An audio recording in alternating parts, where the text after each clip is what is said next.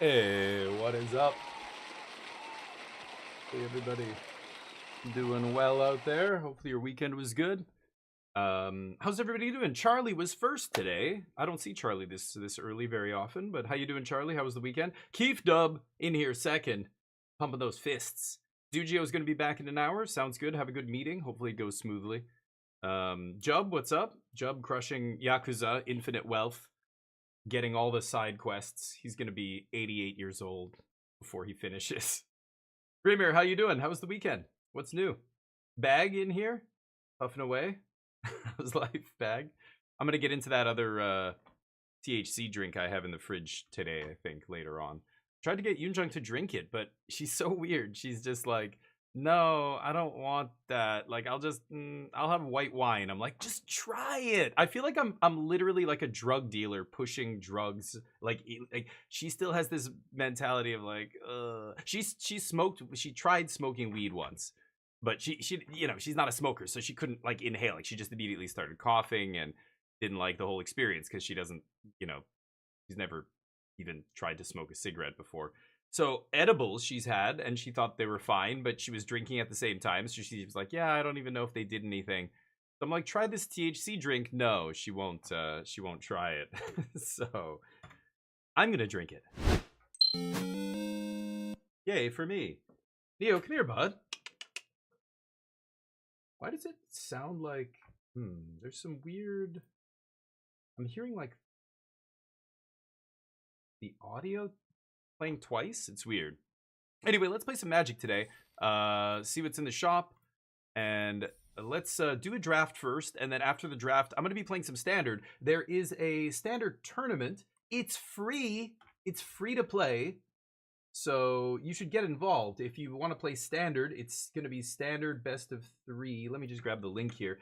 It's being put on by the Big Brain crew. I know the guy who started Big Brain. I know him. I mean, he's a streamer. I've chatted with him many times. He's a really good dude, Riley. At least he's never done me wrong. He's a great Magic player too. He just got, I think, top 16 at the Jessica at the RC that happened not this past weekend, but the one before that in Atlanta, I think, or I can't remember where it was. But free tournament, cash prizes.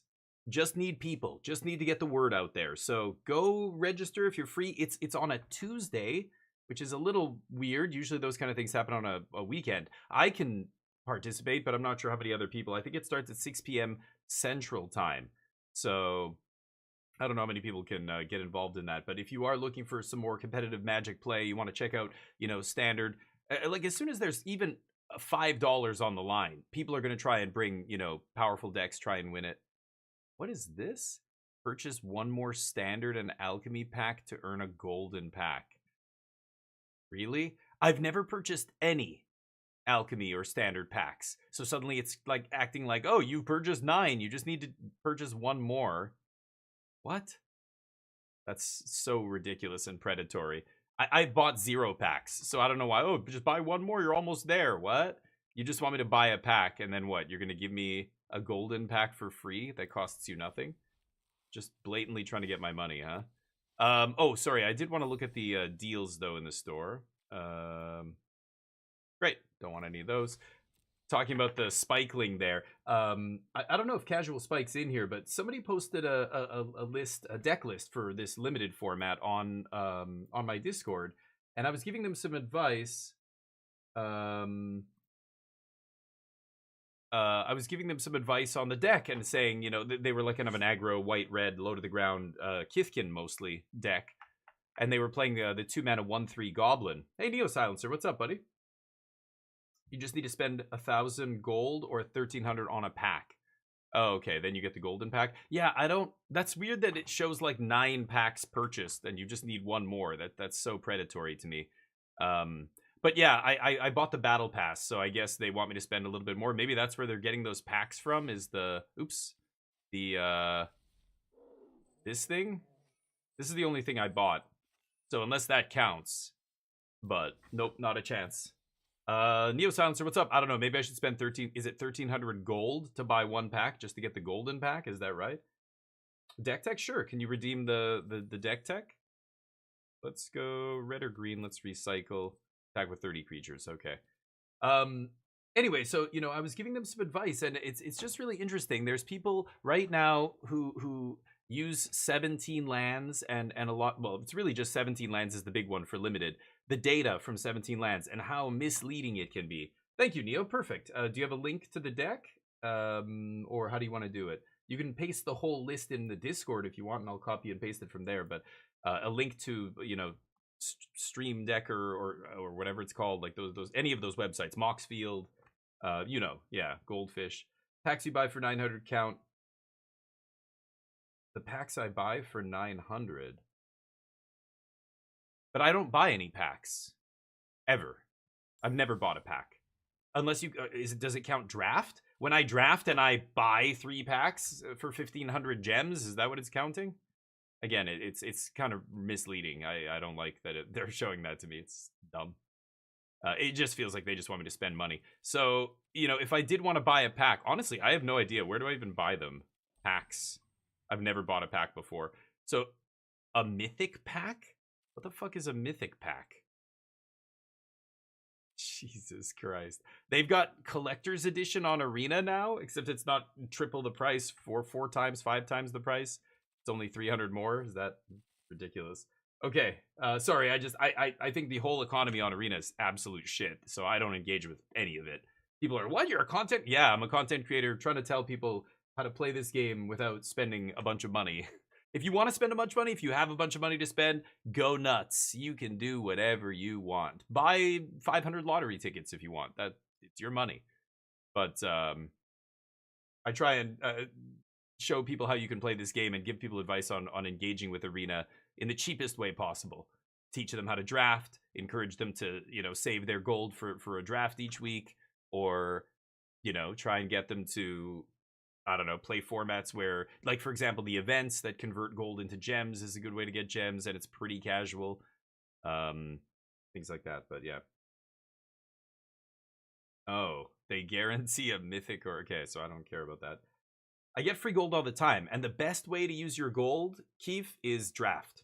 That's how you go infinite on Arena, not by buying packs. Packs don't do anything for you. Packs don't make you money. Drafts make you money. So if you're going to spend 10,000 gold and just buy, I don't know, 10 packs or whatever, you'd be much better off drafting, getting 3 packs automatically. So you're just paying, extra gold, or you're getting extra packs.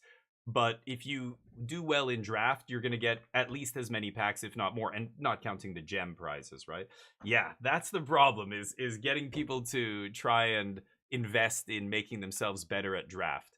It's frustrating. It's very difficult. Draft is hard. So I get it, but let me check out the deck list here that Neo posted. Hold on. So you're saying you went 22-6 in the meta challenge. Nice. 3 losses to random decks if you're a control enjoyer. Sure. Yeah, I like control decks.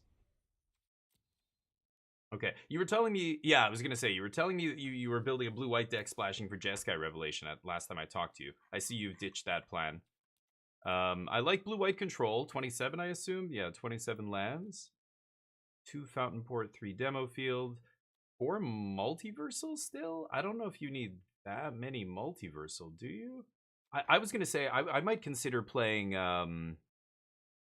Sunken Citadel again. Now that the mana's a bit better as well, a bit better, not a huge better, but anyway, let's take a look at the spells here. Ooh, 3 Seam Rips, interesting. I think you have to play 4 Seam Rip in standard right now, but if you're blue-white control. Like, if you're a Jeskai, maybe you can get away with playing 3, but even in the Jeskai lists I see, they're all playing 4. I mean, the guy who just top 8'd the regional champion, or he was, actually, I haven't even seen the results from the regional championship. Let me go look at that, too. He was 8-1 on day 1 with Jeskai control. I don't know how he ended up finishing. Oh, Tristan Wild the Rue won the whole thing. He's the only name I recognize in the top, like at the top of the leaderboard yesterday. I was like, oh, there's one guy who's really good there. Yep, he wins it. With the rhythm deck, 4 color. Interesting. I want to look at that later. But Jeskai control did come in 3rd. Just to get an idea here of what I'm saying. Yeah, 4 Seam Rip and 4 Day of Judgment. So let me think about this. So let me look at this deck. You've got 3 stock up, you've got 2 flanker, and a Rest in Peace in the main. That is way too much graveyard hate in the main, dude. I know what you're trying to you're trying to bend over backwards to beat like the graveyard decks in the early game, but you're already good against those decks, right? He made top 4. Yeah, I'm glancing at the list at the same time. Turn 1 snare mana. Oh, that's why you're playing 4 passage. Yeah, I don't know. I think snare is way worse than seam rip. I think you need to be playing 4 seam rip. That's number 1. I think you should be playing 4 Day of Judgment. That's number 2. Or I guess 3 Day of Judgment, 1 Ultima if you want to play that split. This is not good. I don't know why you're playing this. This is to get the Kona Omniscience deck. I think you're doing too much cute stuff here. Like you're trying to account for all these random decks. This is for Reanimator?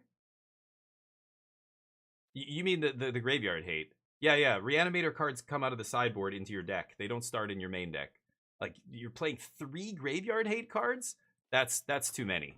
That's just too many. Like 1, maybe. I could see 1. Honestly, I would play Soul Guide Lantern over Rest in Peace. But 3? That can't be good. I don't know. I also think in this deck I could see Tidebinder in the main. I won't argue against that. I almost feel like you have to place 4 stock up. Say it's like Seam Rip. Like those cards are too important. Day of Judgment, same thing. I think Day of Judgment's too important not to play either the max or... And again, look at the Jeskai deck that just got 3rd place in that RC. 4 Day of Judgment, 4 Seam Rip. I think that's really important part of the deck. But hey, Casual, what's up, buddy? I was talking about your deck earlier. We could talk more about that. There's so much I could say about that. It's really interesting. But anyway, I think you're going too far. I get what you're doing, but you're going too far in that direction. I mean, okay, I can think of a whole bunch of decks it would feel dead against. Like, almost any aggro deck, it's going to feel dead. Against a bunch of, like, the Landfall deck or something. Maybe you do something against them once, but they rebuild so quickly, it's not going to matter. I don't know, the Scry 2, Gain 2 is not enough for me to make this a real for this to be a real card. That's the only mode that matters, right? You're never using the first mode, so the only modes that matter are 2 and 3. 3 is either really good or doesn't matter at all. In the games where it doesn't matter at all, is the second mode good enough to justify a slot in your deck? A 3-mana 3/1 that ETBs the Gain you 2 and Scry 2? Like, no, you would never play that in Control, right? So you'd be much better off. Like, it's going to feel less dead having a real piece of interaction than this. Like, if you draw another counter spell, if you draw another card draw spell, if you draw another removal spell or a sweep or anything, in a bunch of against a bunch of different matches, all of it's going to feel better than this. So it doesn't matter how this feels by itself in your hand. Like, it never feels dead. That's not the question. The question is not, is it dead or not? The question is it more dead than another card would be? Yes. The answer is yes. But yeah, it's like Tishana's Tidebinder's like that too. They're so versatile that you feel like, oh, you can justify it all the time. Like, I can just always have this card in my hand and it's never dead because it does something. But that's not the point. The question is not, does it do something? AKA, is it not dead? The question is it better, the thing you're doing, is it better than the alternative that you could be playing in this slot? And I think the answer is no. And that's why nobody's playing this in the main deck. So you're taking a big chance by saying, I think this is true, and nobody else, like the most of the logic around this is the opposite of what I'm saying here, but I'm going to go out on a limb and break from what makes sense to do something that I think is only going to work here. It's only going to make sense to play this. If you're expecting to play, like, if Reanimator was 30% of the metagame, I could see this. You know what I'm saying?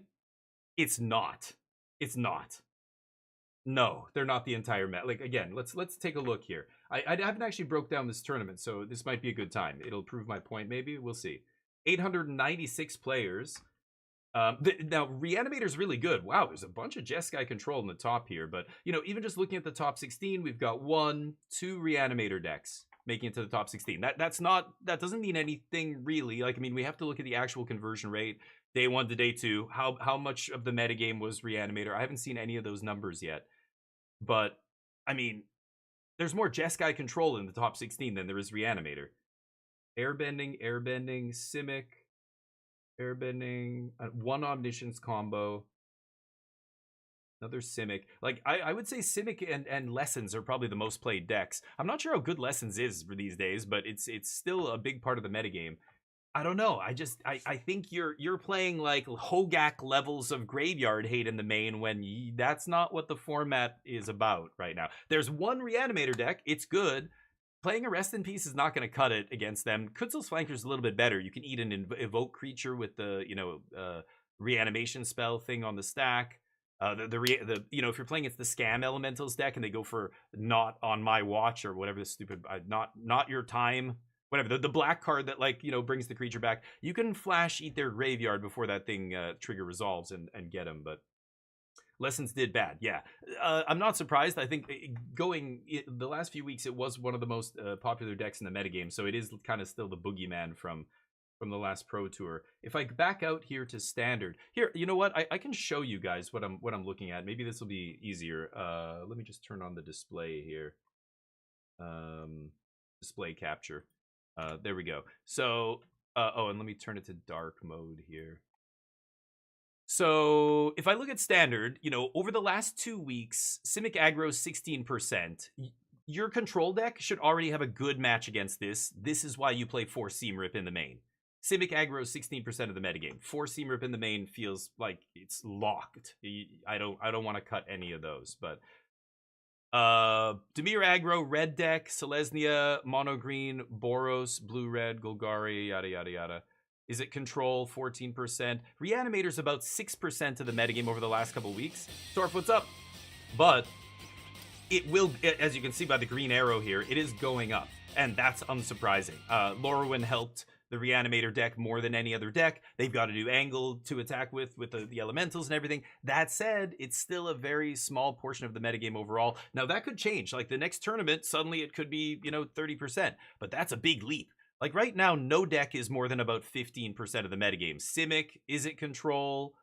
Or Jeskai, this is the Lessons deck. So, like I said, the Lessons deck was the boogeyman. I mean, now it's starting to fall off. Maybe Simic's the new boogeyman.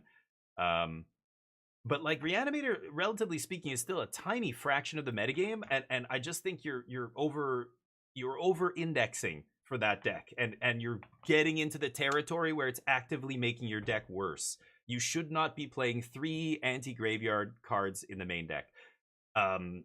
A card I think that's going to go up in value is a card like Torpor Orb, which overlaps against a bunch of different decks. But even now, even though it's good against several top decks, I still wouldn't put a card like Torpor Orb in my main deck. It's good against Airbending. It's good against a bunch of stuff. But the Elementals deck, the Reanimator deck, Torpor Orb does good work right now in Standard. But I still wouldn't put a card like that in your main deck. Torpor Orb has no upside, so it's more dead than like Kutzel's Flanker. But Kutzel's Flanker is just not a good enough card to justify playing. There's going to be too many times where you would rather have a counter or removal or card draw or any other spell that blue-white could play over that card. You know what I mean? Yeah, Simic's easy. Okay.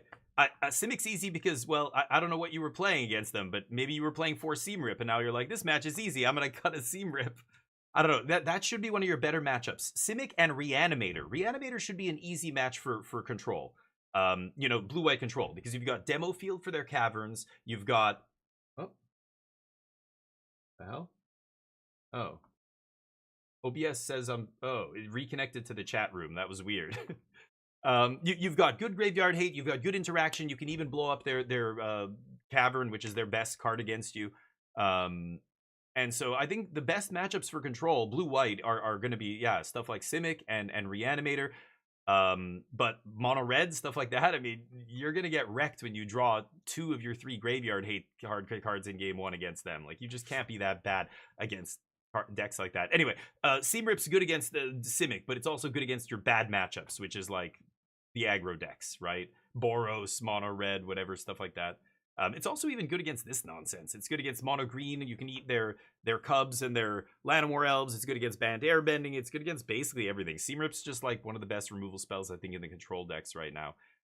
The reason I'm not playing it in the Jeskai 4-color deck is that's a totally different style of control deck. I think if I was playing blue-white control, I would be playing 4 Seam Rip. But anyway, it's interesting to look at this. Boros Dragons?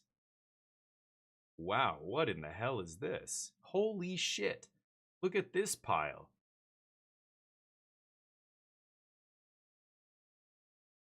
Okay. Wow. I did not know people are out here doing this nonsense. Sarkin. I think I've seen people play a couple lists with Sarkin, but they're all different. Charming Prince? The reason I think this deck's even viable, let alone did well, was because of this card, right? Clarion Conqueror has to be so good in Standard right now. This person just like took this one card and was like, hey, what is the best thing I can put around this so I can justify playing 4 of these in the main deck? That's funny. Interesting. Roboroid. These are they should call it Simic Weaver or whatever. Whatever that green tutor spell is. That's the best card in the deck. Is this nature? That's it. Rhythm. Simic Rhythm. Like this guy, 4-color Rhythm. He knows what the deck actually does. That's why he won the whole tournament. How is it 4-color? Because of this? Oh, he's playing one of these. And Bright Glass. So he's blue, green, red, white? Huh. Weird.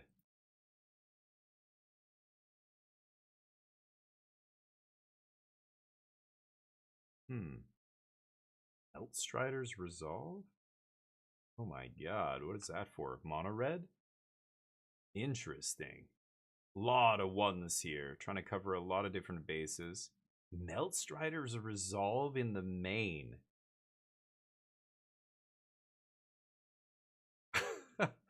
That is so weird. Huh, interesting. I want to hear the explanation on why this. Because it's a permanent for Nature's Rhythm? Creature card, no? Tutor with what?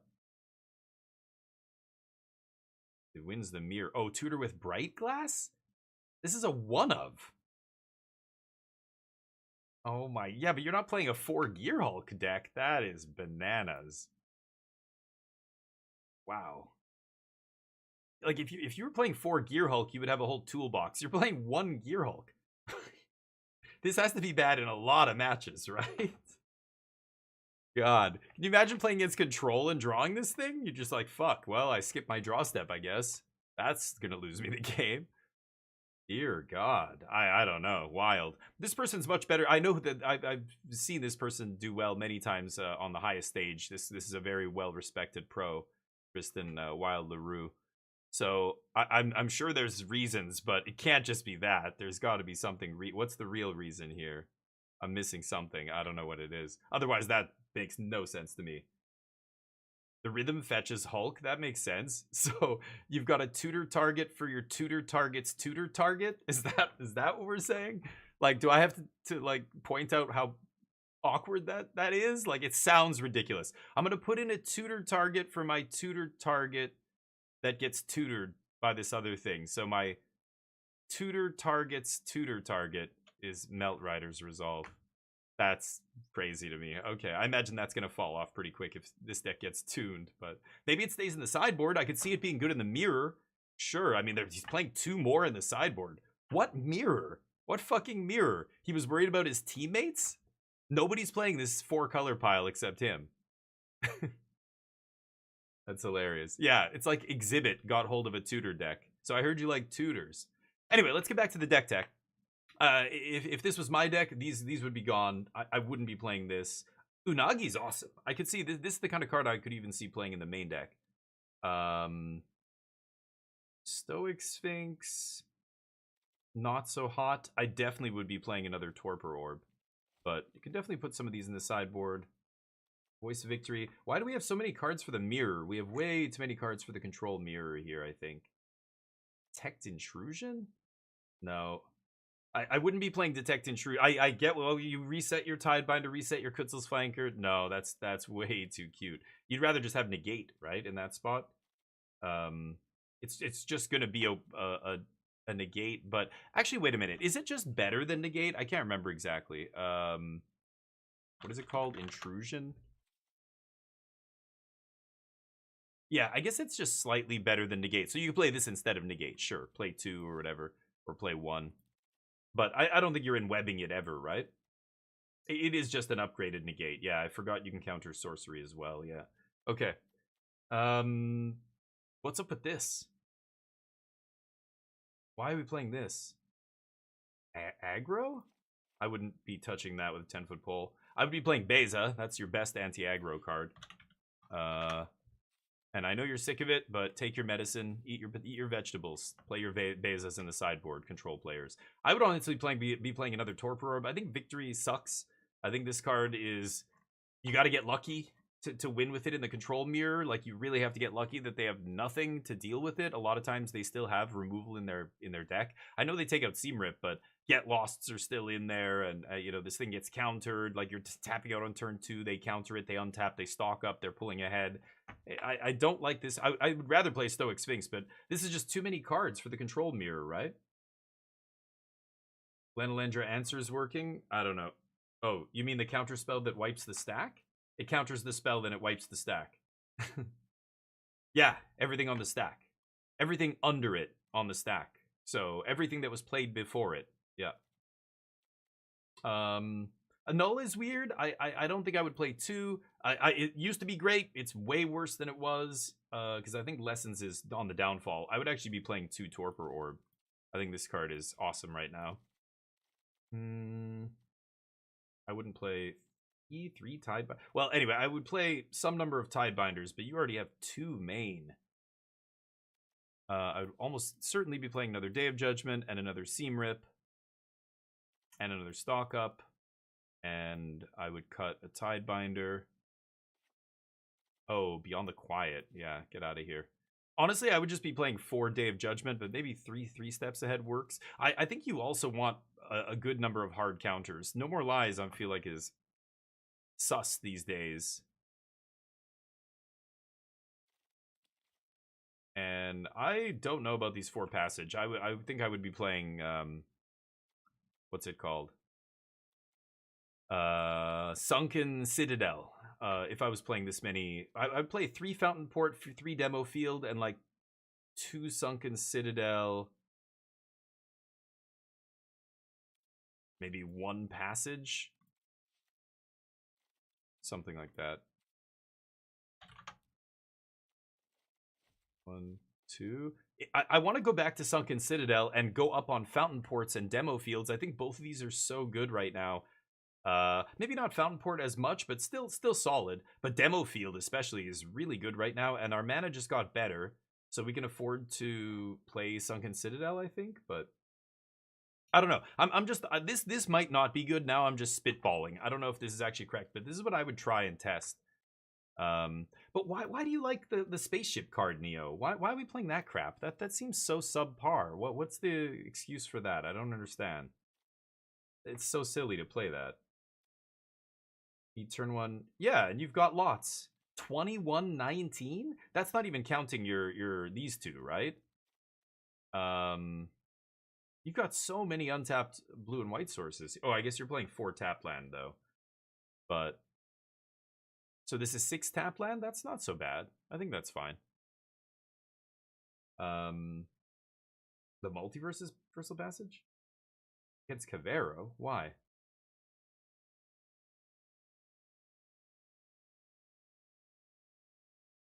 Passage is necessary versus Cavero? Why? Cavero doesn't matter until turn 4, right? Or turn 3, maybe, if they're lucky and you don't kill their ramp. Anyway, I could see playing 1 Rest in Peace. Actually, you might even be better off just playing, a main deck flanker over a main deck rip. And just side in the rip. Because that plays better with all your 3 mana instants, but...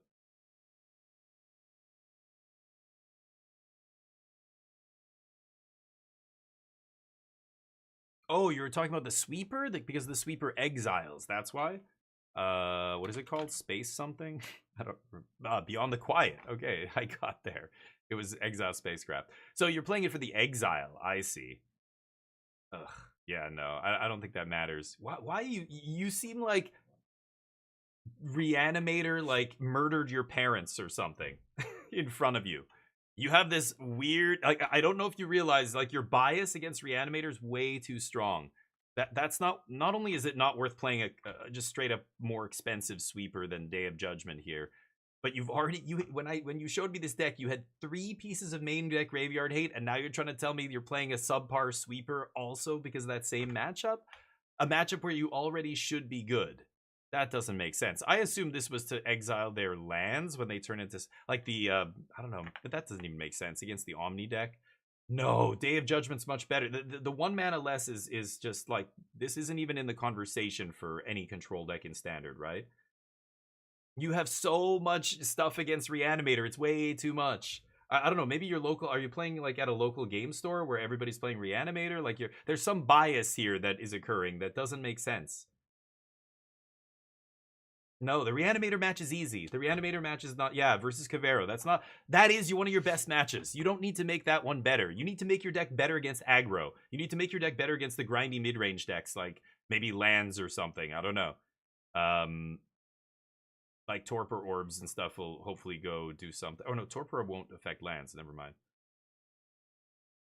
Yeah, it could be biased, but yeah, like I think everybody's trying Reanimator now.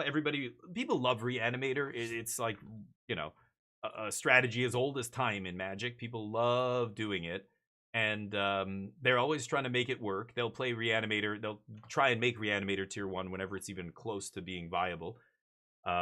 So right now, a great couple of reanimation cards just came out in this brand new set that's only been out a week. So I think, yes, you're seeing a weird overextension toward, like, you know, everybody kind of playing Reanimator, trying to see if it's any good, but it's not good. You're talking about playing a tournament. You're going to play a real tournament, aren't you? Are you talking about the same tournament as me? What tournament were you playing here? Let me go back. I think it's promising. Oh, I thought you were playing a tournament. Okay, never mind. I'm going to be playing a tournament tomorrow, so I'm going to be playing some Standard later today. But I think, yeah, I think you're way too biased toward Reanimator. I know it's a good deck. We'll see if it does well, but I mean, just look at the RC that just happened. Reanimator's still less than, you know, it's like 6% of the metagame or something. Why are we playing 4 main deck cards against Reanimator? That's wild. That's way too many. So you could keep 1. Again, I think Soul Guide's probably better here because it just draws you a card in a dead matchup. I think this guy gaining you 2 and scrying 2 is worth basically nothing. But you can keep him, sure. Keep something, but definitely play 4 Seam Rip. Just because you beat Simic doesn't mean you should start taking out stuff that's really good against Simic. That's why you're 8-0 or whatever against Simic. Because your game is good against them. Don't make it weaker against your best matchup, right? I don't know. And I think Simic is the most played deck right now, so I would be biasing in that direction, you know what I mean? The unhinged lands except the best one, yeah. Yeah, get all 4, Jub. Get all 4. They, of course, keep the best land from you and everybody else, because they know. And it's an old school card, too. The unhinged art. Anyway, this is what I would play, or closer to what I would play. I could see going back and forth on this. Sure, you want to play one of these, 2 of these, whatever. But that's less important. I certainly wouldn't be playing that 5 mana sweeper. It's just worse than your other sweepers. And I think there's way too much graveyard hate in your main deck. You know, you should be playing 1 piece at the most, and play stuff that's actually good against everything, or the stuff that you always want to draw in every match. Stock ups and 3 steps and Seam Rips, and those things are going to be good in every single match, basically. I mean, Seam Rip in the control mirror, maybe not great, but yeah, that's what I would play. Good luck. I'm going to be playing a match or a Standard tournament tomorrow, so I'm going to be checking out. I might play Reanimator. I'm looking at some different Reanimator lists to try, but are they not in the store? They were in the store recently. Somebody was talking about them. I don't know. Somebody said they were in the store, and then they were it was 4 lands but no island. But anyway, let's do a draft first. Draft is what I want to get into first, then we'll get into some Standard. Wan Shi Tong? I think Wan Shi Tong's awesome. I think Wan Shi Tong is actually really good. I should be playing more of it probably, or at least some of it in my sideboard in control.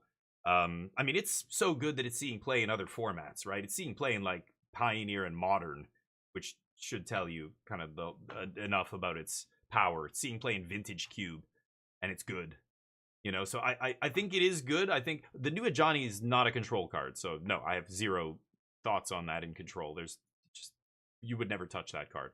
Even aggro, I don't know where Ajani goes. Some token matters deck, but until I see a good list with Ajani, it's definitely not a control card. So I don't care about Ajani. It's not on my radar.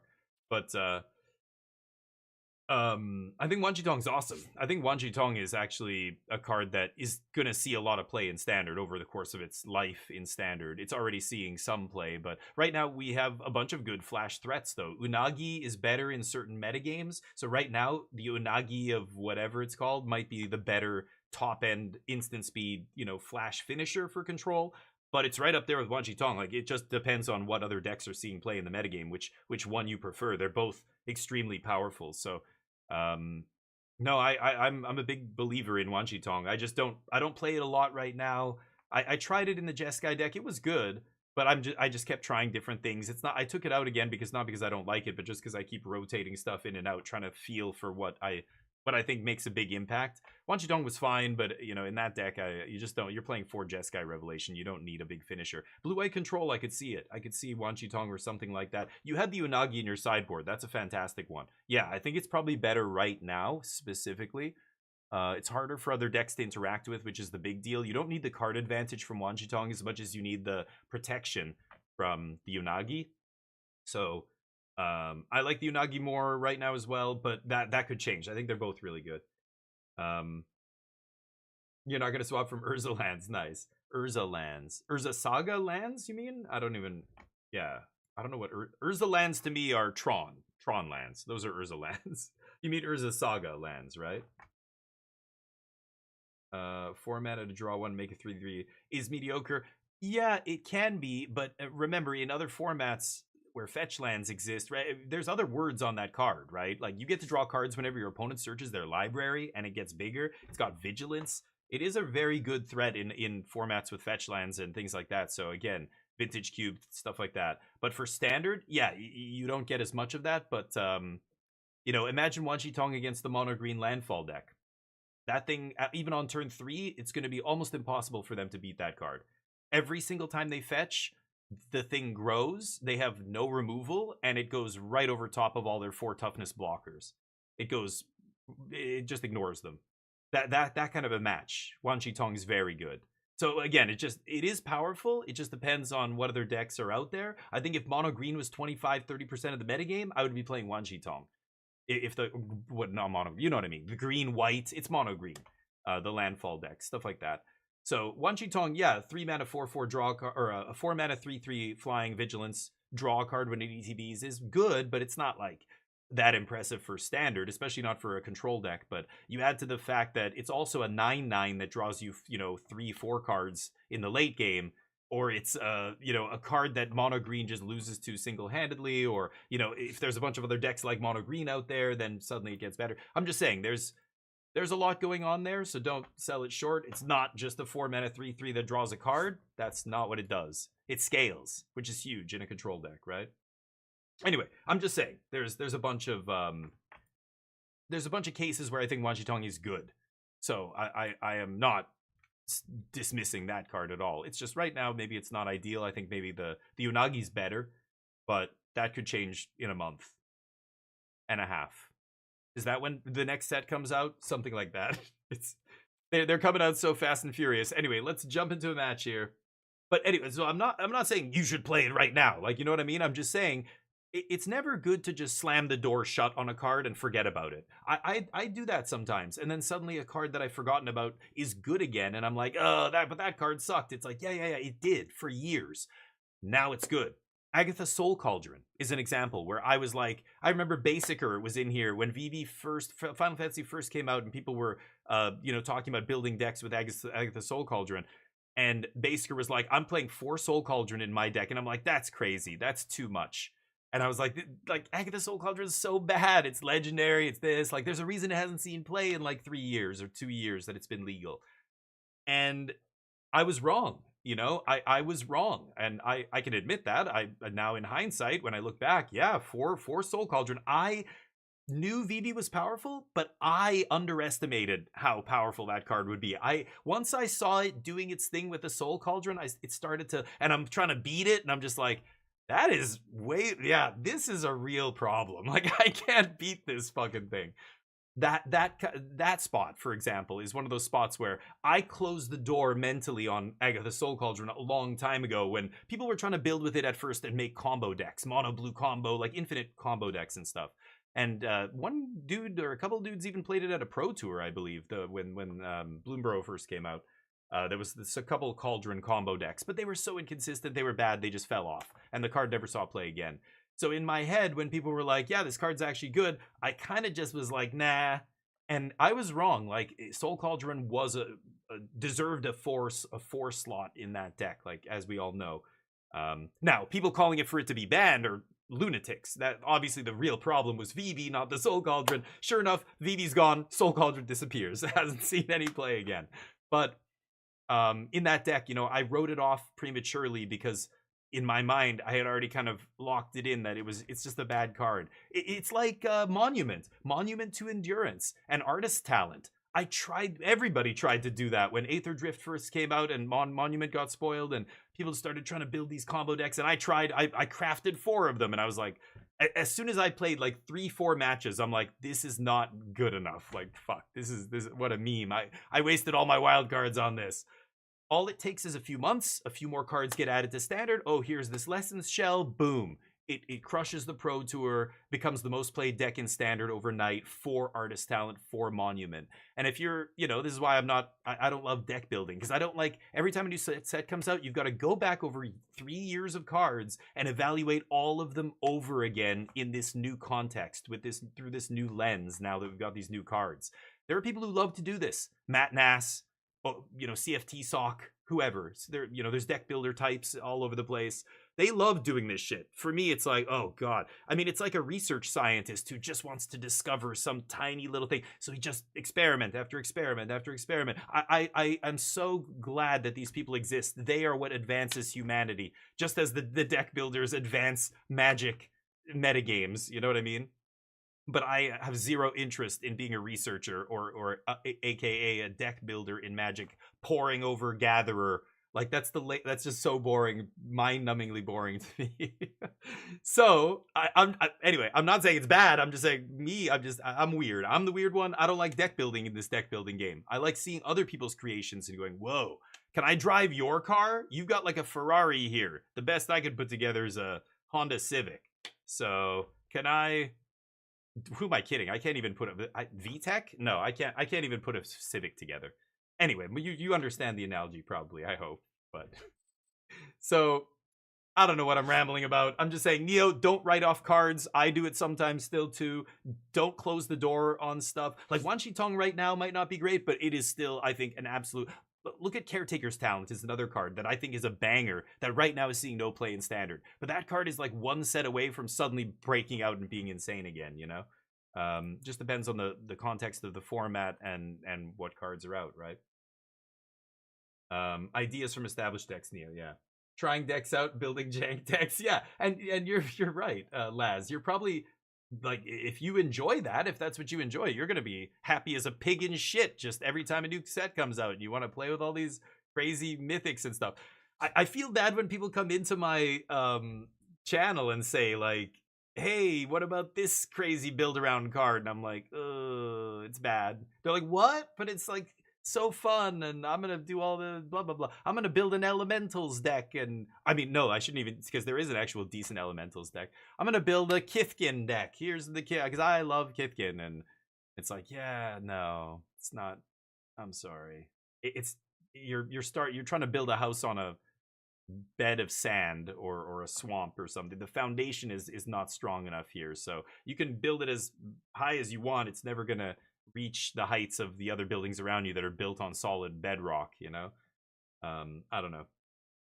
Turtles, who knows? Yeah, maybe. Casual. Yeah. Meek Attack Jun deck? Oh my god. Somebody actually trying to play that card? I had somebody play it against me in Limited. I was like, what? Wild. And Uzru, Cauldron, Sleep Curse, Fairy. Yeah, those decks. Right. Yeah, so yeah, the standard rotation. We could talk about that all day. You know, again, I think the spirit was good. It was done in the correct with the correct intentions, making a 3-year standard. But then they shot themselves in the foot by releasing this many sets. They're just, you know, like it was supposed to make standard cheaper, and it makes sense.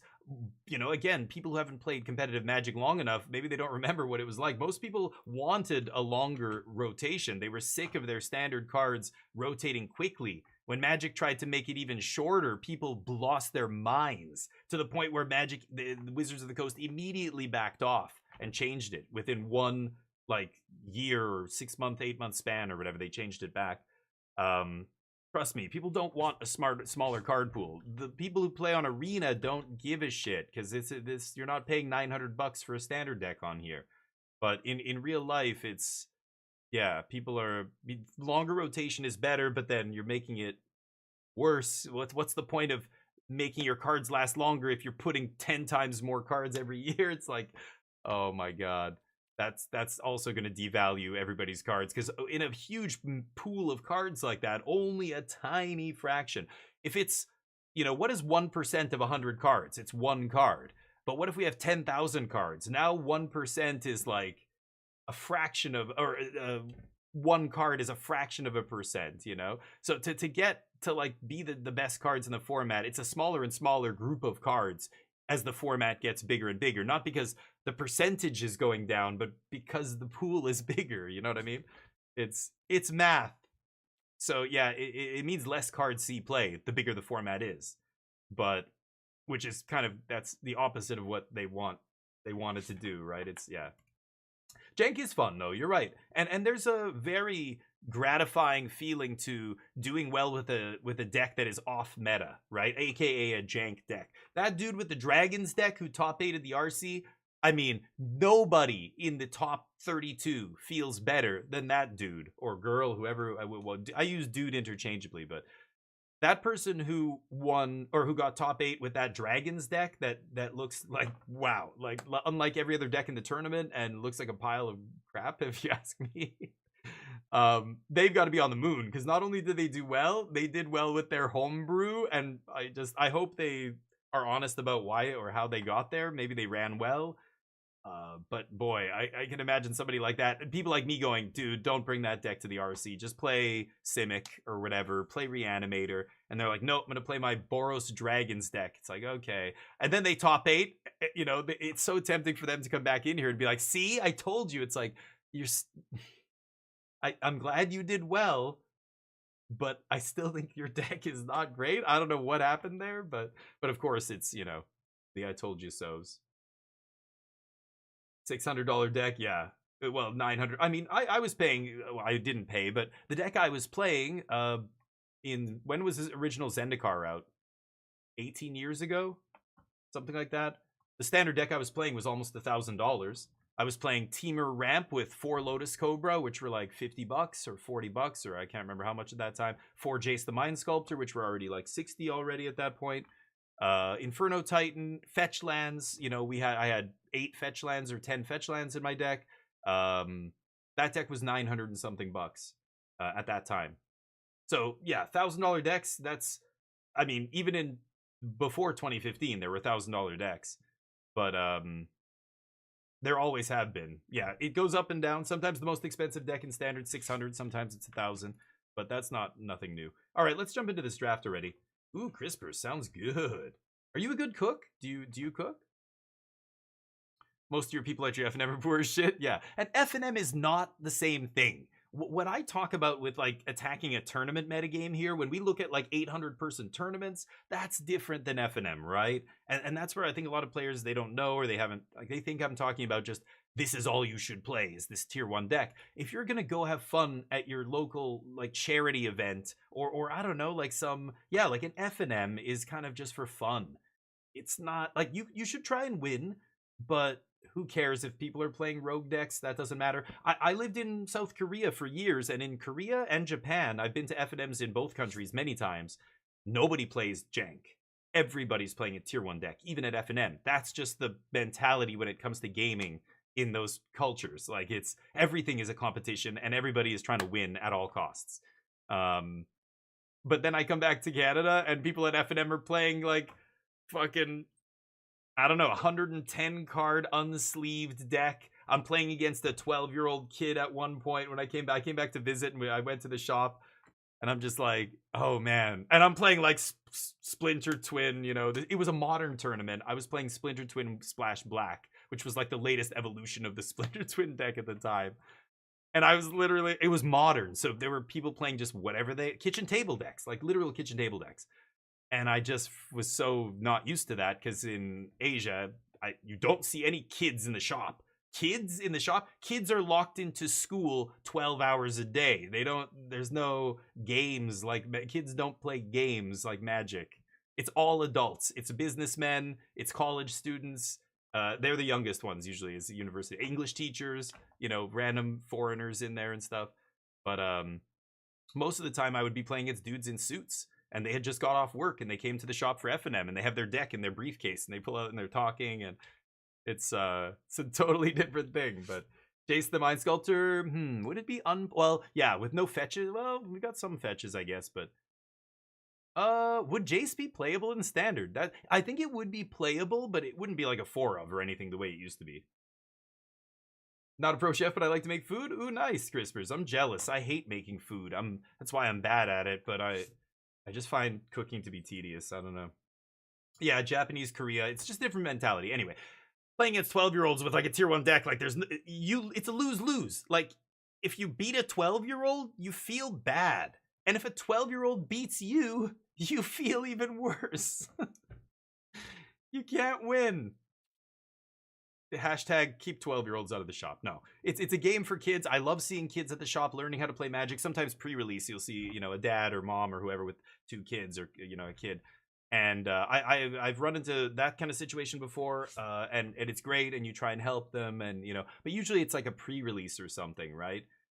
When there's actual like big prizes, like a store championship, and like some kid shows up, I love the balls on this kid, or, you know, like the bravery to come in there and play. I remember as a kid doing that, walking into the shop and being like so intimidated because everybody's an adult, and a lot of them are just like they look at you like, what are you doing here? Because I think in a way, what they love, you're bringing it down a notch, because it reminds them that this is a children's card game.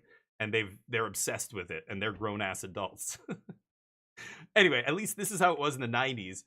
And I would go into a shop. I remember playing in a big tournament and just being so intimidated. It was for a box of Ice Age. It was when Ice Age first dropped. And everybody I played against was, well, obviously much older than me, and I had no fucking clue what I was doing. My deck sucked. And this is way back in the day when I bet you half the people there were cheating. And yeah, I just got my ass kicked, and I felt so dumb. I'm like, what am I doing? Why am I doing this? Like, I'm not good enough at this game to play like this, and feeling bad, you know? But there were guys who were good. There were dudes who, you know, didn't try and rip you off when they traded with you. They like looked out for the kid in the shop kind of thing, and they kept me playing, basically. Anyway, I don't know. I'm rambling again here. Let's get back to it. But red dye in the marinade? What? Oh, that's the reddish one? Yeah. I know which type of pork that is. Appearance doesn't matter, yeah. There was a 12-year-old at my FNM when I started to play fucking PB every time with goblins. See, that's actually pretty funny. Like, there are kids who are straight up really good at the game too. Like, I think that's rare. Like, I think most kids, at least all the kids I've run into, are still like figuring out the complexities of the game. But I've heard stories of kids who is you know, there was that. Now they're older. I guess they must be in their early 20s or something. I don't remember their name, but they're a content creator. They got their start as being one of the youngest Magic players to win a Star City Games tournament. They ended up parlaying that into a writing gig for Star City, if I'm not mistaken. You know, you can see their profile picture on the site, and it was just this like kid. What was their name?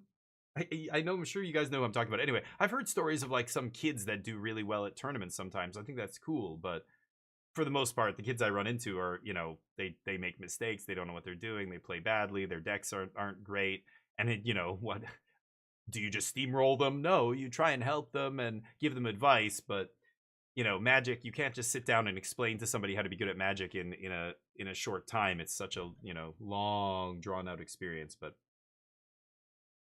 you went hard on him after still lost. So you mean you played to win? Like you didn't give him any breaks or anything. You really played to win, and he still beat you. Nice. That's great. I mean, you gotta just laugh and be like, hey. Kid's gotta, yeah. I'm playing a control deck. I'm trying to beat all these other metagame, you know, decks, and then this kid shows up with goblins. Like, yeah, that's the kind of deck that'll just kill you, right? That's funny. Anyway, let's jump into a draft here. Enough rambling. Sorry for all the jibba jabba, but you know, it's like we were talking about this draft deck on the Discord, and you know, Casual Spike. I don't know if he's still in here, but you know, when you told me that you had Spikeling in the sideboard, honestly, that's the card you should have played. Like, you should not be playing that 1/3 Goblin in that deck. I'm adamant. And again, it's so easy to mislead yourself by looking at 17 lands and going, oh, the Spikeling, Changeling, whatever, doesn't have a great win rate. It's like, yeah, but look at your deck. This is why data's bad. Like, data's very sketchy. You've got to take it with a big grain of salt all the time. Your deck definitely wanted the 2/1 first strike, not the 1/3, I think. Enchantment into your hand. Okay, dead rare. Sig is pretty insane. It's going to be hard to not take Sig here. It feels bad, though. I'm passing a really good Merfolk. This thing's a bomb. This thing is single-handedly wins you the game if it goes unanswered. There's also Sky Swimmer going around here, another excellent Merfolk card. Feed the Flames. There's no good black cards. There's the black removal spell, but Feed the Flames and the black removal spell are the only cards. I guess you could take Eclipse the Elf as a black card.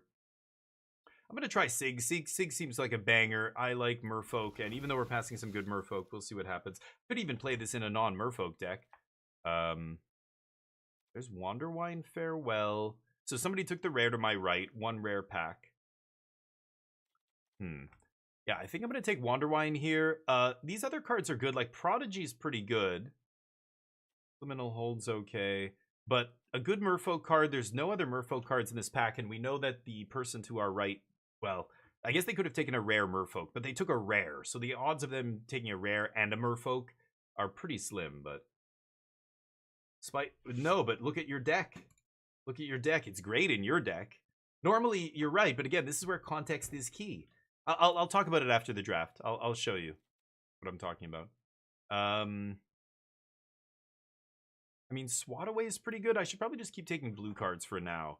I'm not exactly sure where I should go. This is pick 3 Eclipsed Kithkin. It's kind of a sign. Not really, though. Elves we haven't seen anything. I've seen a couple Merfolk. There's Tributary Vaulter, but yeah. Yeah, oh, and right, Uzuru. This kind of a linear, like, tribal set or kindred set, whatever, is going to be even more skewed. But again, I'll show you his deck after Casual Spike's deck. I'll show you what I'm talking about. You know, you were playing like multiple white enchantments that give +1/+0 and flying. Like a 2/1 first strike that's a Kithkin. You're also playing cards that care specifically about Kithkin. I don't know, that 1/3, like, it just doesn't make any sense to play in your aggro deck, I think.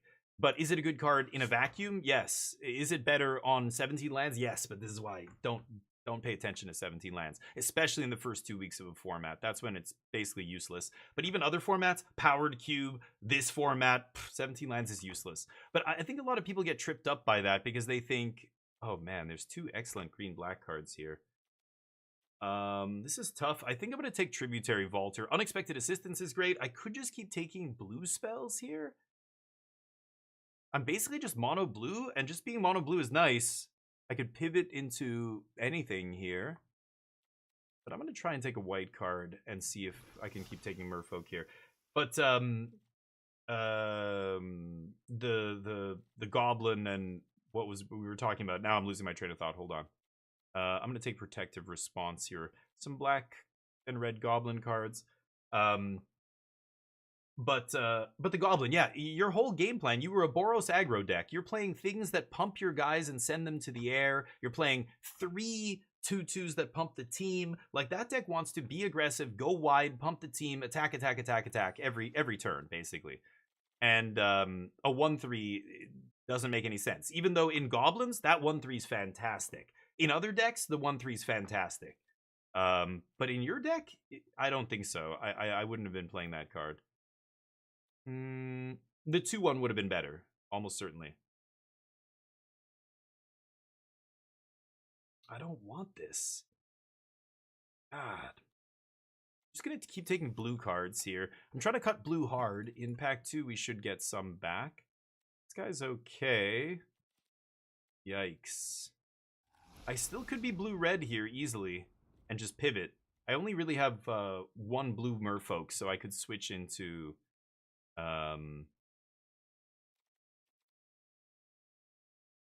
yeah, switch into blue-red, something like that. 2 can't be blocked. Spike Master. Blight Rot still here.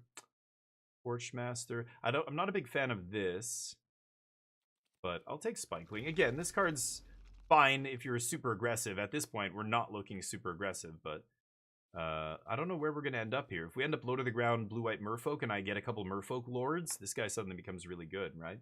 But yeah, I should try it. Well, I should be able to beat a Jub. I don't know. I don't know how much is left, but yeah. No, I disagree, Spike. You had a bunch of ways to push through damage. You had 2 of those enchantments that, don't they send your guy to the air? +1/+0, send him to the air on a first striker feels pretty good to me. That feels more in line with what your deck's doing than a 1/3. Take the blue card, but yikes. Anyway, I can't really look at it until after the draft, but... yeah, this guy's mediocre. I'm just gonna take the 2-drop. Hey, Basker, what's up? What are you registering for Standard? What am I registering? You mean for the deck tomorrow? Or the tournament tomorrow? I have no idea. I'm drafting right now, so... wow, 2 dead rares? The old double rare dead pack. Doesn't feel great. Nothing that pulls me into red. I like Brambleback, but...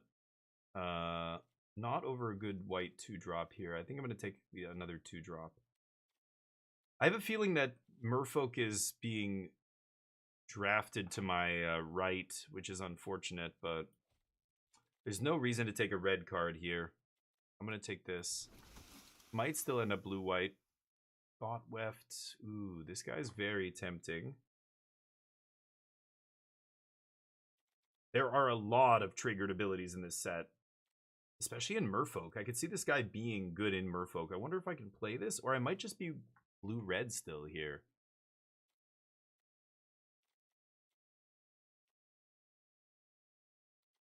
I think I'm going to take this guy.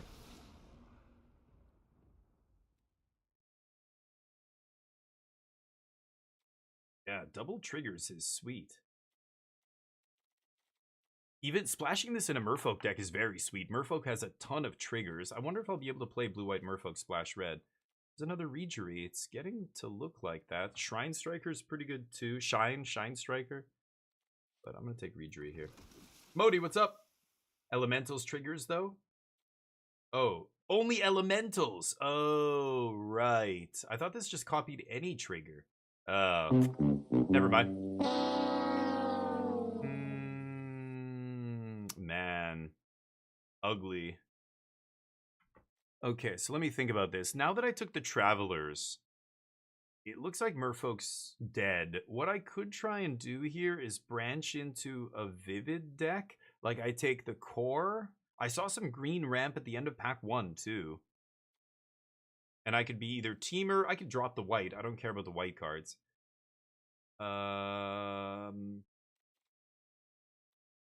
I could take a red elemental 2-drop here. I just took 2 encumbered Regeries, though. I wonder where I'm going here. I just feel like, I don't know. What's going on with...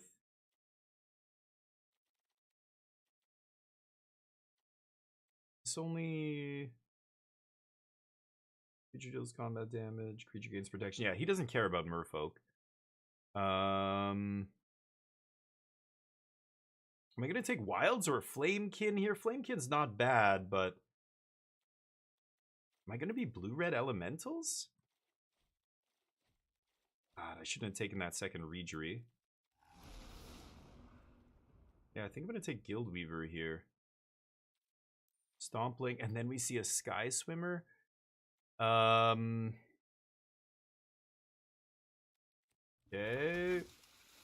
Not sure where we're going to end up here.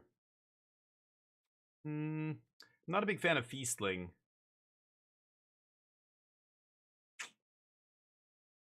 Okay,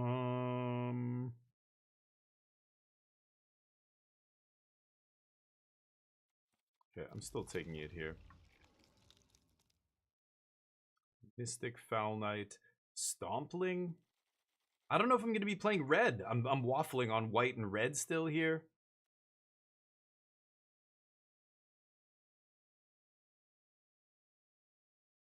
Too many elementals, but I think it's pushing me into elementals here. Oh, Brambleback's great. Wow, Brambleback comes back is kind of wild. Yeah, I think I might just cut white here. Or, I mean, I could always splash, like if I get a shock land or something, a dual land, I could still touch white to flip Sig or whatever if I want. Okay, blue-red elementals might be open. I'm gonna rare draft this. I could play this. It's not terrible. Blood Crypt. Man, nothing for us here. Ugly. Not much we can do about that. We had some pretty bad opens. We opened dud rares in every one of our packs except the first one. We opened Sig, pack 1, pick 1. Pack 2, we had 2 rares. Both of them were unplayable. Then pack 3, we get a shock. And not even anything else in this pack that's good. Jeez. I mean, for us. I don't think I want to go back to white. I mean, this guy's great. The Gravegill Scoundrel. But he's much better in an actual Merfolk deck. I don't know. We'll see. The 6/5. 6/5's okay. I imagine he's going to come back, but shit. An insane Elf Bomb. I could take another Travelers. This guy is very good. Tweeze. I have no removal. I have very little removal here. This guy's kind of too good to pass, I think, at this point. I don't even have any good ETB triggers, though. Or creature triggers at all.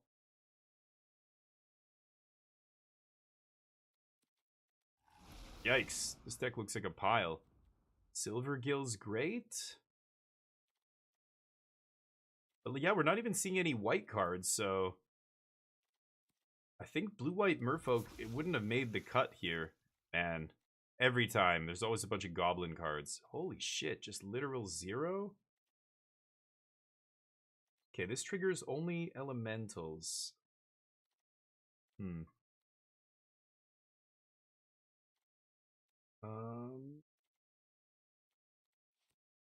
don't know if I don't really want to play either of those, but Doran.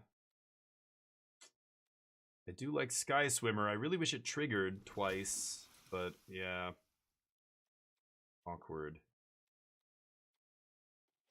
Probably not going to play this. Double Flame Cinder, Mystic triggers. I really don't want to play Spikeling either. Another Mystic. I like Thirst.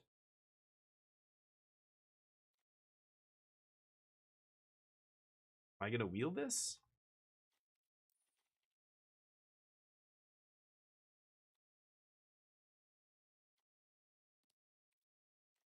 Features. I think I'll take Thirst. Ooh, Cinder Strike. That's an amazing pickup. Pick 7? Yes. Wow. That was lucky. Run away together pretty good. Maybe get some extra triggers here. None of these are good. I could take Changeling Wayfinder. I guess it is an elemental that triggers twice.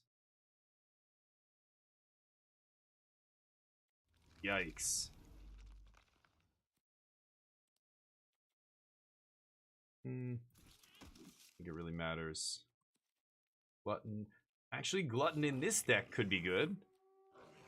Just because we don't have any synergy really with anything else, and we're a late game deck. But I already have a couple 1/3s. I probably don't need that guy. Actually, Gravelgill is not great in my deck. I could get rid of that and play the Goblin instead. Hold on, let me see here. So Gravelgill, not amazing. This is probably not going to be amazing. God, our deck is atrocious. I needed some of the good payoffs, like the 2-drop that ETBs and does damage. I didn't get anything like that, or the top end. I saw one Shine Striker and I passed it. So threw away my chance, maybe.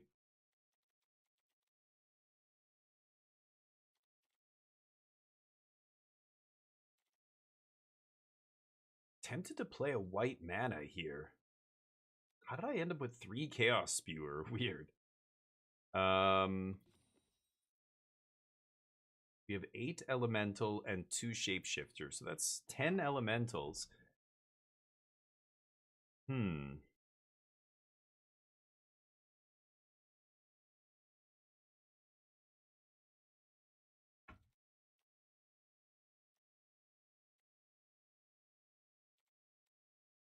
This guy, I have to behold a Merfolk.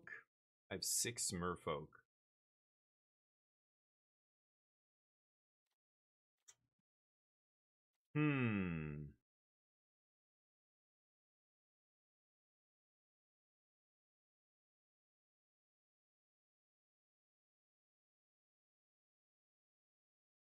Yikes. This deck is not great.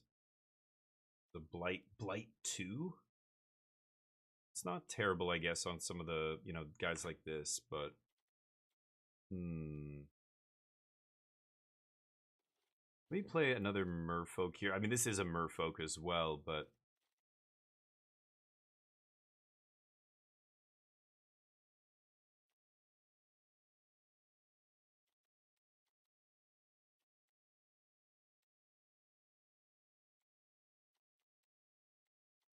God, I don't want this guy either. I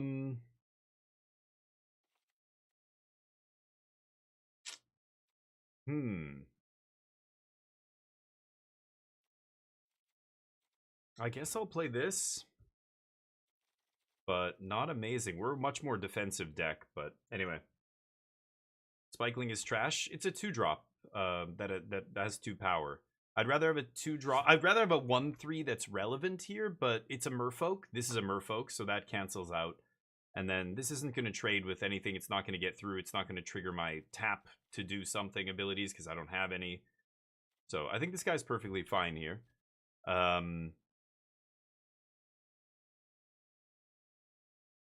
That's it. That's what I'm going to play. There's not really much else to say about this. That's a really shitty draft. This deck is like a 5.5 out of 10. Something like that, but yeah.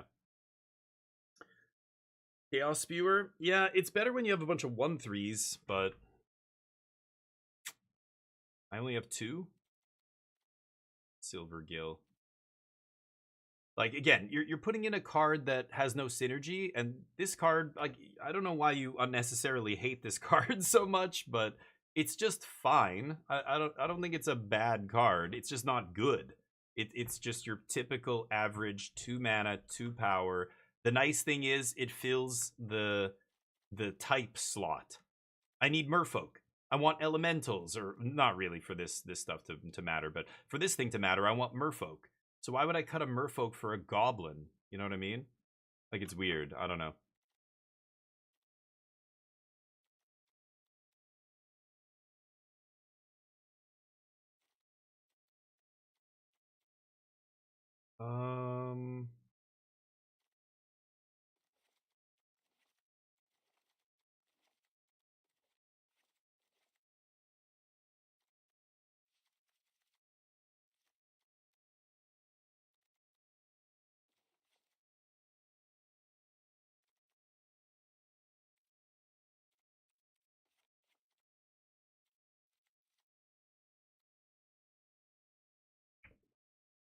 How's this?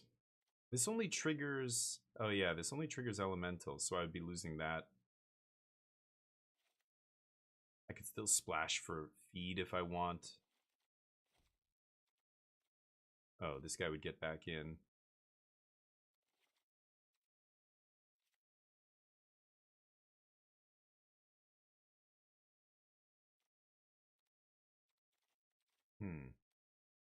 All 2-drops and 3-drops? I mean, this is cheaper, this is cheaper, these all have Convoke. I could even shave a land.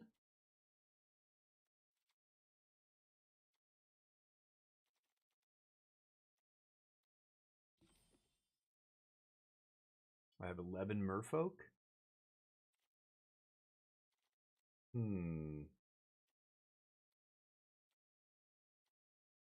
Still not a good deck. But is this better than the red-blue? I think it might be.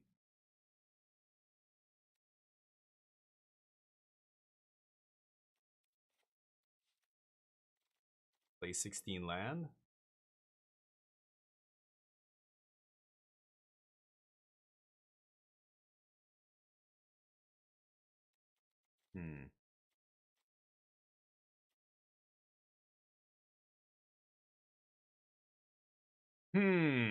Not sure. What does this even do?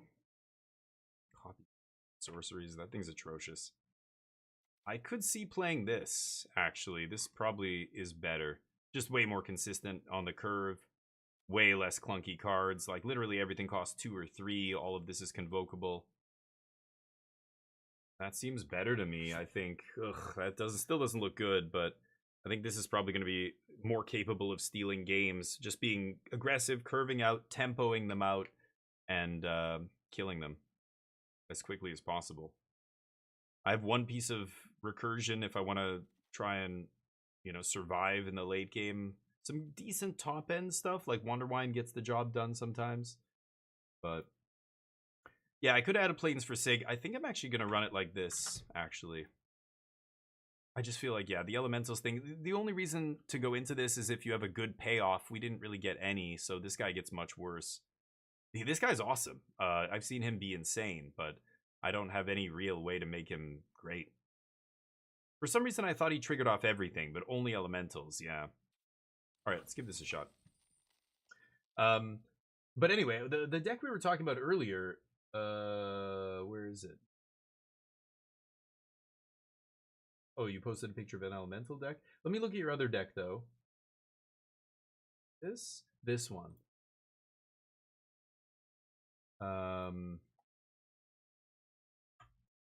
This was the deck that Spike was showing me, and I was saying, like, look, you know, like, it's not, I guess the creatures are on this side, you've got the spells on the left, but you know, you're playing 2 Evershrike's Gift.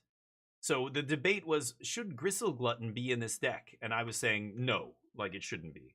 You've only got 3 4-drops. There's even an argument, well, no, you've got another 4-drop here. Yeah, you probably can't play 16 land, but Glutton, you know, doesn't go with any of the other stuff. Encumbered Reejerey is an aggressive card. You want to keep attacking every single turn with this card. Fable's an aggressive card. Evershrike's Gifts are aggressive. Timid Shieldbearer is aggressive. You're even playing a Stalactite Dagger just to have another 2-power, 2-mana play, right? Dunegard's aggressive. The Klachen Festival wants you to keep attacking.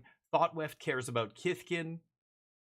So the choice here, I can't see the sideboard, but Casual Spike mentioned they had the Spikeling. This the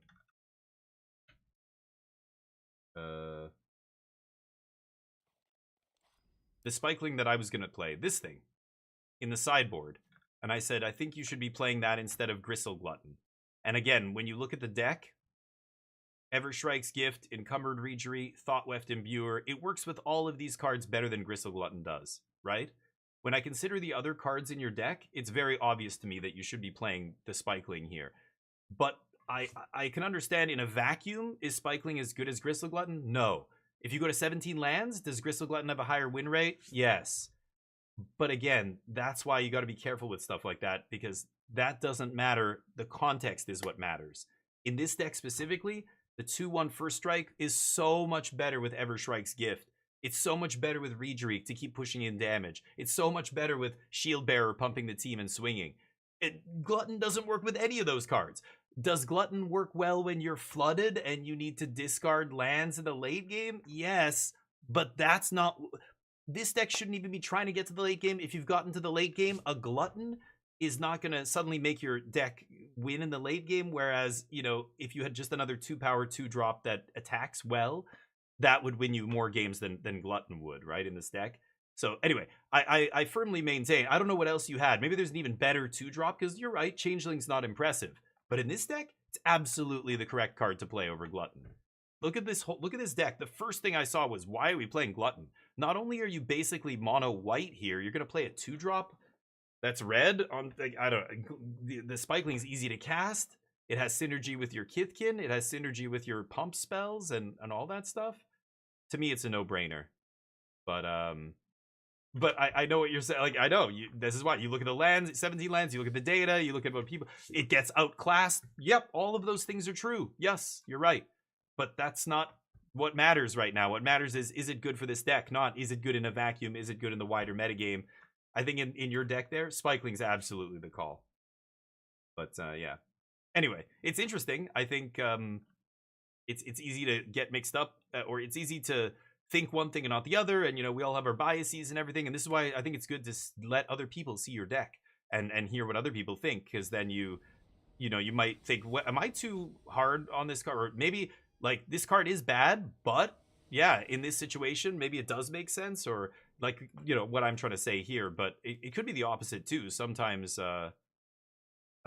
people tell you advice that's bad, and you have to defend your own opinion on why it's bad. You know, your argument in the chat was that, you know, it's a 2-drop, and therefore it fits your deck because it's a 2-mana spell. That's not really an argument, right? Like, that doesn't matter. Wait, I have this in my deck? Oh. Oh, yeah, because it was like my only white card, right? Yikes. I don't think I can keep this hand, but yeah, whatever. Yeah, I think I can. So, you know, I think, yeah, the argument for keeping it wasn't great. Like, it just it costing 2 mana is a moot point. I think doesn't matter. Every 2 mana spell is gonna be good because it's a 2 mana. Like, it's always gonna fit the curve of your deck. That's not a reason to play a 1/3 over a 2/1 in an aggressive deck, right?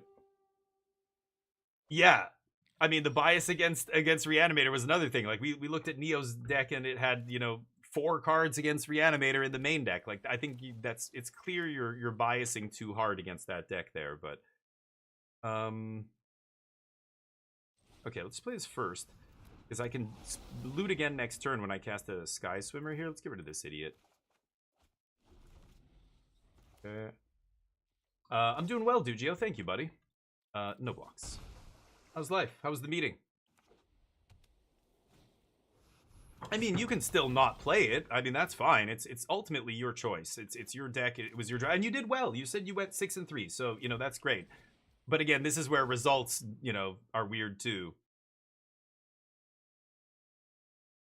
I think I can toss that, right? Finally, there we go. Okay, gain some life.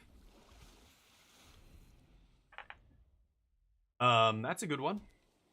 But yeah, people will still, you know, do well with suboptimal decks. Like, but again, I think when we look at a deck list, we're trying to say, like, what is the best version of this deck on paper? We could make it the optimal deck on paper, and you could still go 0-3. You know, we could make it it could be a shitty deck on paper where there's a bunch of cards you shouldn't play, and you go 7-0 or 7-1. You know, like, the results don't matter, because the results have to do with a million other variables that are now getting introduced to the equation. Before we get to the games and how you played and how you drew and how many die rolls you won and all that other variance that goes along with playing the games, we can't control how that comes out. So the results of the deck and how well or how not well you did are irrelevant.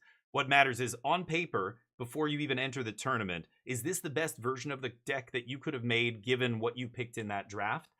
And I firmly believe the Spikeling was absolutely the card you should have played there. I'm not saying that to be contrary. I think it's objective fact. I think I've already made several strong arguments for why it's better, and I think the arguments that I heard back are weak. It being 2 mana, that's not an argument. You know, I did well with it isn't an argument. I think it's trash is not an argument. You know, like, that's, yeah. Okay, let's go to combat here and punch. This is going to bring back card that costs 3 or less, right? Deal. Okay, so let's go this. 1, 2, 3, 4, 5. Yeah. This. This. I'm good. Gain some life. Alright. Continue punching in the air here. My opponent's playing blue-white, but I guess they're Merfolk. Reaping Willow is still a great card in the Merfolk deck. But... Huh. Let's see what they've got here. No blocks. We're back up to 21 anyway. This is tap another Merfolk? No, tap another untapped creature you control. Okay.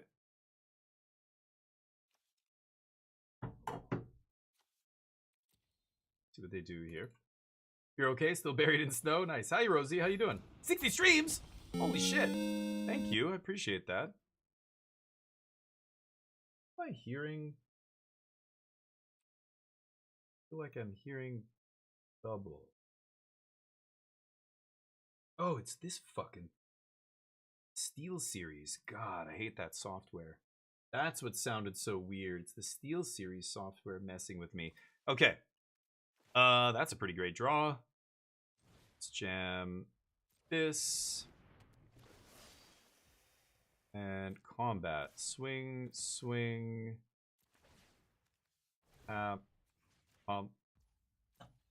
Take 5. Pass. Could bring back my Sky Swimmer here for 2. I have enough life. I don't really care about keeping the pennant around. Yeah, maybe I just take another Sky Swimmer. What are they sitting on there? 7 mana, 3 cards, no plays.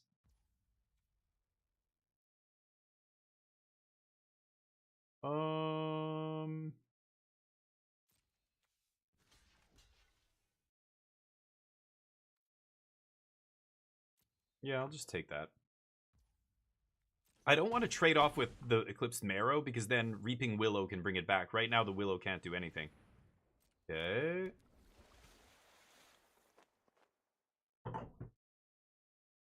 Oh, kill my Vaulter. Nope, my Swimmer. They're deciding what to kill here. There we go. That is fine. I could bring back my Swimmer here with the Dawn Blessed Pennant. I think I will. But I think we're going to be racing here. They have 1 card left. I have a draw spell. I think I can win this long game. I just have to race them here. Ooh, that's a great one for killing Sun Dappled.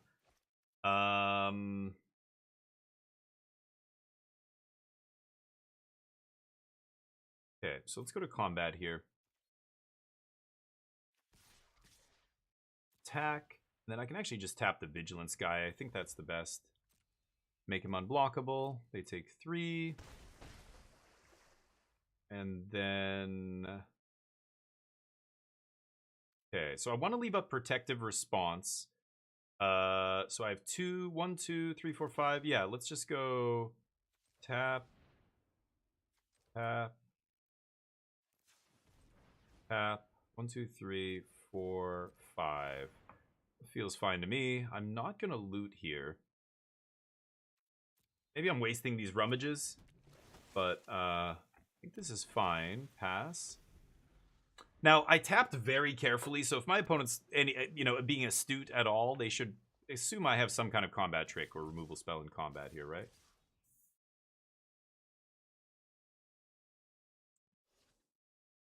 Interesting. I'll trade with the 1. I'll eat that 1 for. Interesting.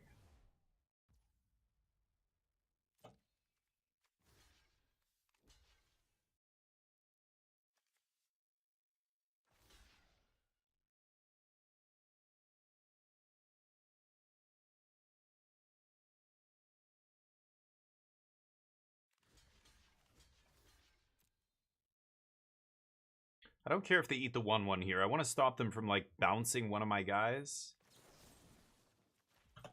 Okay, let's kill that. Oh, this has Convoke too? I totally forgot. I'm an idiot. I could have tapped out there. Sure. That doesn't matter. Trade my card for your card. I eat your other guy. Trade a 1/1 token for your Tree Folk is fantastic deal for us. And that's going to kill them very quickly now. I can't activate it this turn, but let's go combat. attack. Tap to make him unblockable. Shield Bearer, and then we've got Thirst up on their end step. I'm probably gonna Thirst end step. Yeah, I'm gonna definitely Thirst end step here, I think. Scoop it up. Alright. Hollow Prince, how you doing, buddy? I'm doing well. How was the weekend? Hopefully good. That VIP well earned. There you go, Basinger. Sorry, let me catch up. Anyway, I hope, you know, Casual Spike, I love talking about these things. I hope you don't feel like I'm trying to bully you into agreeing with me or something. It's totally fine. I feel like, you know, yeah, we can agree to disagree. I just want to make sure my evidence for my arguments is solid. I think I'm trying to make a good point, and I think it's well made. So consider it. But I love talking about these things in Magic. Sometimes I mean, this is again stuff that you read articles and stuff by pros. I used to love long form articles. They would really be interesting because that's where a pro or a really experienced Magic player can go super deep on will we win this match, by the way? On strategy, on how to play, like even just one card. You could write a 5,000 word article about how to play one card. There's a podcast now with Jason Yee and what's his name, Ryan Condon, something like that, where all they do is break down one play in a game, just one, every game. Well, let's go for this. I mean, turn 2 Sig into Mentor is going to be pretty good here. And they talk for like 45 minutes to an hour about one play in one game and all the decisions around that, which is hilarious. Okay, let's lead with this. Behold a Merfolk. And I'm not going to reveal Sig because I don't want them to know what's up. Let's just reveal Sky Swimmer. That's going to come down soon enough. So I think I'm going to go for turn 2 Sky Swimmer, or turn 3 Sky Swimmer, and then I can Sig put it on the flyer if they don't play a blocker here. Okay, so I can actually just... Yeah, you know what? Yeah, I think I still want to do this. Oh, no. You know what? Let's put this guy into play, and then we can Marrow and remove both counters and swing for 4 next turn. That feels better, actually. Like I played a 3-mana 4/4. Now, if they leave up all their mana, this could easily be a counter spell. 1, 2, 3, 4, 5. Huh.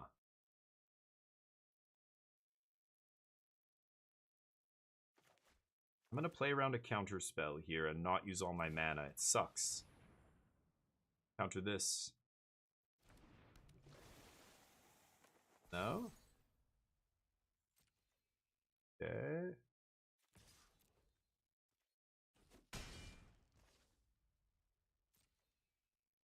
Okay. Glenalindra's fine.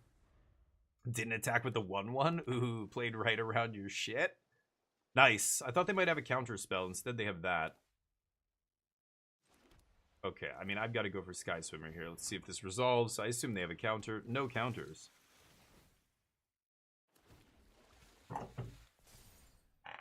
Nice.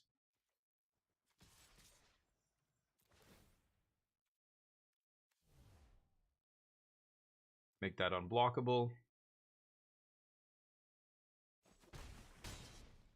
They're in trouble.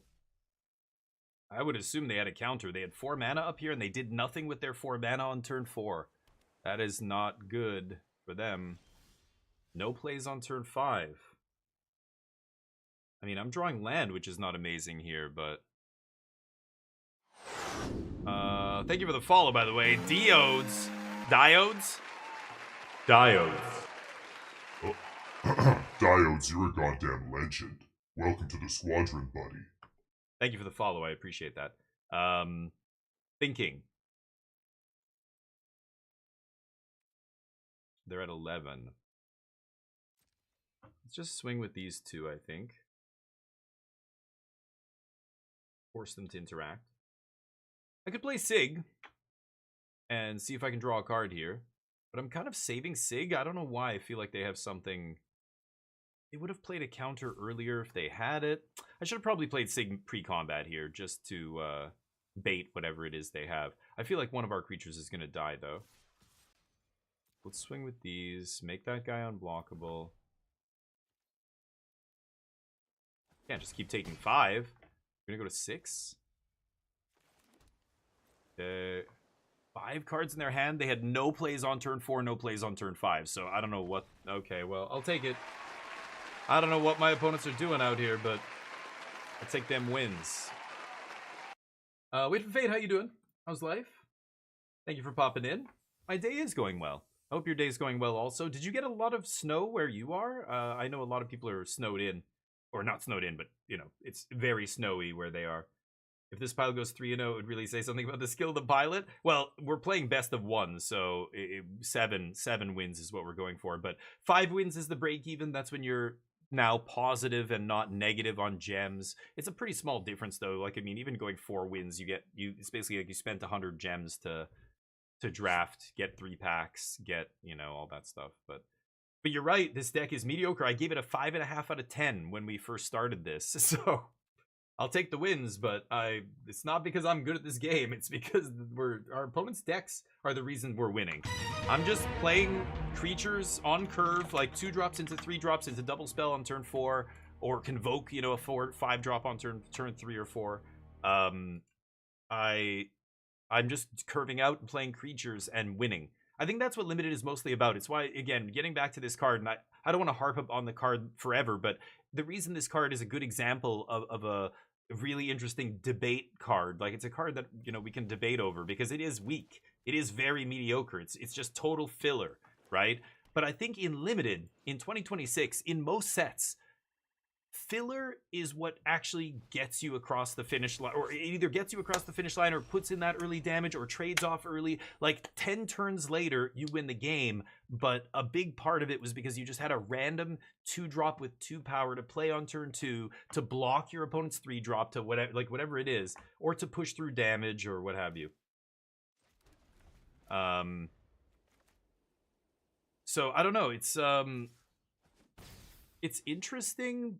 Like, it's definitely a bad card, but it's like the bread and butter kind of card for so many decks that, like, so many games of Limited are determined by who can curve out the most smoothly, or who can... Look at my opponent. Turn 1, play. Turn 2, 2 more plays. Holy shit. They're pulling way far ahead in this game because they randomly had 3 1-drops in their hand. They must be playing a lot of 1-drops in their deck.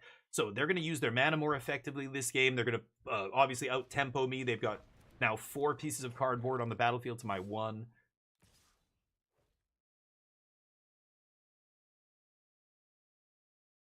It's interesting. I think I'm just going to take 2 here. I want to play Sig and draw cards, but I think I'm just going to get a land here. Changing Wayfinder's nice because I can set up a nice little maybe double block here.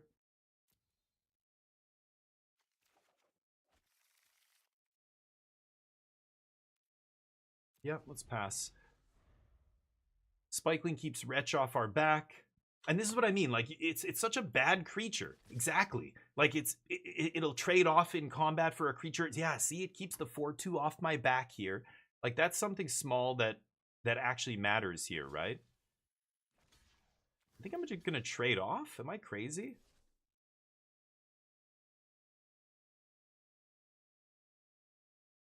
Thinking.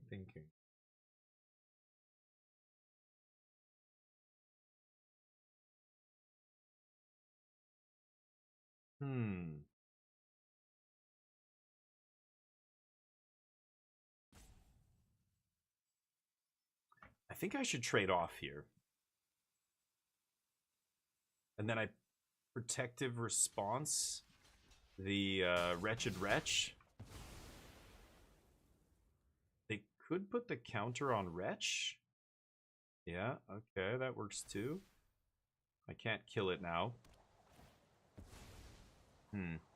It's pretty good. They're running out of gas, so I'm trying to... Oh, there's the other color. Okay. It's an awkward turn.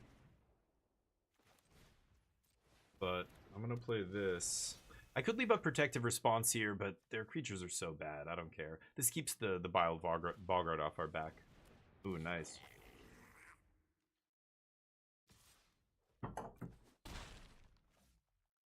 That guy I have to kill, and this is not a great card at killing that guy.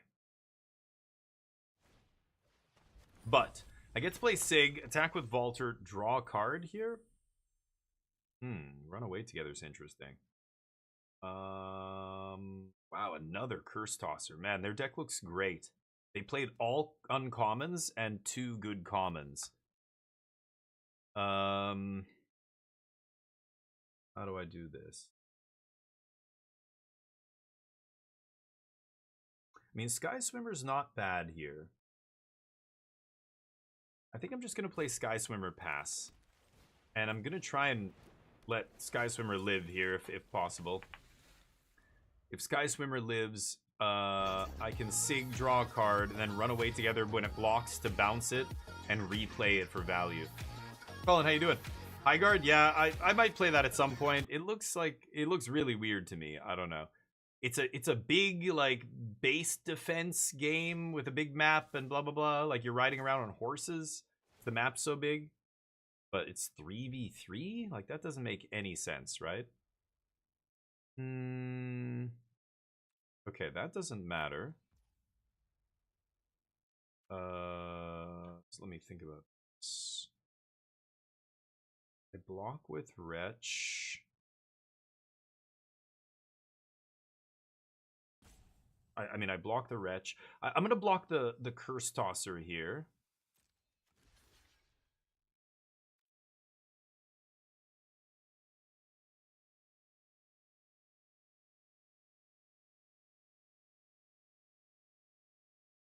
Should I trade off the Vaulter for the Wretched Wretch? I don't think so. I don't think so. And let's kill this. Doesn't really matter.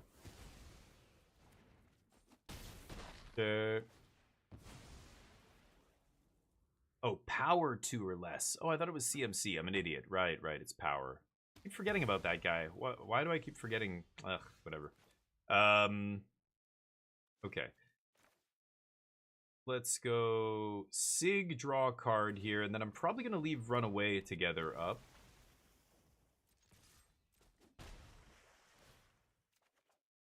Nice. Swat Away is pretty good too. Okay,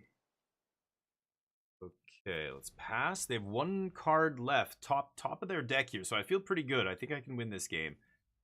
Yeah, at 3-1. Okay.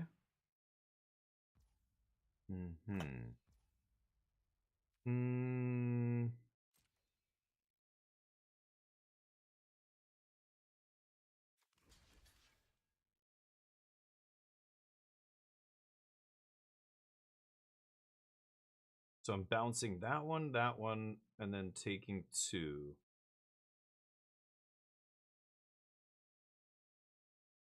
I'm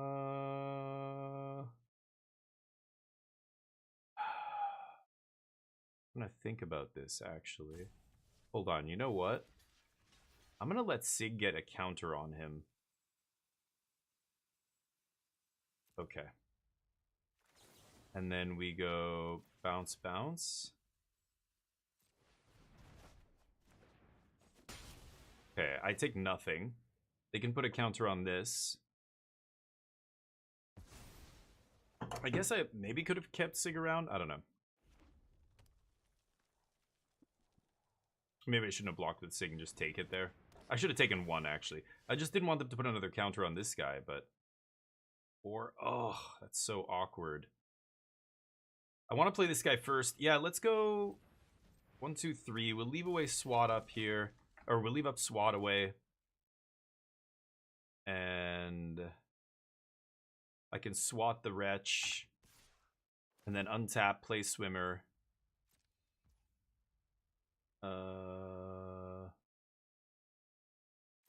No blocks. I get to take 2?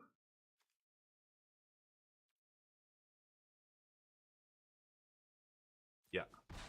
I've got to be a little careful of the drain here, but... Sorry, Colin, can't pay attention. I don't know what you guys are saying. What? High guard got 0 promo? Yeah, I mean, I don't know what the fuck was going on there. It's really weird. Sure, so it comes back with nothing. Okay, so I can do this and leave up double blue for Swat Away. This makes the Dune Guard a 4/4. No attacks. Okay. And then the Farewell is interesting here. I don't really want to reset the Wretch again now that it's a vanilla.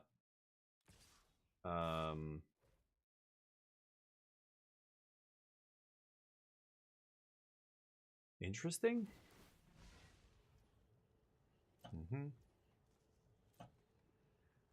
They're going to Blight too. Nice. Go to blocks. I think I'm going to save the Swat Away. I had it up there just in case they had some combat trick or whatever, but yeah, I think we're good here. Okay, that's not terrible. God, I still don't want to Swat Away the Blighted Blackthorn here. Or a Wanderwine Farewell. Like, I don't want to blink any of this stuff. Okay, let's just play this. And pass. We've got the pump up here. I'm going to start attacking at some point. I need a little bit bigger of a board. Hold! Yeah, exactly. Hey, Fallout, how you doing, buddy? Looking forward to playing it. New IP ideas. New could be good. Yeah, it could be good. It could be terrible, too. We'll see which one, but... 4,800 reviews. They're overwhelmingly negative right now. Wait for Fate. Ooh, I wonder, but you know, I don't know. You got to take that with a big grain of salt. Like, what does that even mean? On a day one of a game, usually it's server issues, right? Like, if you look at almost every big launch on day one, people are bitching, nothing but bitching about the server issues and stuff. But that eventually gets ironed out. And look at Helldivers was a good example of a game that was a great game, but the first week was so rocky because it was so popular and so many people were trying it. I'm not saying this game's super popular or whatever, but that could be the issue. Like, those kind of reviews don't really mean anything unless you filter out all the ones that are complaining about the server.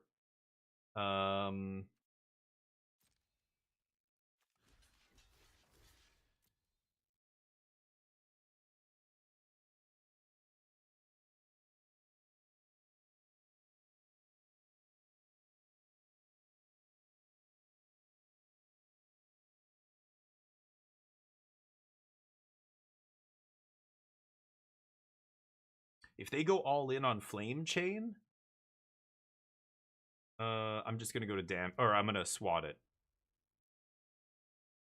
Okay. They get the last laugh here.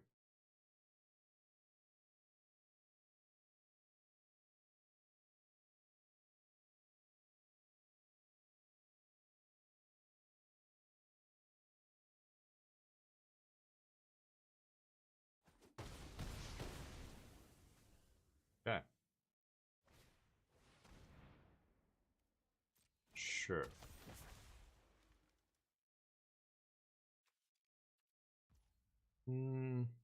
So these two guys I can bounce with Wanderwine.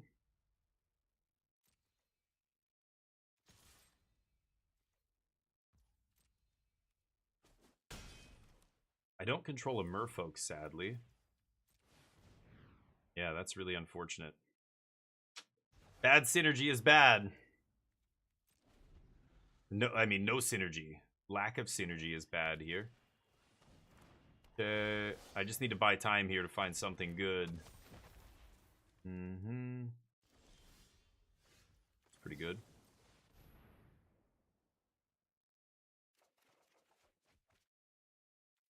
Yeah, shit. Maybe I should have saved Wanderwine?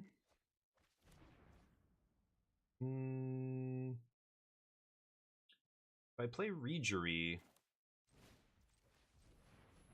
I can still leave up Swat Away. I think I'm going to do this. Actually, what am I doing? They can just kill it? Oh, I'm such an idiot. Why did I play that? I'm such an idiot. I'm playing really badly right now. I just totally forgot this guy's ability is to, yeah. Right. That.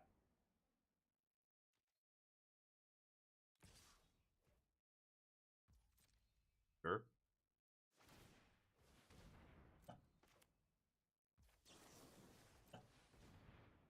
Okay. Swat him.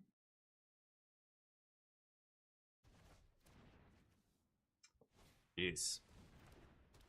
Sure.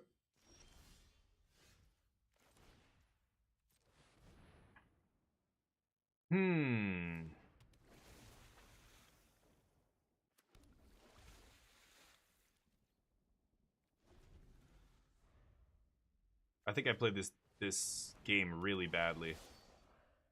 The Dawn plus Blessed Pennant here? No, land's not gonna do it. That lethal? Not yet. Okay.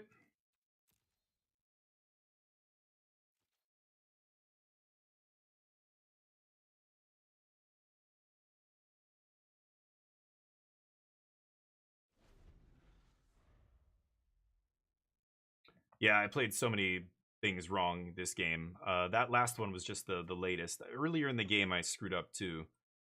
With I probably should have saved this for one more turn, but even earlier, I shouldn't have blocked with Sig that one turn. That was really stupid. I think I actually lost the game there because of that. GG. So that one's on me. My bad. Fading out already. Magic's going okay though. Fallout. Thank you for asking. People to like to jump on EAC and do game. Yeah. Oh yeah, right. People were shitting on Battlefield because they're too stupid. They don't know how computers work, and they're on like a Wi-Fi connection in some like internet cafe, and they're wondering, "This game sucks. I'm lagging like crazy." They're just ignorant. They don't know, but so they'll go on Steam, they'll lodge it, they'll make a review. I mean, that's the thing. That's why you got to be careful with the and those kind of things can be brigaded as well. Where if a bunch of people, even if I don't know, there's a great game, but they just want to brigade it and they get enough people to jump on board, even though the game doesn't deserve any negativity or whatever, or positivity. They can just pump it up either way just based on numbers, so it kind of skews things. But I think early in the game's life cycle, yeah, that kind of thing you really have to take with a grain of salt, the reviews and all that stuff. They're really not even worth looking at until a game is like 5 years old. When there's people who have like thousands of hours, like a lot of people have a lot of hours in a game, that's when the true rating comes out, right? Ideally, but even then, all it takes is one update. Everybody loves this game. The game's great. And then the game goes to negative immediately because they didn't like what was in the latest DLC, or the game's developer put microtransactions in the game, or whatever it is, and people are just using their Steam reviews as a protest, basically, right? I get it. It makes sense, and it does draw attention to the issue, but at the same time, it also means like those kind of things are mostly, not a real indicator. It's like sales. Like the sales of a game. This is weird, but I have like no merfolk in my hand. The sales of a game are so hard to actually determine, or concurrent player count. Like, do we even know what that is? No. We know what it is on Steam, but we don't know how many players are simultaneously playing this game on PlayStation and Xbox. Like sales in the UK, they track by physical sales, but physical sales, like in a digital age, even that isn't giving us a true picture of a game's success. How many copies did it sell? We only know what the developer tells us, because there's no other way to track it, really. Nice. Vaulter's not bad, but not great. Let's do this, get a blue.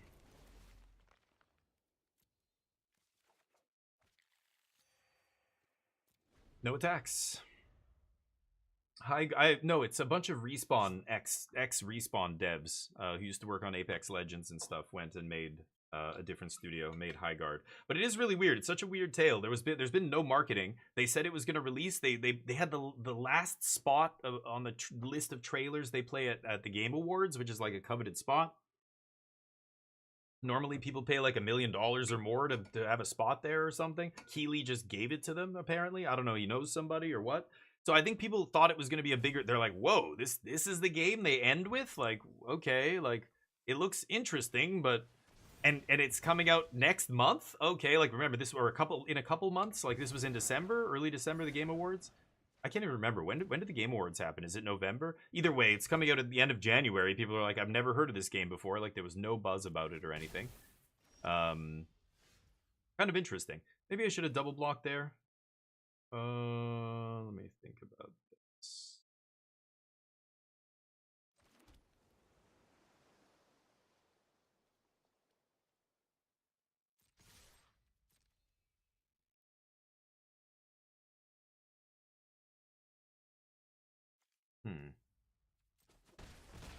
I almost don't want to play this yet.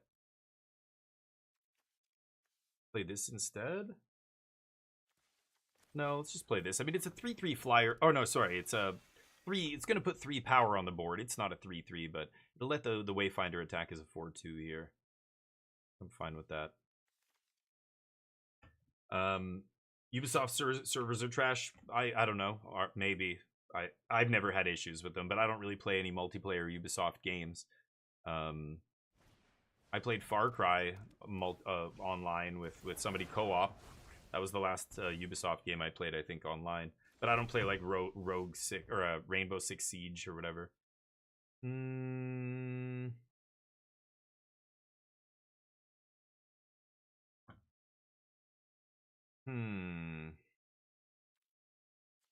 Should I toss a card here? I want to get this into play.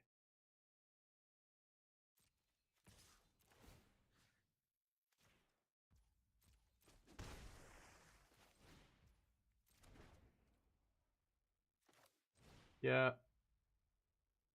Gotta draw exactly blue here? It's so awkward. Let me just play the 2/4 and pass. Boggart Mischief's a huge problem. That's probably gonna kill me. If they have a good Goblins deck here, which looks like they do so far. No answer to that, of course.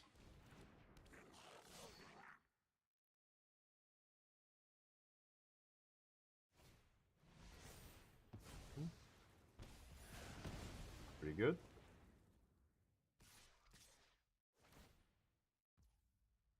Should have put it on the other guy. That was dumb. Now, I'm actually just going to go like this, I think. Yeah.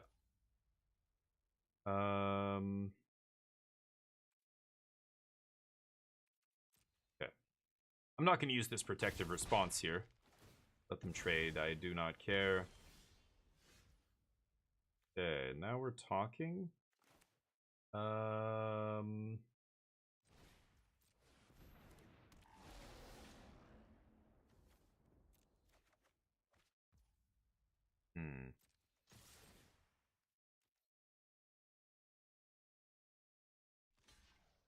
Interesting.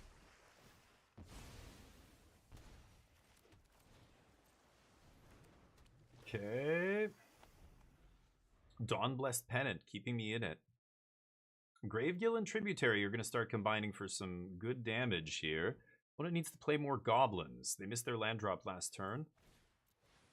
Yeah, no land drop again this turn. I'm drawing too many lands. But it doesn't matter, because these two are effectively unblockable. Yeah.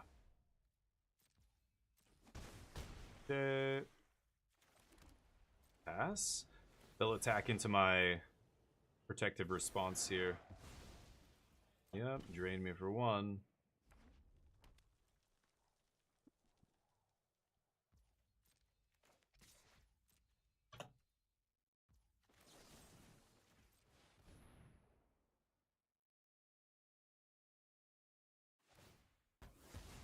Drain me for 1.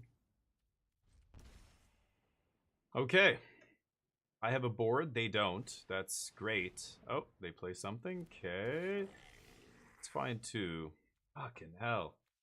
I could bring back like Silvergill. Maybe I can't bring that back, right? I can only bring back a Merfolk. I'm at 13.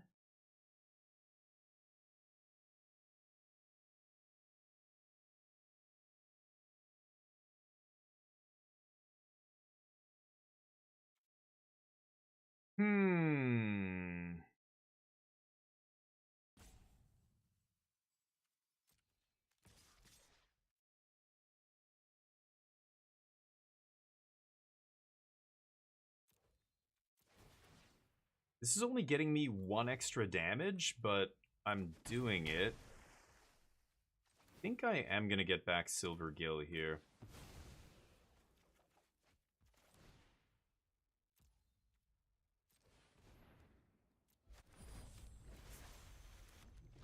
Not going to play my land here. I want them to think I have something, and I don't need these lands. If I draw the Thirst, I'll discard them. Yeah, Silvergill just holds off this 4-2 nicely and allows me to keep pushing damage. Next turn, I get to swing with a lot of stuff. So this is going to be tough for them. They need to find a goblin that makes a bunch of goblins here. Or kill a guy, yeah. Drawing removal, discarding a useless card.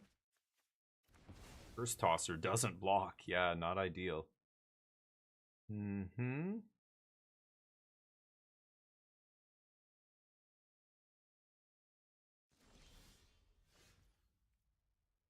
Not ideal either, but that's fine. I'll counter their next play. So let's swing.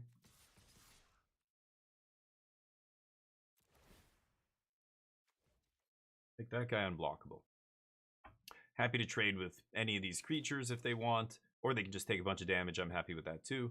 And then we pass and we counter a spell of theirs here. They trade off.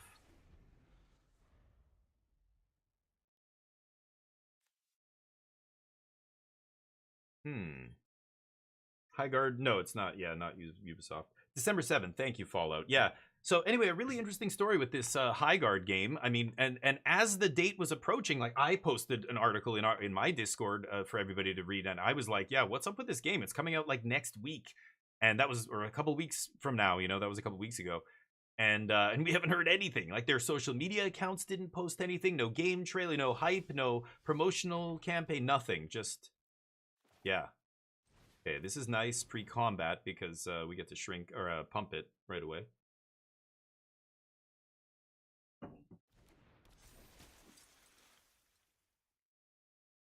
They have a removal spell.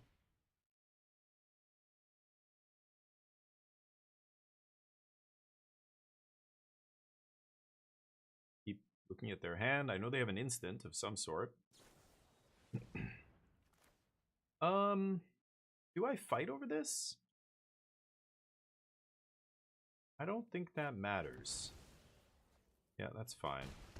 Like, making this guy unblockable is not really relevant when my opponent's not playing any spells, any creatures. They don't have anything to block with anyway, right?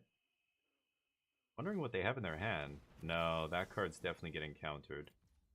Nice. And that's what we save our counter spell for. A bomb that can win them the game.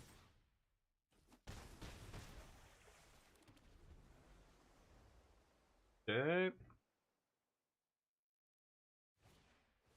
Oh, what a draw. Fuck. They needed something like that. Wow, and I'm drawing all lands here. Okay.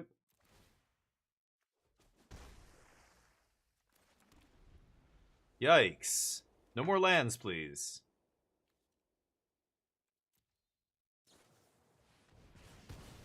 Removal spell off the top's pretty good. Oh, wow. Okay. Last card in hand was a Squelcher. Sure.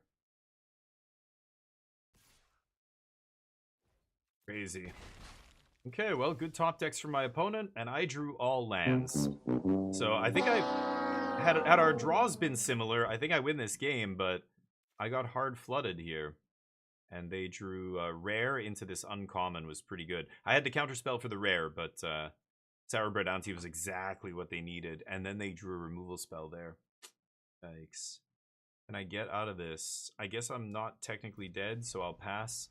I could draw Wanderwine, but I can't really target these guys with Wanderwine.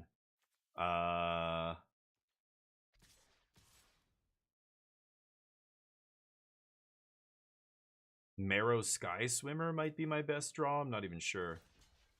Yeah, I'm getting drained here every time a goblin dies. Yep. This is untapped creatures? No, other... Why is this guy's ward disappeared? Arena's a buggy mess. And... Go.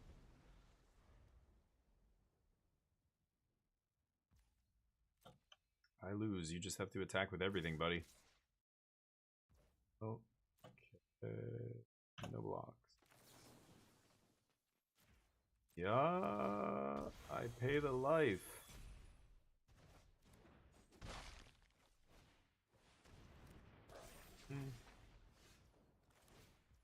Okay, a life linker. Wow, on the last possible turn? I still don't think that's enough. We're just going to play the big guy, wait one turn. I think they should have swung lethal a long time ago already. They should have alphaed last turn. I'd be dead. But, alright. Another point for glutton filtering? Wait, what are we talking about? How does glutton factor into this equation? I mean, my opponent's deck is a great glutton deck, but they're playing goblins. Yes, again, context. You're taking it totally out of context now. Glutton in a Goblin's deck is fantastic. I played 3 copies of Glutton in a Goblin's deck. All the Gluttons I could. In your deck, it was absolutely incorrect. That's what we were talking about previously, was your deck. Okay. I block. Why are you not attacking with everything? I'm just dead if you do. They keep giving me chances to get back into this game. Spikeling trades with a 2-2. See? Spikeling better. I'm dead here. Just attack me with everything, you...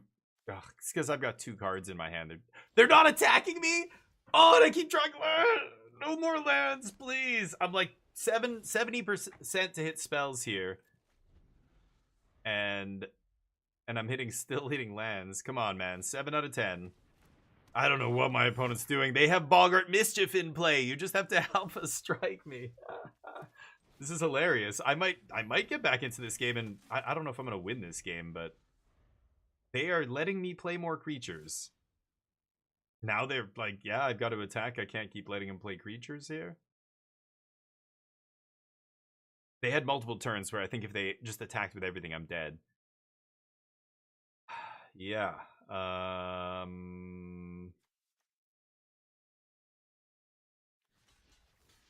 Okay. They don't have a combat trick? Okay. I figured now they're attacking. They must have something. No? The ward. I can't play this card. Go. Okay, the math is still I'm dead on board. And are they going to go for it this turn?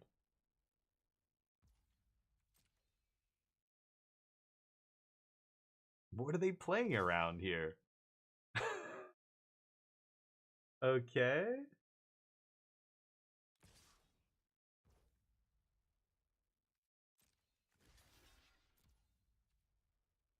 Okay.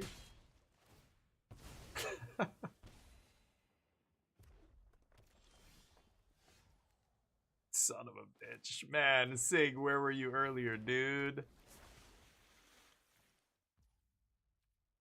Go.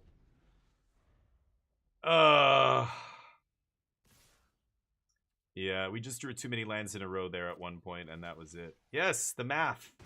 They got there. I think they were forgetting that Boggart Mischief kills me. Like, there was multiple turns where even if I block, I kill your creature and then I die, right? Dear God. Anyway, we drew way too many lands. We lose. That sucks. Anyway, that's magic. I think at that crucial juncture, he or she, they were top decking, and I was too. And I had the bigger board, and I think I had better late game cards than my opponent, but I couldn't find any of them. So we're 2-2. See if we can get a couple more wins here. 7 or 8 lands in their last 9 cards. Maybe it looks like at the end there they drew a bunch of lands, but the turn where I was about to, put them away, they were at like 4 life. I had an unblockable guy in play and like 2 other bodies, and they drew the anti-whatever into the removal spell. That was devastating, and that whole time I was just drawing lands. So at that crucial moment, they drew the cards they needed, and then after that, they drew a few more lands, but at that point, it didn't matter. They were far enough ahead that it didn't matter that they were getting flooded at the end there. The crucial moment was the first time we were both top decking. They drew very nicely off the top. We didn't, and we lose. Not much I can do about that. That enchantment was good. I said right when they played it, that enchantment's going to kill me. So I'm not too surprised I lost to it, but I keep this. Feisty Spikeling is great with Sig here. Just, again, it's great at pushing through damage. So it'll be a good card to, put the trigger on from Sig, because then they're priced into either... I guess I will play blue. They say nice. I don't know what that means. They say hello. Hello? I don't know. you know, this is a great attacker here. They're either going to have to chump or let me draw a card. Yeah.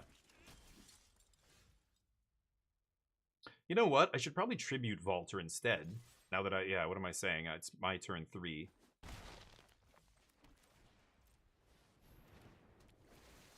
And Spikeling with Vaulter is great too here. 4-1 first strike's going to be basically unblockable at this stage of the game. If I draw Blue Source and I can double spell next turn, that would be beautiful. Let's see. Annoying. Yes. So let's go Sig into Sentinel here. Get our draw.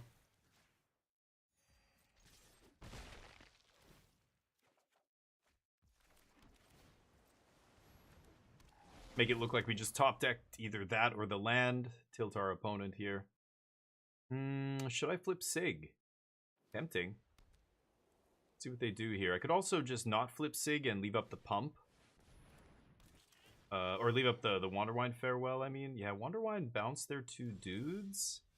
Is pretty good. Even though one of their guys did draw them cards.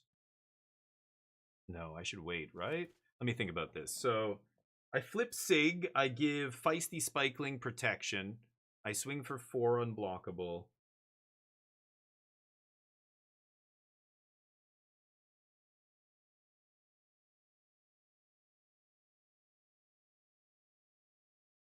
I should Wanderwine Farewell here, right?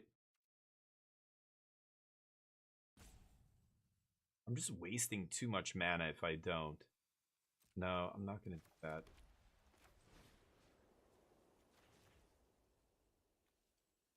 Five, 6, 7. You get pumped.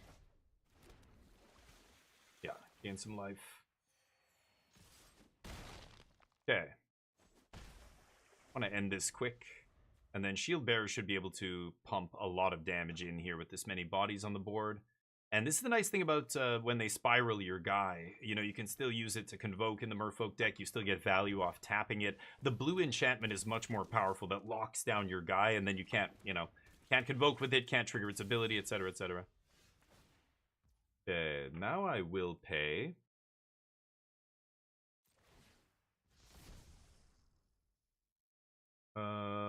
So let's give this guy pro everything. So silly.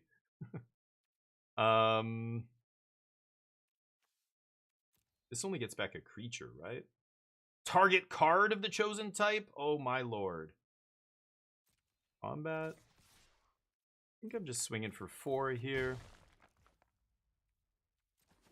And let's play Shield Bearer. Pass. I think end step I'm gonna Dawnblessed Pennant, bring back Wanderwine. That is filthy. Dawnblessed is pretty great. I mean, it just casually gains you 4 to 5 life, maybe more if you have it earlier. And then any card of the chosen type. So you get Morkant's Eyes back in the Elves deck. You get Wanderwine Farewell back in the Merfolk deck is filthy. They have 5 mana. They're going to make no plays this turn? Oh, no. And we know they have a 5-drop in hand, so they've obviously got stuff in the yard here. I'm going to go for this now.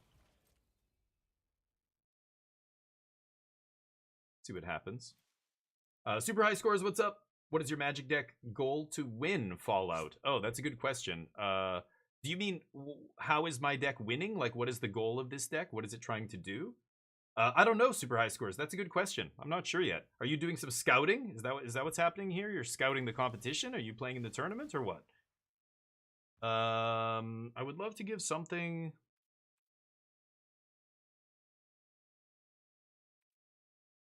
Six, 7... Nah.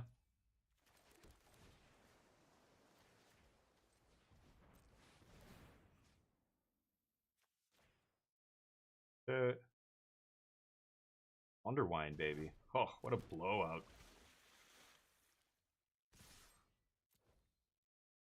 Okay, let's see if you can stop all that. Merfolk. They just played one spell. They double spelled on the last turn there, but it was too late. Wanderwine, bring back Wanderwine was filthy.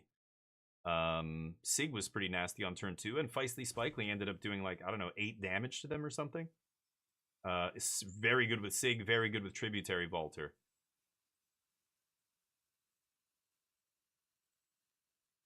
I'm sure they have something here. Is there a fog? There is a white fog, but I think it's like sorcery speed. It's absolutely atrocious. Oh, not bad. Okay, that's large, but I don't think it matters, right? It doesn't have lifelink. I mean, we've got a 4-power unblockable dude here. Another... Oh, they say good game. Yeah, good game.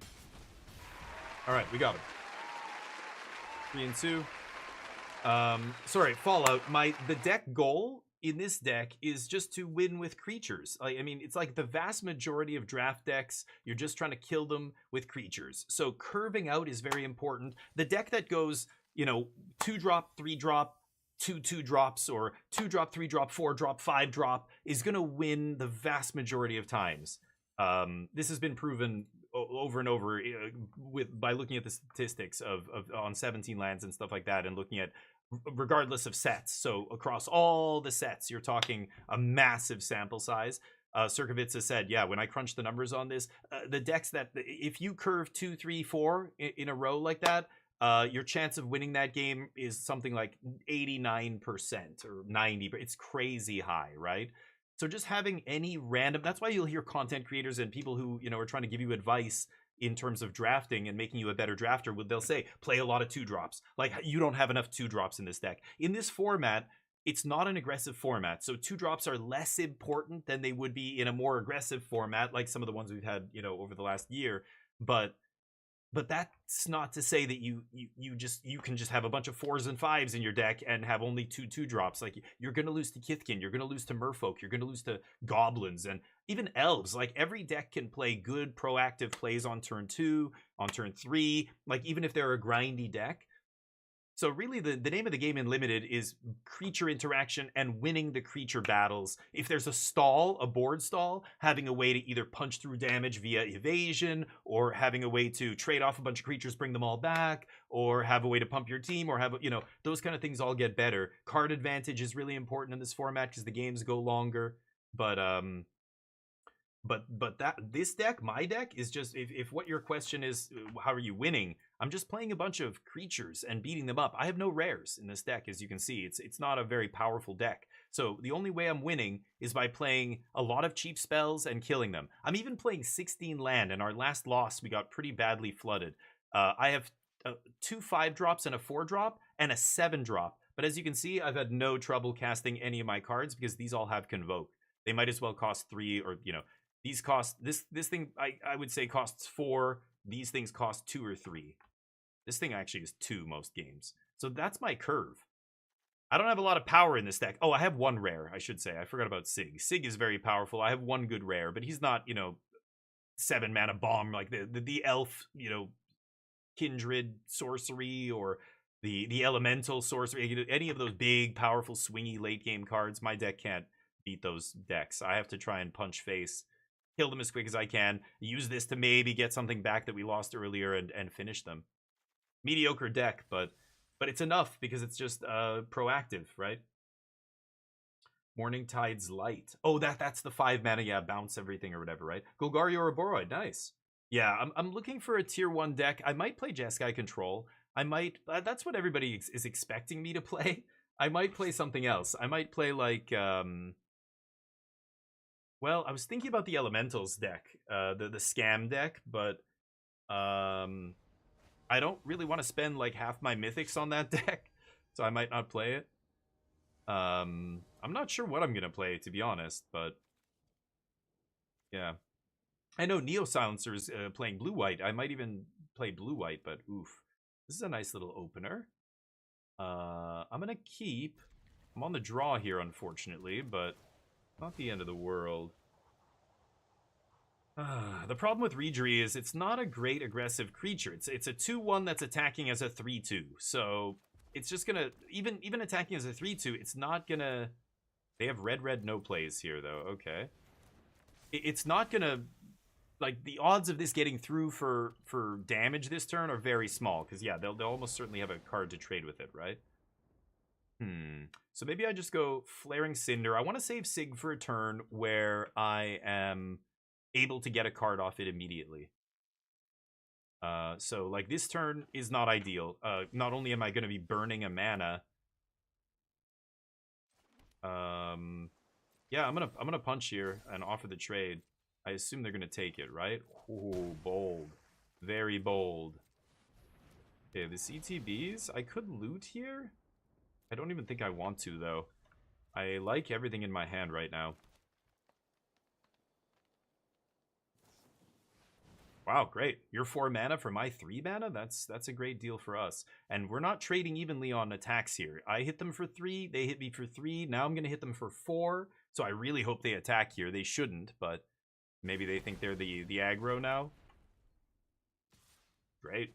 Yeah, that's great for us. Hopefully I draw a 2-drop here. That would be fantastic.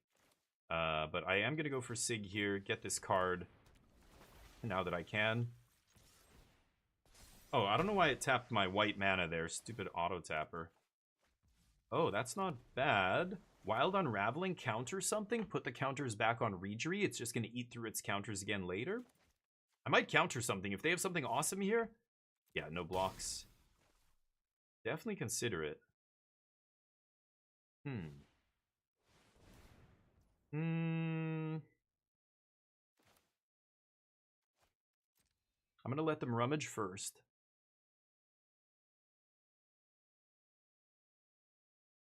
Yeah, I think I'm actually going to unravel this. Very powerful. And then I can go... If I flip Sig... I can't Sky Swimmer... Yeah, I'm going to unravel this. Blight 2...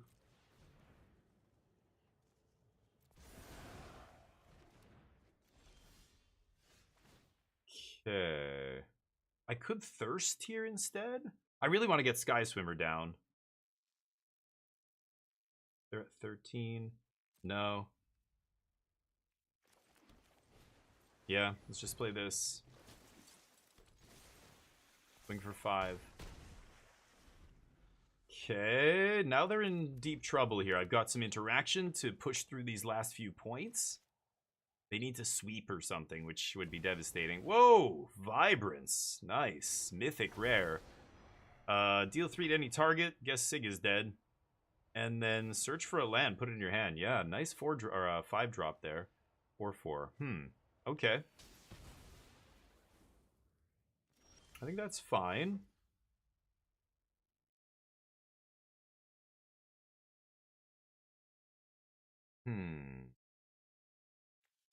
Protective Response makes Reejerey a 4/3.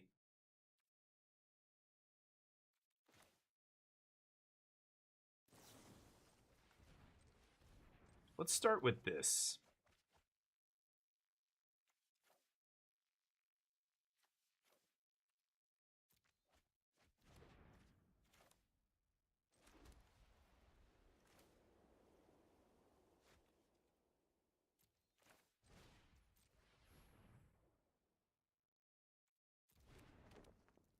Okay.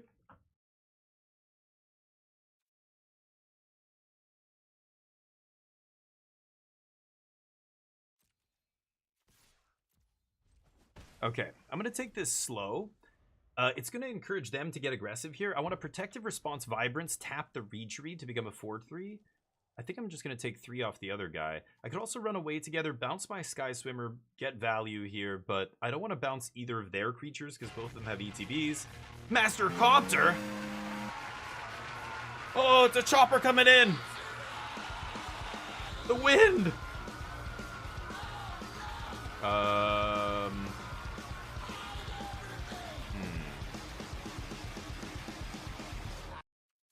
I could run away together here. Tempting. Ugh, but if I do, I can't convoke the other thing. Okay, this is fine. Thank you for the raid! How you doing, everybody? Master Copter. Legendary. Master Copter, you're awesome. Let's give him some love. Give him a shout out here. There we go. Oh, except people are following, so it's showing up behind there. Go give them some love. Give them a follow. It's Master Copter. Thank you, dude. I appreciate it. Yes. Sorry, now I'm dragging this out and my opponent's all choked. Welcome, everybody. Thank you for joining. We're playing some Magic the Gathering today. I play a lot of Magic the Gathering every day on the channel. We play other games, too, so at some point in the stream, we're going to switch. Let people... Ooh, that's large. Okay. let people decide what we play next, etc. Thank you for the love. Look at all those emotes. Thank you guys. You're awesome. Ferrets. Ferrets everywhere. We're drowning in ferrets here. Shuffle Master Loey, thank you for the follow. Steve the Mod, thank you for the follow. Welcome to the squadron. You guys look beautiful today. You're looking great. Thank you for following. I appreciate that. We're the DF16 squad in here. You guys are beautiful. Thank you so much. I appreciate that. You look so beautiful. Let's go to blockers. Oh, they're tapped out. It doesn't matter, You right? look really good. Let's kill this. And tap is fine. Could run away together as well here, but that's fine. Thank you guys. I really appreciate it. Well, how was the stream, Copter? Open 3 boxes. Holy shnikes. Wow, so you're doing pack openings and stuff. Collector, Time Spiral. Oh, nice, dude. And thank you for the follow, Bobo. Ba ba ba ba ba ba ba ba ba. Ba ba ba ba ba. You're a goddamn legend. Welcome to the squadron. Appreciate it. We're doing a draft right now. I'm going to be playing in a standard tournament tomorrow, so we're going to be playing some standard after this, but we do play a lot of different games on my channel, and Magic's an awesome game. I've been playing this game since 1993, so many, many, many years. And still fun, but boy, it's a lot different than it was when I was a kid. Let me tell you. Anybody, are you guys ready for rude but cool, etc.? Dear God, help me. Help me. Okay, so let's go to combat here. I think I'm swinging. Let's see how my opponent wants to play this. With Runaway together, I can do some interesting things here. Yes, that's what I was hoping they would do. So what I can do now is bounce Flaring Cinder, or yeah, I don't want to bounce the Weaver. Bounce. Eat their guy. Replay Swimmer. Actually, I probably should have played the other Regery as well first, but I wouldn't have had enough mana. Now I can keep pushing damage. They have less of a board. I have a bigger board. I don't even know if that's correct. We're giving them a rummage here for free, but I think that, oh god. Nice top decks. That was what they needed. Yikes. Now I'm in deep shit. I need my rare, or sorry, my uncommon Wander Wine. But anyway, get out of here, Copter. Thank you, buddy. I appreciate it. Yeah, I appreciate it. If you like unboxings, yeah, nice. Yeah, sure. Yeah, no, that's sweet. I'm not crazy about unboxings and stuff. I don't really open packs. I'm a spike. I'm a competitive player, so I use my packs to draft. I never opened packs before, but I know friends who love it. I have friends who well, I co-own a shop actually in the States, and that shop started originally as a business for people who love cracking packs. We used to do like a gift box of Magic packs and send it out to people and stuff. The guy I'm in business with. But anyway, how am I going to play this? Trade off my 5/4? Yeah. Swing. Offer the trade. Could bring back Sig as well. Very tempted. I kind of need to I need to find that Wander Wine. If I can go Wander Wine and then bring back Wander Wine, bounce, I might be able to get out of this. I don't want to bounce the Pummeler, but I'll bouncing the Vine. Well, they're both Pummelers, I guess. The smaller Pummeler I don't want to bounce. I'd rather bounce the big one. Shuffle Master, how you doing? Yeah, I play competitive Magic. I don't know why. I don't open packs. I want people to like learn how to draft and use their packs for that. It always felt like such a waste because I would open packs and I would be like, oh, it's bad. I mean, it's like scratch tickets or whatever, right? Like it felt like, what am I doing here? I never open well. I actually used to let my girlfriend, my wife now, open my packs for me whenever I would win prize packs and stuff at the shop. I'm like, open it. I can't watch. Is it shiny? Is it shiny? And she's like, yes? Is it a common? What color is the symbol under the picture? And I'm trying to like, and she's like, no, you know what? I don't want to do this anymore. And I'm like, okay, I understand. So I don't do the pack thing because of that. But should I get Sig back? Tempting.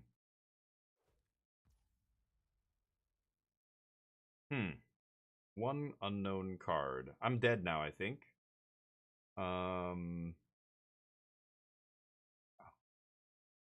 They could have made a guy not block here, but they didn't. So I think they're expecting me to just put everything I have in front of one of these guys. Let's go to blocks. I think I'm just chumping here. See what we draw. Shit. That's not good. Okay, I could bring back Sig. It's not winning me the game.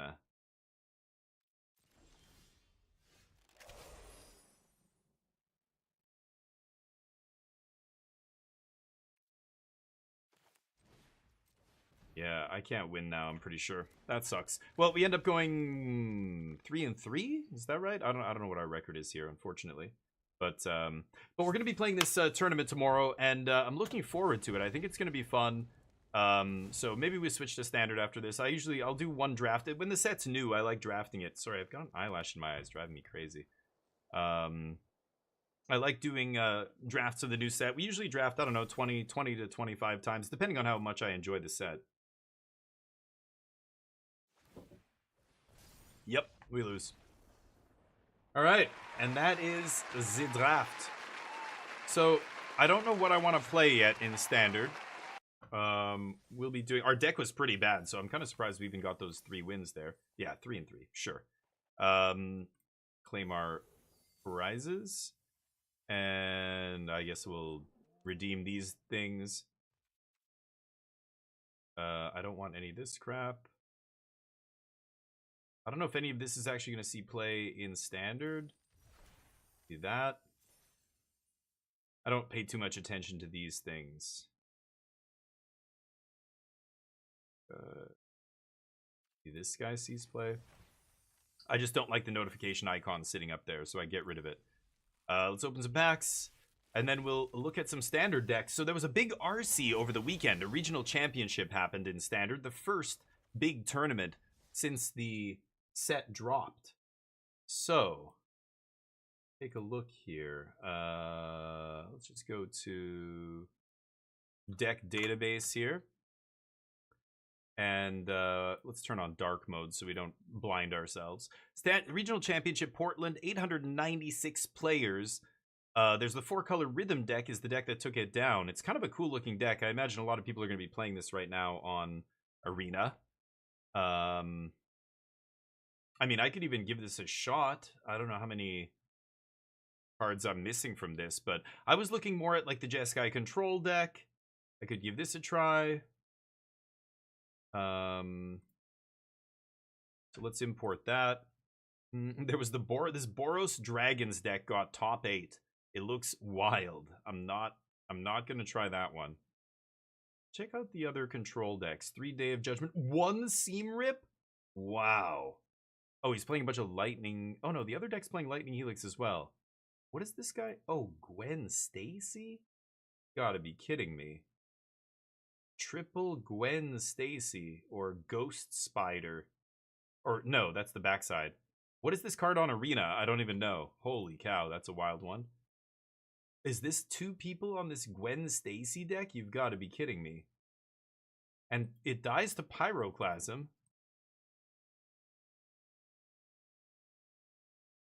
Or Legend of Kuruk. Holy cow. That's a wild Jeskai list. Oh, it's got... Oh, yeah, it's a much more, like, mid-rangey deck. But, yeah, weird lists. I think this one looks the best to me. It ended up having the best record. So I wouldn't mind giving it a shot here. I'm playing Jeskai Black, but I haven't been super happy with it lately. Let's try this. So this is Jeskai Control. Put the Unagi here. Sure. Let's get our control sleeves. No. Excellent. I have basically the whole deck.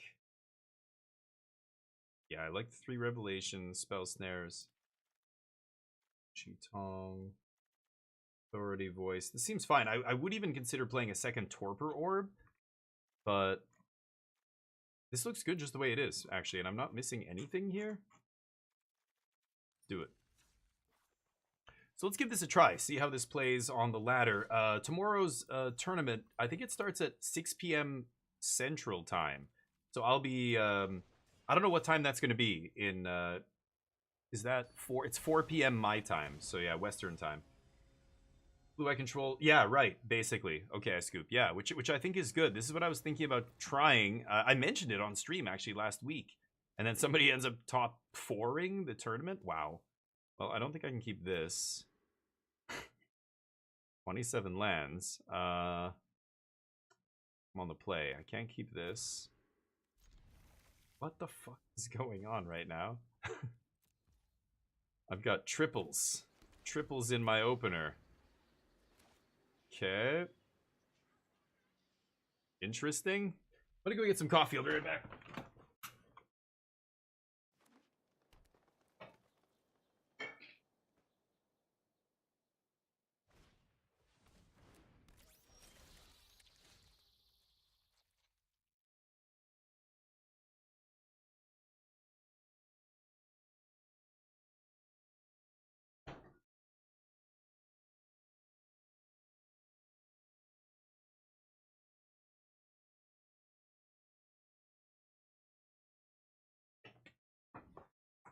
Sorry about that.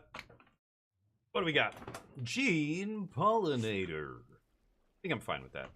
We'll counter the 2-drop here. The Badger Mole Cub. Nice. Surveil. This must be the land deck, right? Yeah, Fabled Passage.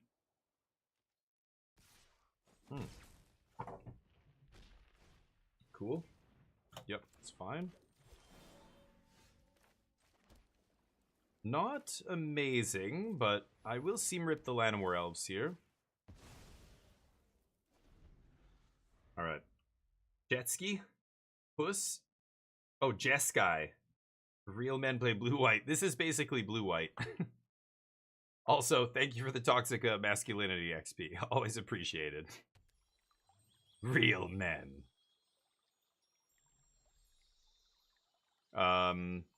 Yeah, this is basically blue-white. We're just splashing red for Jeskai Revelation. So. I don't even have a red card in my sideboard, yeah. Okay. The downside of playing this is there are no demo fields and fountain ports and that kind of stuff. That is the thing we're missing here.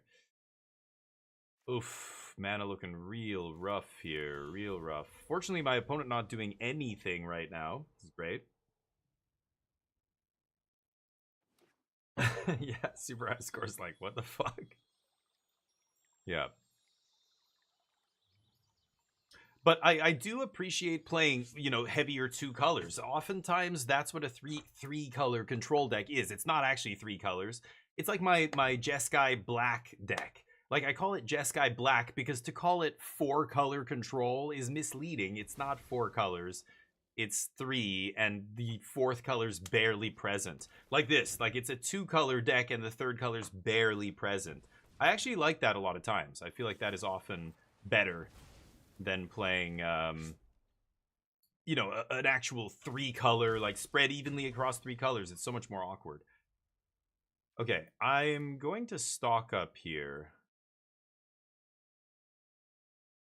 I'm gonna tap the Verge, the Sunbillow Verge, because playing that doesn't do anything for me. Oh, I was hoping to find a 2-drop there. Okay. It's awkward. Okay. I don't think I need that right now. I just need some action here. Multi 5 was not great. They've got a turn to do whatever they want here. I was hoping to find a sweeper, like Day of Judgment would have been great there, but they've got many fetches in the yard. So if they go Ice Till, fetch,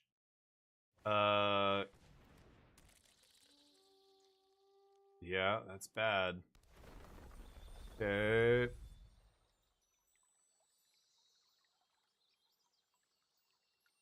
Let's see.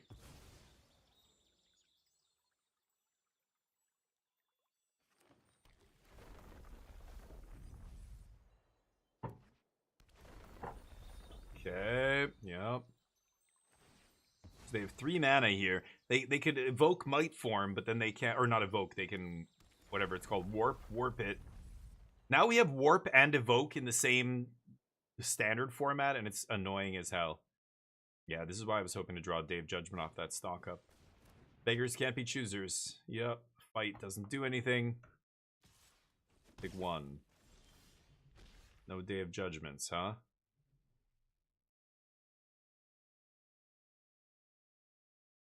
Okay.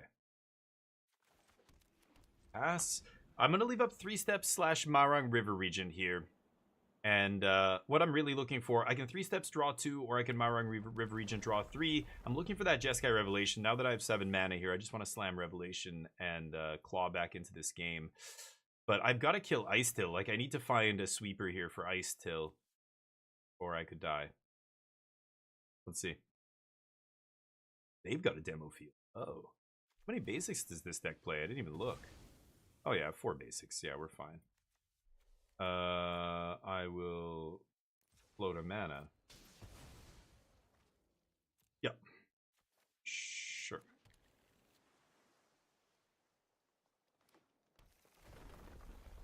Mm-hmm.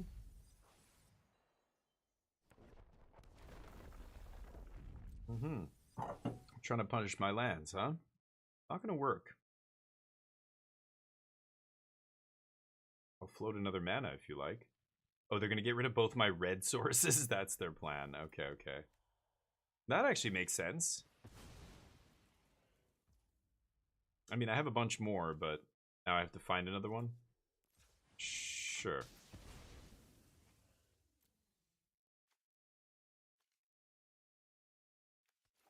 Guess I'll get a white. Doesn't really matter. Mm-hmm. Middle card. Okay. This deck has 1 rip in the main, too. Shutting off their graveyard here would be good. Shut off this Ice Till, or just sweep would be good, too. Yeah. They get to swing. Not using the floating mana, because I'd rather leave up my spells until their second main phase. They could just be, obviously, going to combat to get rid of my mana here. Yep.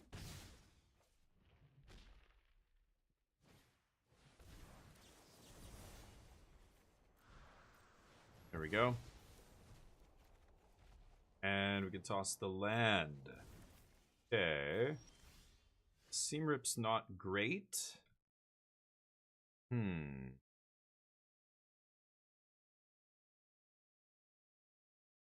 I could hardcast Regent, bounce both their things, but that doesn't really do anything here.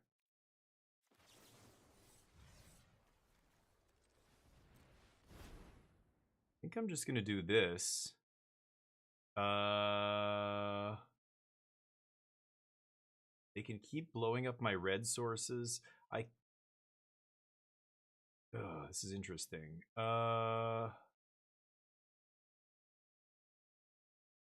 Day of Judgment get lost?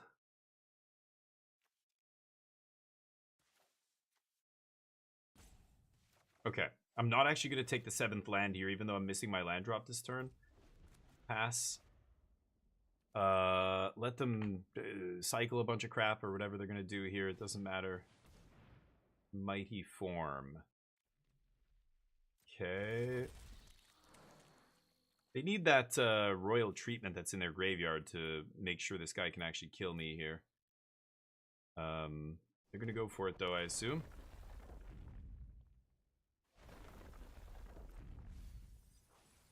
Pumping up the old Ice Till.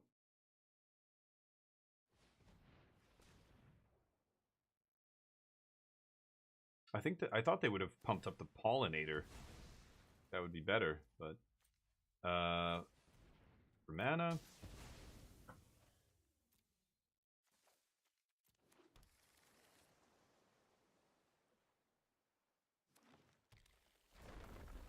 They don't have any basics left, it looks like, because they failed to find there. Sure.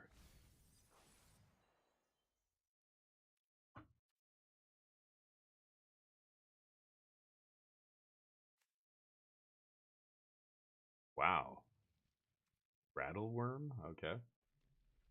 I wonder if they play... Oh, are these deserts? Yeah, they play those things. Wonder how many they have. It's probably just one, right? Weird. Craterhoof ramp deck? No, it's the Mightform Harmonizer. This is a lands deck, so they're Ice Till is the whole deck. If they don't have Ice Till, the deck is pretty bad.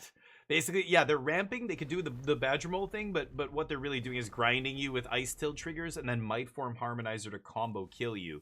Where if you tap out here and there's one turn where they can untap with, yeah, Ice Till, and if they just warp in Harmonizer, they should be able to get enough triggers with all their fetch lands and everything. They can kill you in one shot. Which is what they're trying to do here, of course.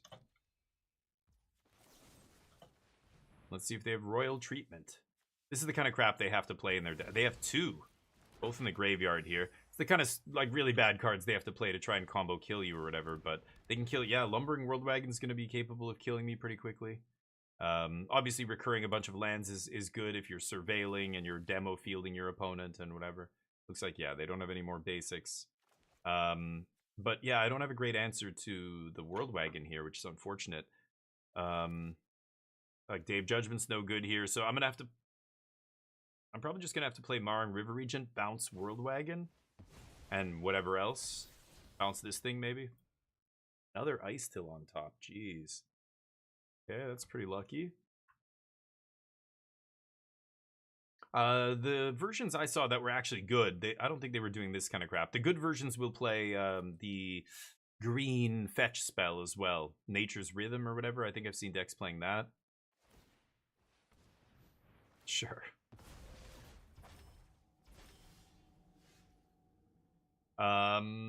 Stock up.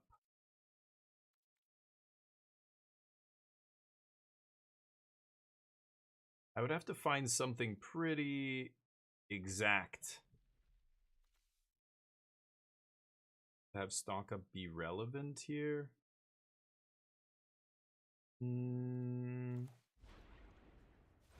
This is horrible, but I'm gonna do this. Okay.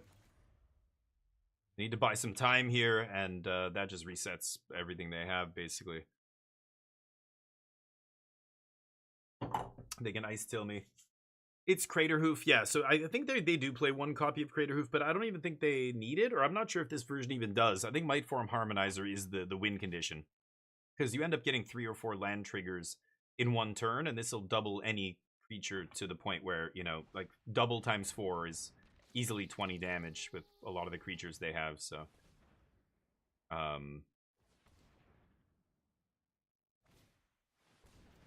Yep.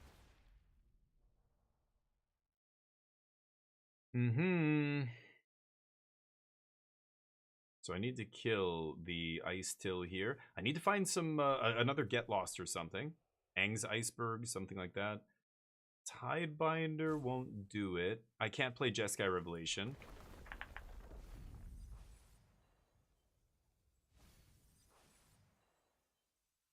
But I am running out of basics. They could actually just start killing all of my lands here. They kind of stopped doing that at this point, but most decks in Standard, a lot of them are not playing many basics right now, so Demo Field is a really good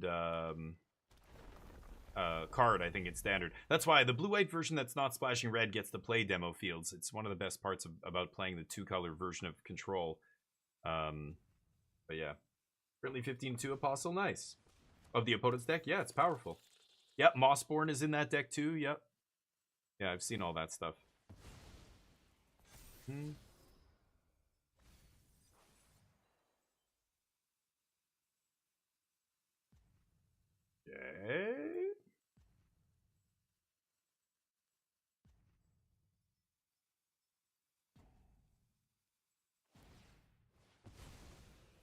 Yeah. They have nothing else to do, so they're going to do this. Yeah, it's good. My last basic. So I'm going to get stripped out of this game, I think. Stop. Oh, Get Lost is huge. Okay, so let's crunch. And then we've got... Oh, I only have 2 white sources. Oh, I'm dead. Wow, that's crazy. I'm dead.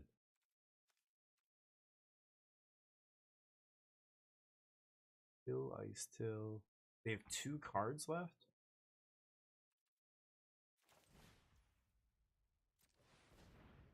Yeah, because if I was thinking I'm just going to sweep this away and then get lost the...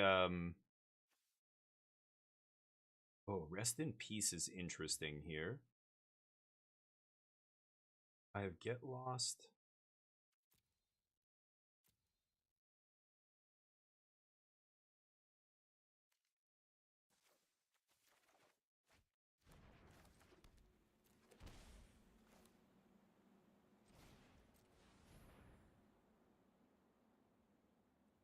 Okay.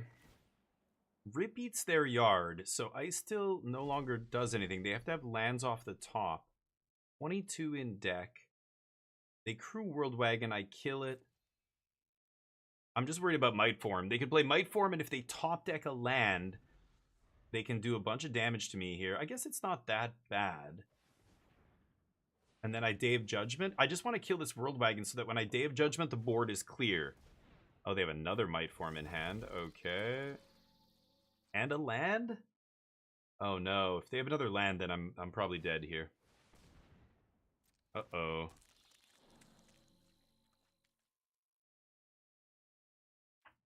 Unless they go all in on the World Wagon, that would be wild. They should be, if they have a land here, they should be doubling. Yeah, but I know they don't have basics. Yeah, that's a lot of damage. Milling a card's irrelevant here. Last card is... Oh, you gotta be kidding me. The last 2 cards?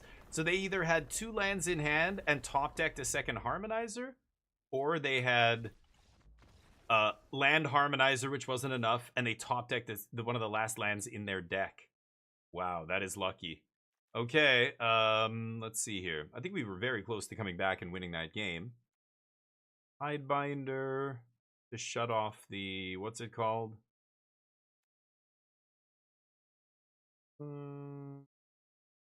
Spell Snare is not amazing here.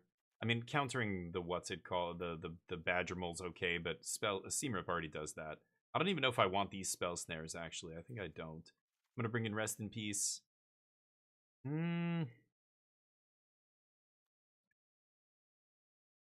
The problem with Torpor Orb is it's the creatures entering are not what's triggering the abilities. It's lands entering. So that's what's nice about lands. It dodges a lot of the hate that people have. Like even Rest in Peace is not, you know, a back-breaking sideboard card against them. I could see Unagi going. Just because, you know, it doesn't... They're not drawing a bunch of extra cards here. We're not getting to punish their draws and draw our own, you know, bunch of cards. No More Lies is kind of mediocre against them. I'm gonna cut to... Well... You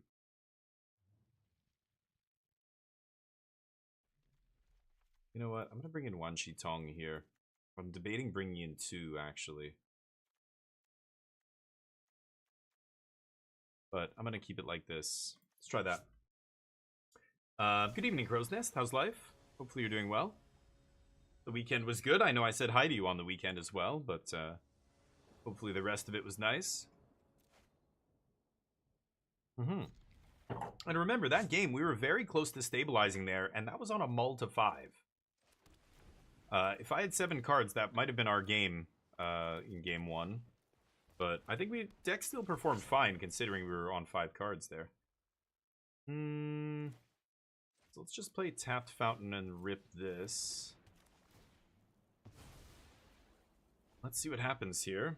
Gotta save Get Lost for things like the World Wagon, because the other stuff dies the Day of Judgment. World Wagon's the only card that gets around the Day of Judgment, which is awkward. We're not playing Ultima in this deck, which obviously is much better at sweeping all that stuff away. So, we'll see. Milling lands, sure.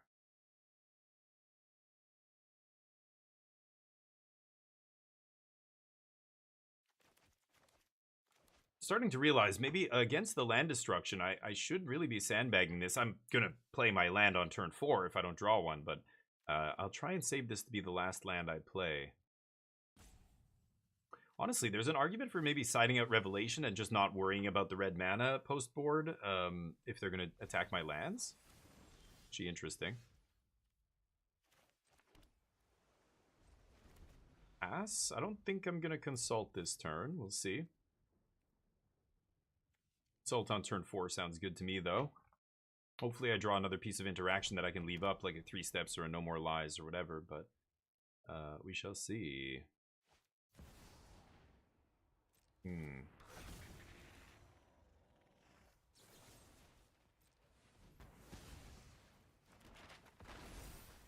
Yep.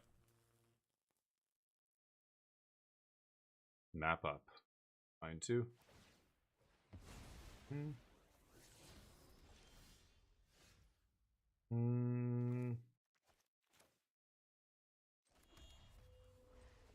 Gives them a target for their demo field, but I don't think I care.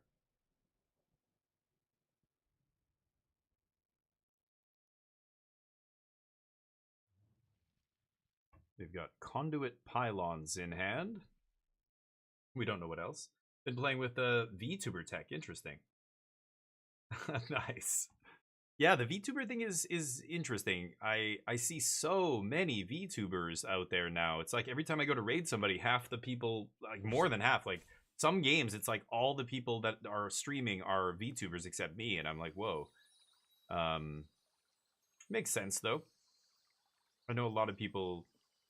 It's not about, like, it doesn't matter how you look, and maybe there are people, I'm not saying why you're doing this, but I think, you know, a lot of people who do VTube, they're just not, you know, they don't want to put their own likeness out there, and I totally understand that. I was putting my likeness out there as a job for over 10 years as an actor and voice actor and everything, so I'm used to it. But, okay. Let's see what we've got. Rip. And land, probably. Another Day of Judgment's not terrible. I'm assuming they side in some kind of enchantment hate, right? For my rips.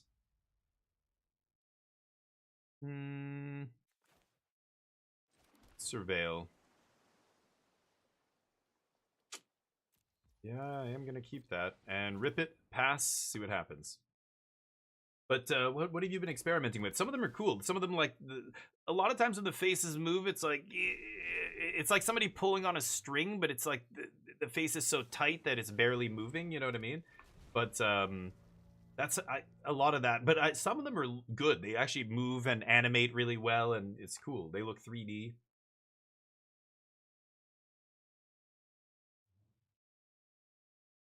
To test them? Right. What do you... Are you playing with some experimental model or something? I mean, all the models should work the way they're supposed to. If they don't, you're probably doing something wrong, right? But are there models that are like they're being tested, like they're not actually released yet or something, or what? Oh, the expressions on the model testing. Okay, so specific aspects of the model. I see. Are you developing that kind of stuff, or I didn't know? Oh, you do? Okay, that makes sense now. Okay, I'm like, what? Like you're, okay, you're testing. Why are you testing them? Okay, yeah, you actually are testing them because you're making them. That makes sense. Ah, that's interesting.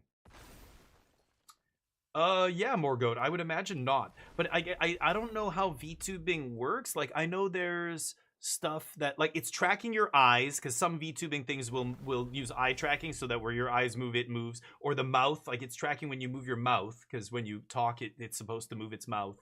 So I wonder, lighting probably does play a factor there, because there's something, a sensor or something that's watching you. Is it your webcam? You know, if you have no light, the camera won't be able to capture your movement and tell the you know, the VTubing overlay to move its mouth, right? I don't know. Sure. Sweet.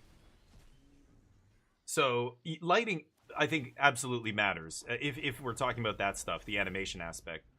They should pop my red source now before I untap with 7 mana and red source here. But they've got Ice Till. They could Ice Till and then play land crack demo field, play demo field. That's pretty good. But they need another land in their hand to do that. Yeah, it's interesting. This card is really good. This card's super obnoxious because again, it's one of those cards that is not a creature, so it doesn't die to my sweepers, doesn't die to my removal, and then it pumps out a bunch of creatures. Like Bossing Say is another one that's very tough for this deck to beat. Fuck. If I draw untapped land and I get to Revelation there, I think I might just win this game on the spot. That is super annoying. Don't need that. I think I should consult here. No, let's pass. Before they Ice Till, but they have no graveyard, so they can demo field me exactly once here.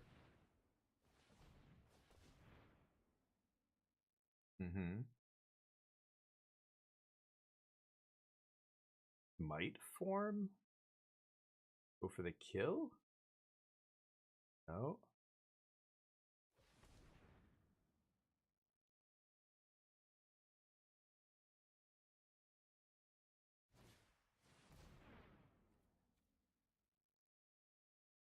Okay.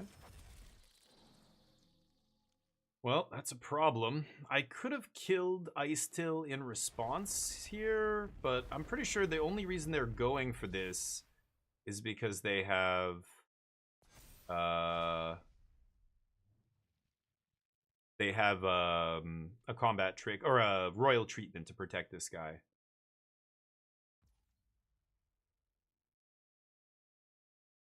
Yeah.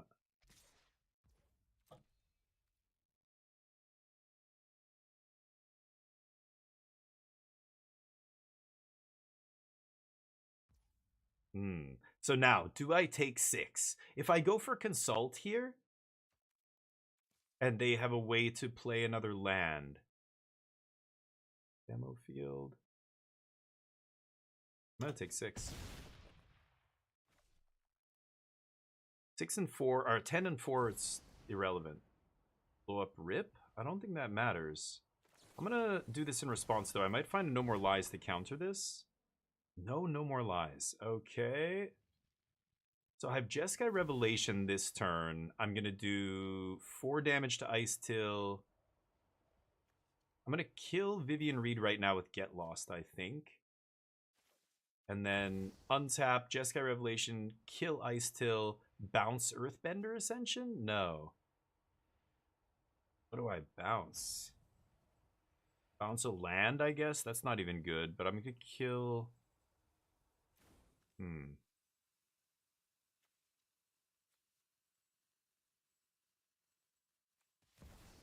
Just take a consult here. I could take a rip because I'm pretty sure they're going to minus Vivian on my rip here. So I'm debating taking rip there instead of another card draw spell, but it's fine. Oh, they're going to do that instead. Okay. They need to find a creature here. They find a forest in the top 4? Oof, get wrecked. Okay. Kill this. Vivian fails hard there. Ooh, Revelation's nice here. Oh, Ice Till's a 5 toughness? Oh, no.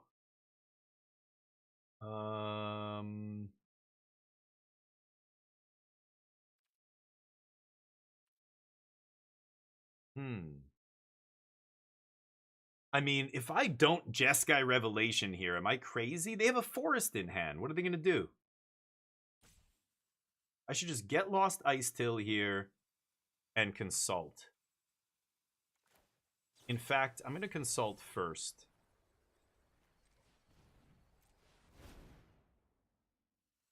Okay, Day of Judgment, No More Lies is no good.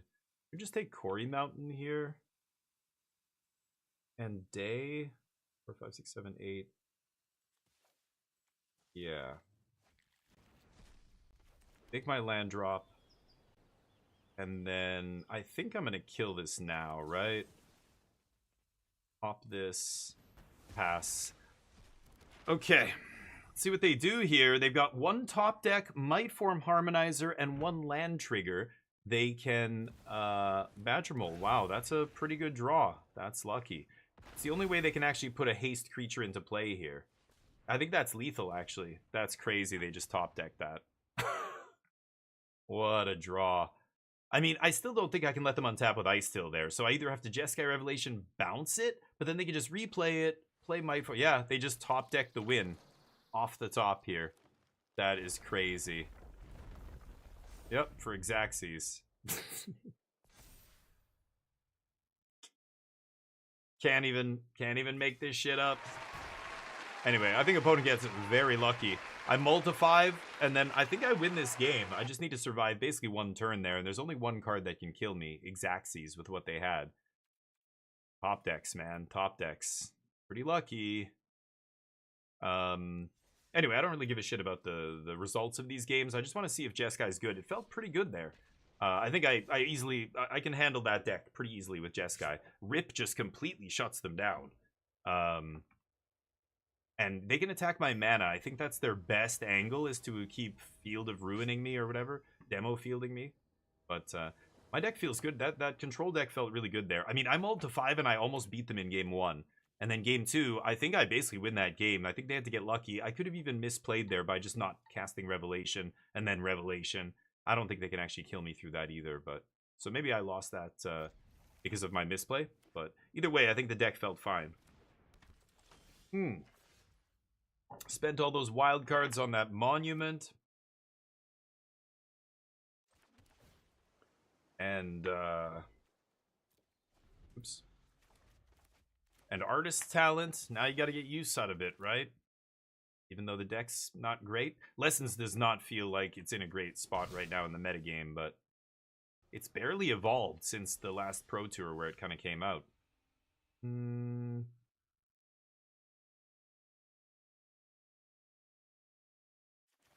Alright. I don't know if I should leave up a land here and represent a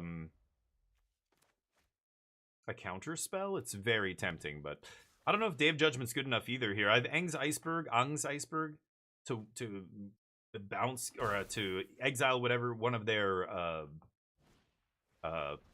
combo pieces. Wow, bounce Grand? That's not great. They're just doing that to cycle. So now I can 3 steps or Iceberg. I'm tempted to Iceberg Grand, but I don't think I care yet.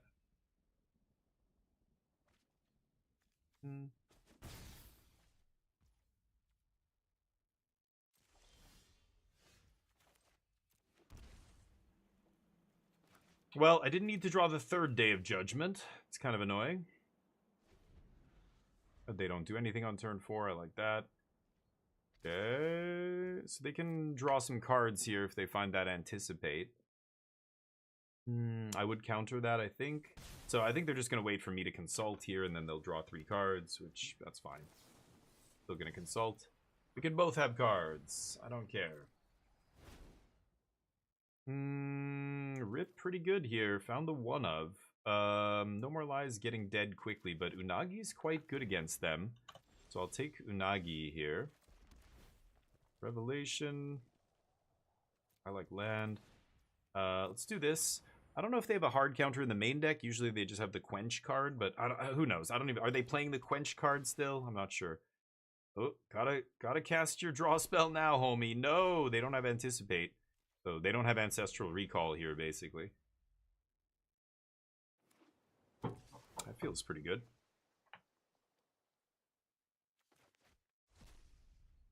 So land on top gets us to 6, and then I've got Unagi up.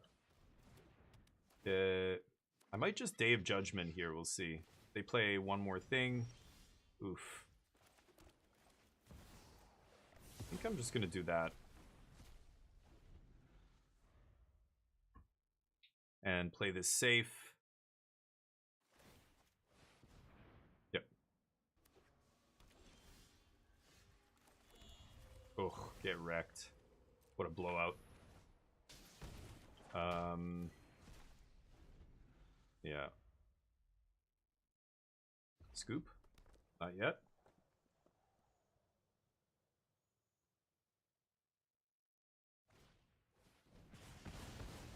Okay. Talentia.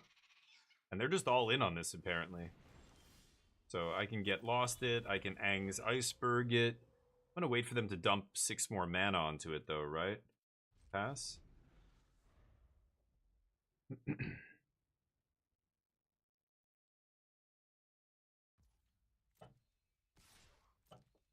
Should have gone for it pre-combat, because if we're gonna fight, you're gonna do it on... Yeah, they're just gonna do that now. Okay. Let's O-ring that. I don't know, maybe I should Get Lost, because O-ring deals with the monument, where Get Lost doesn't. Maybe I should actually use Get Lost there, I'm not sure. This is gonna get countered by Quench. Let's go to combat, or go to our turn. Pass. Now I think I'm gonna flash in Unagi here. Anticipate, not very good. This is not drawing them a card, so Unagi wouldn't do anything here anyway, even if it was in play. Plus, it's not their turn. They've only drawn 1 this turn anyway, even with that. I think Unagi's good for ambushing this guy.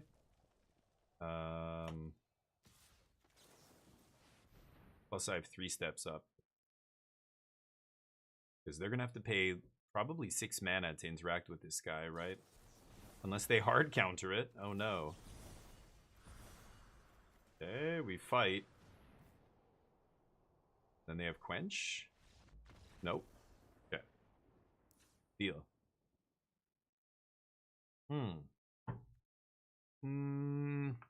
Hidebinder's good here. Are they...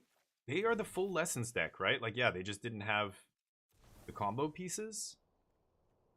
Spell Snare. It gets Artist's Talent. It gets the... Like this random thing. This thing is a big problem. So nabbing that, it makes it a pretty good card here. I will bring in Spell Snare. Rip is good against them. Authority, no. Voice? Annul is good here. I think I'm going to take out 3 steps against them. And I can definitely cut a Revelation. Ooh, what else do I cut here? Seam Rip is still pretty good. It hits Talent and Gran. Day of Judgment. I'm going to cut like 1 Day of Judgment.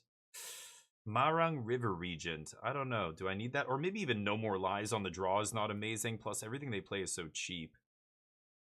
Like Spell Snare is almost better. I'm gonna try like this. I'm gonna cut a couple No More Lies. Wolf, what's up? How you doing?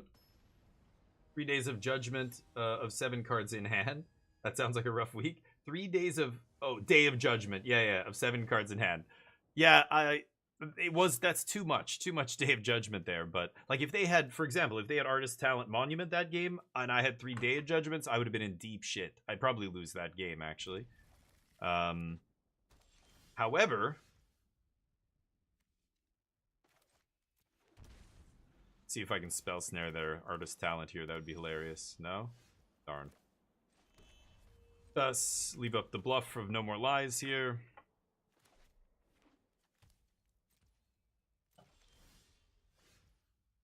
Let's get this in tapped so that we can have double blue up for Consult on 4 or 3 steps if... Oh no, I took out 3 steps. Never mind. This deck only playing 1 copy of 3 steps is interesting. I've been coming down on that card too in Jeskai. I was down at 2 copies, then I went back up to 3, and I'm like, none of this feels good. Same with No More Lies. Like, I'm not a big fan of it right now in Standard. This deck kind of has to play 4 because it's a blue-white deck primarily. Like, they're not playing Lightning Helix, right? But Lightning Helix almost feels better, like the Jeskai deck that actually plays Helix. Alright, I am going to go for this. Let's see if they mess with it. I mean... If they do, that's fine. If they don't, that's fine. I would like it for it to resolve, but so I could see them countering it here. See?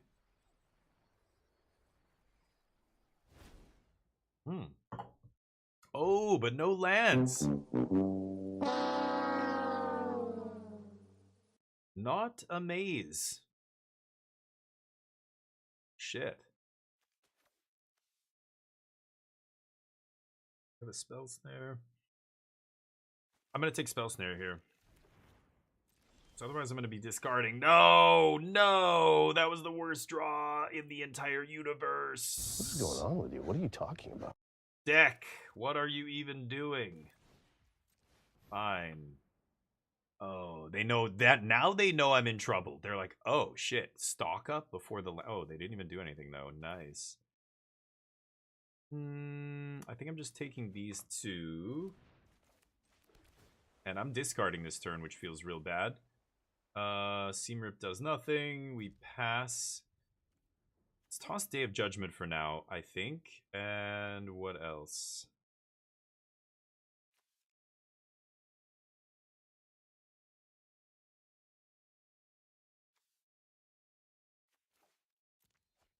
Okay. I think that's fine.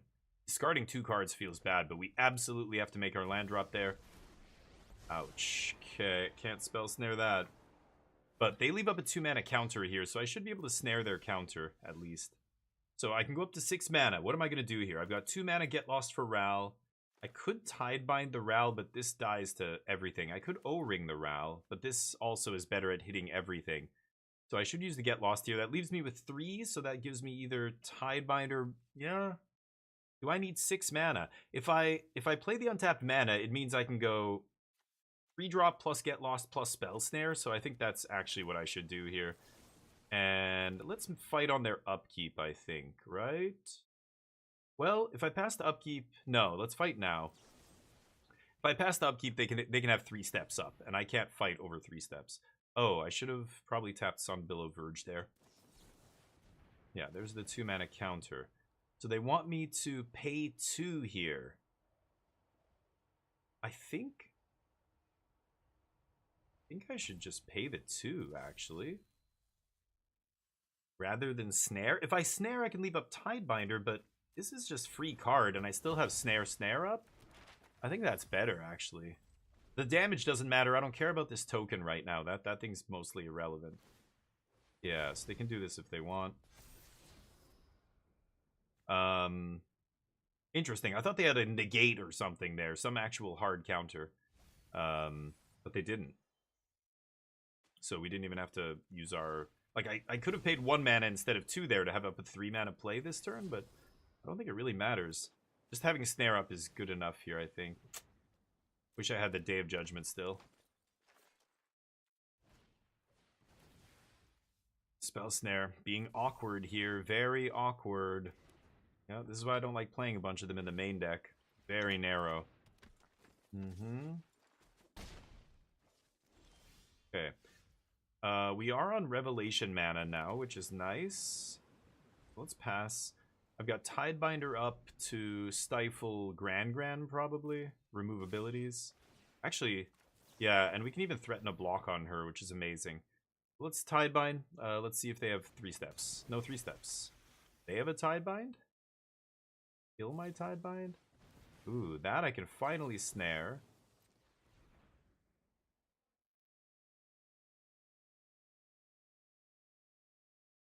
Fight me.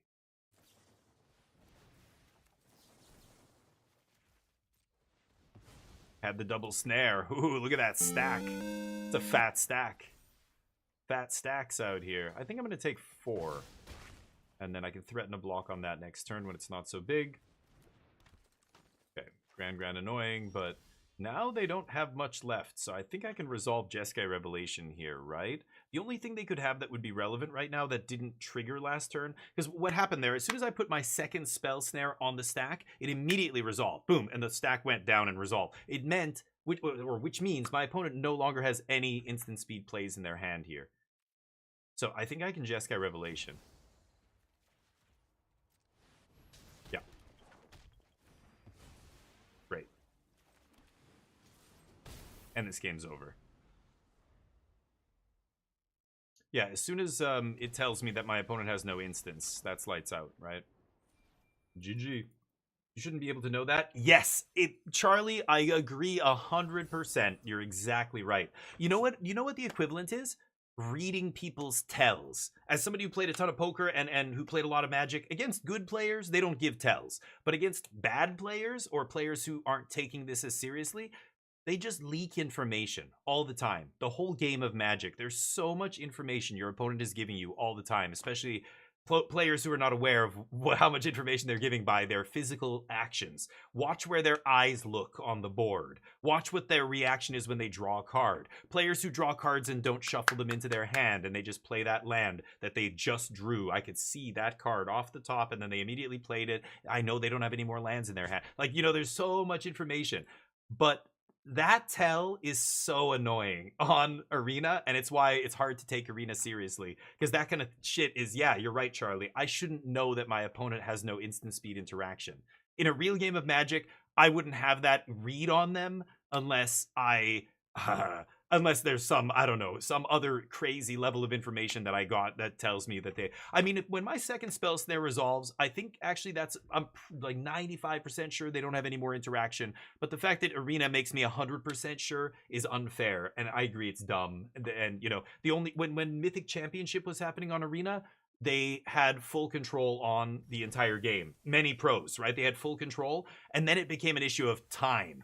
So even because they had full control on, because there's so much clicking, it ends up they have to play really fast, faster than they should. Like the whole experience was just really bad on high level competitive on Arena, right? But double spell snare was cool there. Thank you, high scores. Appreciate that. Would you feel that playing that tournament on Tuesday with full control is bad sportsmanship? No, not at all. No, I think anybody who says that's bad sportsmanship doesn't know what they're talking about. They don't. What? Why? Tell me why. Like, you know, you're saying, like, if I play in a tournament on Magic Arena and I play with full control, it's bad sportsmanship because I'm wasting their time? Is it a time thing?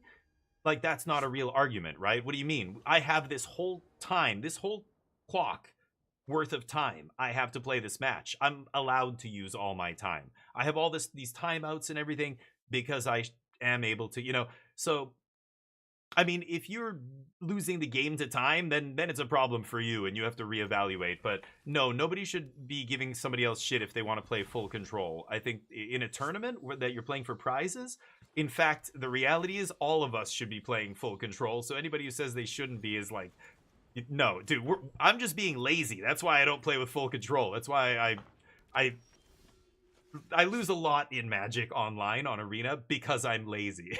That's really the reality. I don't read the cards enough. I don't, you know, you've seen me lose so many times to RTFC, stuff like that. I'm not taking this that seriously. When I was playing in the RC, I was dead sober. I was dead serious. I was focused 100% on the games. I was trying my best. This is just, I can't take it as seriously. So misclicks happen, you know, not reading that, my mistakes happen. I think you should be playing with full control if you're serious with this game. Okay, let's just iceberg this, I guess. I need lands here, but playing against black-red slasher? Fascinating. Some people hate it. Yeah, ladder is different because I think ladder, you're trying, whoa. Oh, nice. Destroy non-land permanent. Ooh, that was spicy. Oh no, that's really bad. I needed a land for my... Actually, Mai is not the worst. Let's stock up here.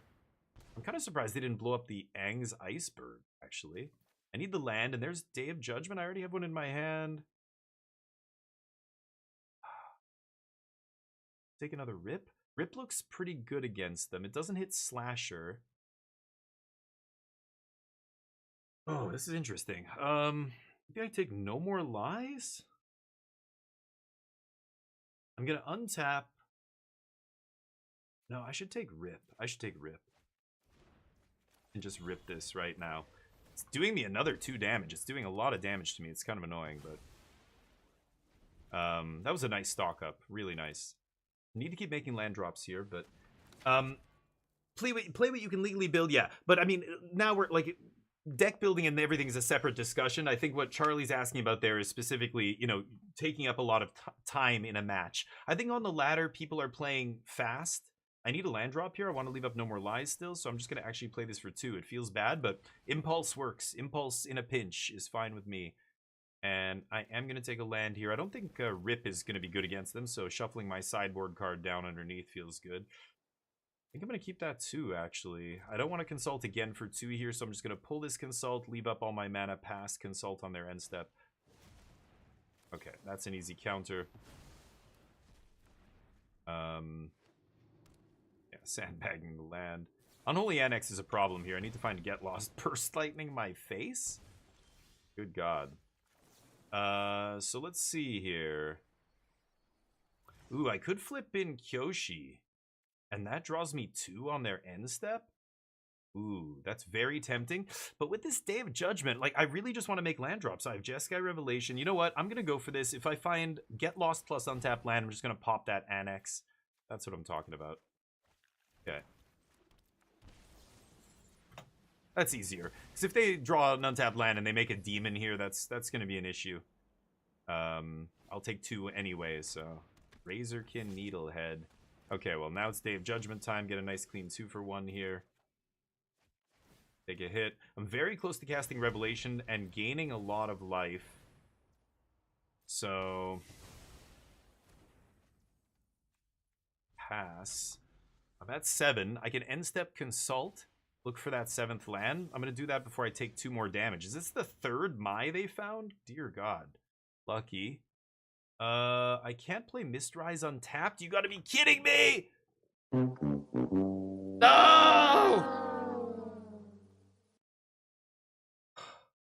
I can't play any of these untapped.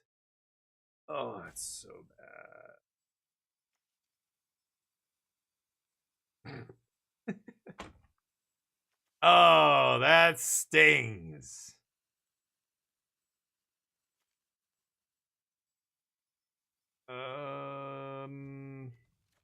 Okay. I needed to find an untapped land. That's it. Just untapped land. Life's good. I Jeskai Revelation. Oh, they don't even have a 2-drop? But they were... Okay. Ooh, that's pretty good against me. They mill it. Untapped land. Oh! Oh! Oh, God. Okay. Everything's fine. This is fine. Go. Whew. Needed an untapped one there. Speaking with the chat, right, Knockbuster, exactly. Like, anyway, I'm not trying to make excuses for my poor play. I could be playing a lot better. My win rate is not amazing when I play on Arena, but I feel like that reflects a lot of players. Like, I don't think a lot of players take this too seriously. I mean, a lot of players do. I shouldn't say that, but most players are just playing to have fun. Like, it's not even... Okay, let's pop my...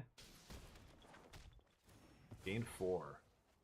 Okay, now we're in business here. This is going to be very tough to lose. Alesha. She triggers on end step. Mana value 2 or less. Less than or equal to her power. Oh, that's obnoxious. Okay. I guess I gotta kill her. How am I gonna do this? I guess I'm bouncing my... Kind of annoying, but... Take 2, gain 4. What do we find? Not much. Okay. Slap. Pass. I can sack this thing at some point, but I don't need to give them Slasher back, I think. They're at 10. Mm-hmm. Spicy. I think River Region might... Oh, no. This is going to end this now, I think. Yeah, they're at 10. Yeah. Or it's going to come very close anyway. But yeah, no, with Marang River Region in my hand. It's lights out.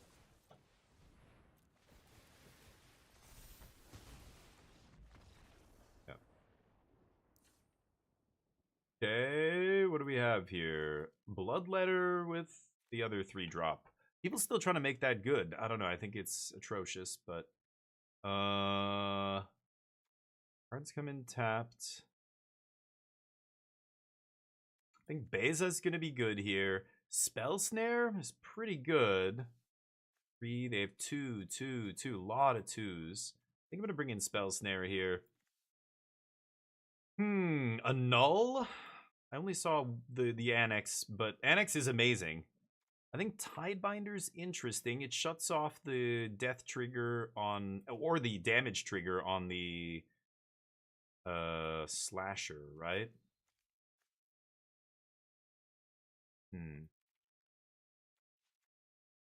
What am I cutting is the question. I can cut 1 Revelation. They're going to have Duresses and things like that against me to take that. Unagi's interesting.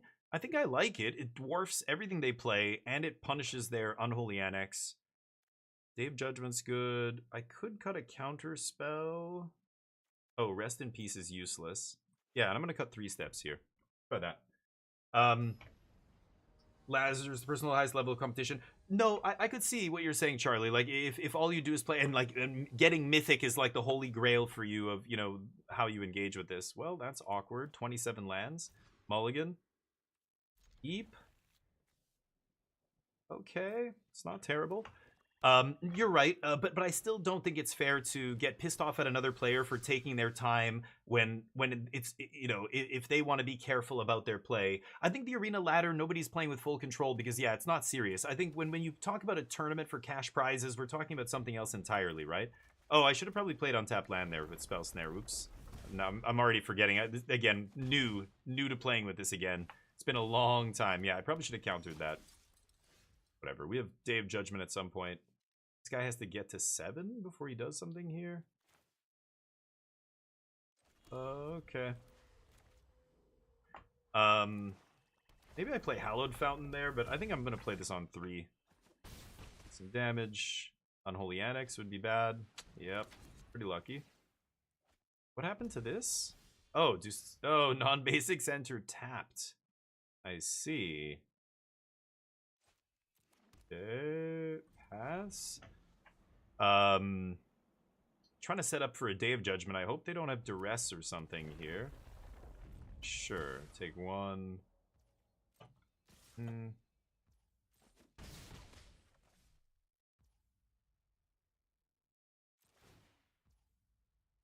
Could consult, but I don't think I will. Let's see.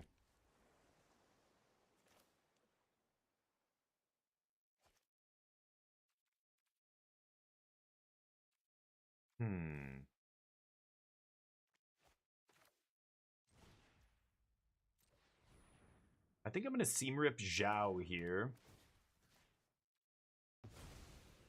Pass? Stop on their second main and O-ring the Annex. Actually, oh, but if they play a land, they can just activate it. What am I doing? I'll still O-ring it, actually, and then Day of Judgment. That's still not terrible. I don't really care. I just want to get it off the battlefield either way. Day of Judgment, I could have Day of Judgmented there, got a 2 for 1. But then... I can't deal with that Annex, so... You know what? I'm just gonna eat this Annex now. Before they make a demon off it. But I don't know if that's better or worse than them just playing... Let me think about this. Because, like, what if they just spend their turn making a demon, I lose 2 life, but then I get to untap, and, you know, I get to Iceberg this on end step. I guess I wouldn't lose the 2 life, right? Okay, that's good. Day of Judgment still being a 2 for 1 here. Take 1.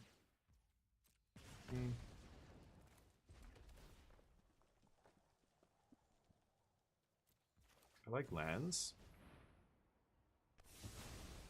Okay. Let's see what they've got. Soulstone's awkward. Sure. Man, this Spell Snare looking so ugly in my hand. I think I'm gonna die here, but... Okay, untapped land was clutch. Let me think about this. They can activate, do 3. I have the red source? I'm gonna play 6th land. This is 7th land. I could take... Oh man, this is so crazy.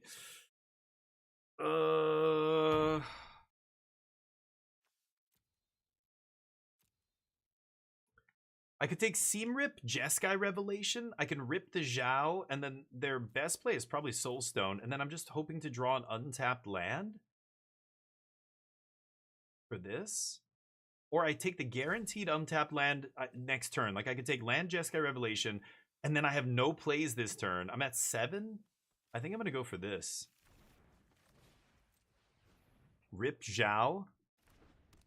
And then tap land, pass, hope to draw untapped land. If I don't draw untapped land, I might be able to star charts into land plus something to keep alive untapped Jeskai Revelation the following turn.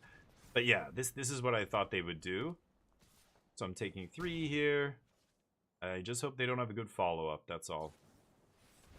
Oh, okay. Top deck Burst Lightning? Sure.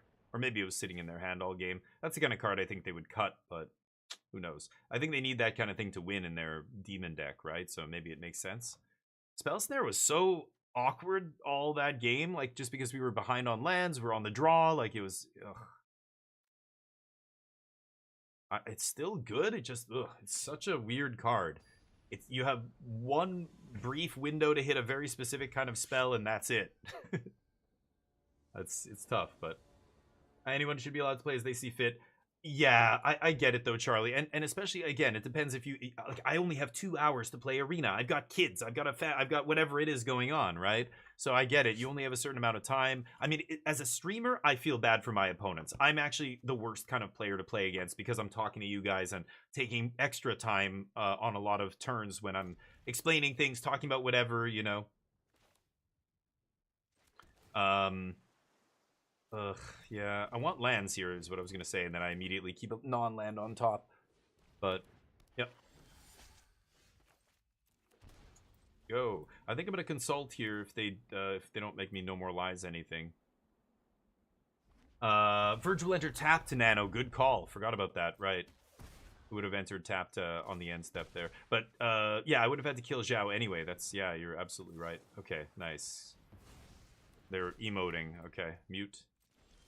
Oh, I'm gonna leave that guy alive for now. I'll get him with a Day of Judgment at some point. Again, I just want to consult for land here, I think. If they let me, if I don't have to counter... yeah, that doesn't matter. I'm gonna still go for land here, I think. Instead of get lost on that guy. That's really awkward.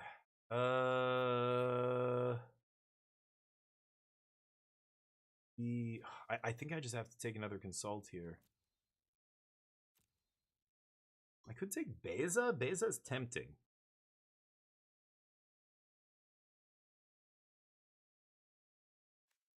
Oh, I take this. No land on the top. Oh, that is super awkward. Okay, so let me think about this. I let them attack me. I take 3. Slasher triggers. I tide bind it. Negate the trigger. So I only lose 3. I go to 11. And then I can just freely trade off and it won't come back. Or I could just untap Day of Judgment. If I get lost it's a big pain in the ass here. That said, I could leave up Spell Snare. I could consult on my main phase for a land drop. If I find an untapped land, I can get lost. But I really don't want to cast Get Lost this turn. I think I want to Tide Bind the trigger. And shut this off that way. Okay, now they can kill my Tidebinder if they want. That doesn't really matter. If they don't, it threatens to block here. If I Day of Judgment with the Tidebinder in play still, the Slasher won't come back. So, hoping to draw land here to Day of Judgment. Maybe they play another, like, bad card, like the Demon. Play the 4-mana Demon. That would be perfect. But they should be playing around Day of Judgment here. They know I missed the land drop last turn, though. Oh, they're debating whether or not to overextend. Do it. Oh, shit. No land. Oh, God. Well, at this point, I really have to just make a land drop here at all costs. Okay. I guess I'll take this. And now I have Get Lost up, so that's something. Pass. No plays on turn 4 for them is pretty ugly here for them, so that's nice. Next turn I'm threatening Day of Judgment, so hopefully they just play Demon or something here. No, if they played Demon, they would have played it already. Are they trying to get me within range of Burst Lightning here? Maybe that's it. They're looking at their Slasher. Yes, it's not coming back.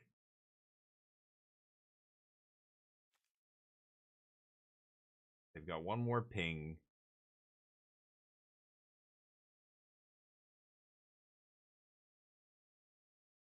They go to combat.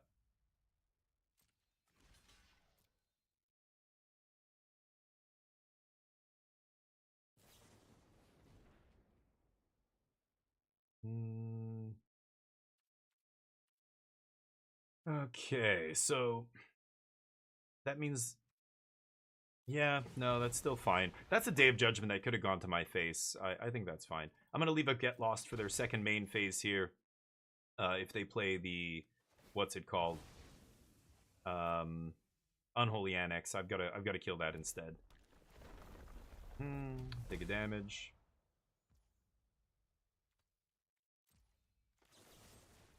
Okay, I will pop this then. Have this come back. No lands. Well, let's see what they've got. They can get one turn. Oh, that's another one of those. Okay, that guy doesn't matter. I would love to draw land at some point. I'm gonna wait till they use those maps before I pop this slasher. If they actually put a counter on this thing, I can kill it. Oh, you son of a bitch. God damn it. Alright. Oh, if they went for the map there and they put a +1/+1 counter on it, the Get Lost would have killed it permanently. But, yep. Go nuts. Jeskai Revelation rotting away here. I'm 50-50 to draw land basically this whole game. I even dug for land twice, and I only found him once. Not amazing, Spell Snare, and not amazing. I am dead. What am I supposed to take here? I am dead. I can't even cast this. Okay. Go. Ow. Ugly draws. This is an ugly game 3, but what are you gonna do? We kept a decent hand, too. We just got mana screwed. I think I'm gonna die now. Yep. I don't have anything to stop that. Man, Spell Snare, looking as ugly as I keep saying it can be. It's an ugly card sometimes. It feels great in the perfect scenario where you've got it on turn 2, or their turn 2, and you're on the draw, and you get to Spell Snare a Badger Mole cub or whatever. It's great, but man, they had a bunch of 2-drops. I still couldn't get Spell Snare to be good in either of those second and third games. That's ugly. Anyway, let's try one more time here. This control deck still feels good, but shoot it first. Sorry, I don't know. What were we? What was the spot? I missed it, basically. Did I miss something? I don't know. I think I played it fine. I don't think there was no other way to make that work, right? Shoot it. I'm assuming you mean Get Lost on the slasher? Oh, why didn't they shoot it first? Yeah, I don't know what my opponent was doing. I wouldn't have even used Burst Lightning as a removal spell there. I would have just zapped my face, I think. But God, these hands. Yeah, I guess I'll try this. Archive? Find some action? Yeah, that's perfect. Okay, that might actually get me to a revelation here. We'll see. See what I'm playing against here. Great. So should I rip this? I think I will. Just because I want to make sure we don't get, 5 things played on whatever turn here. Yeah, that's fine. Okay, awkward timing again on this. Not much I can do about that. This is 5 land to activate, basically. Okay. Day of Judgment looking good here, though, as usual. That's why I feel like can't do anything about that. Yeah. That's why I feel like Day of Judgment is so important for this deck.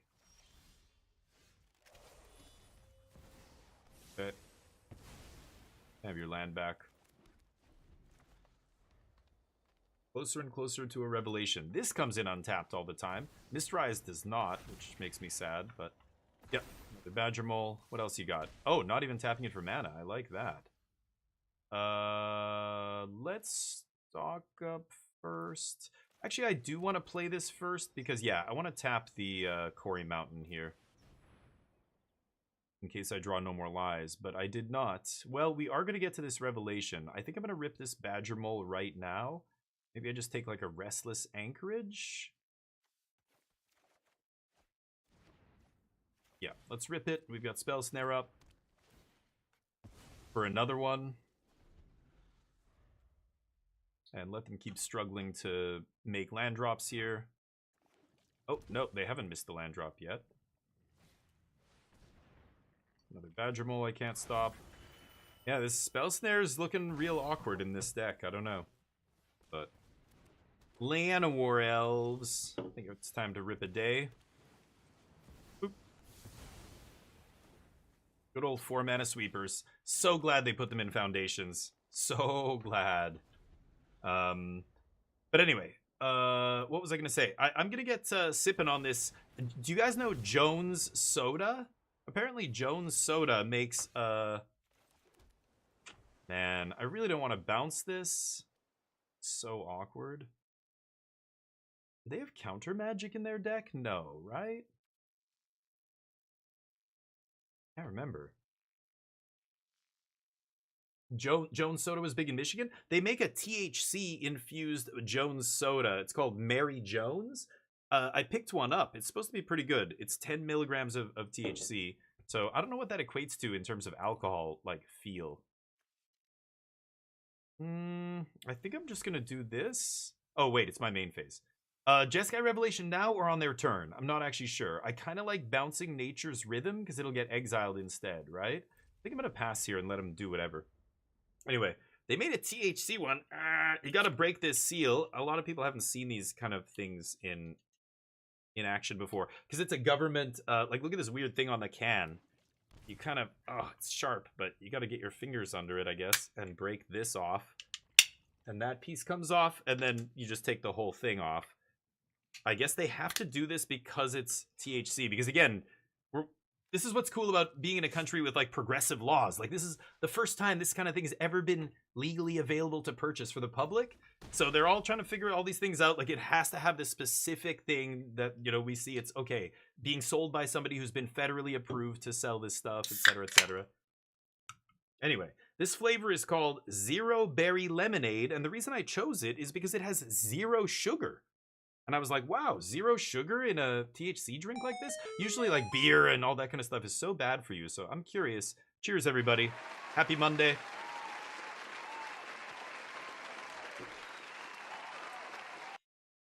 Ooh, weird.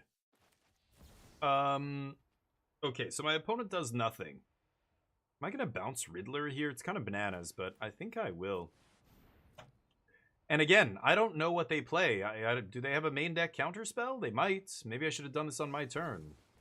They apparently play a main deck counterspell. Holy fuck balls. Good to know.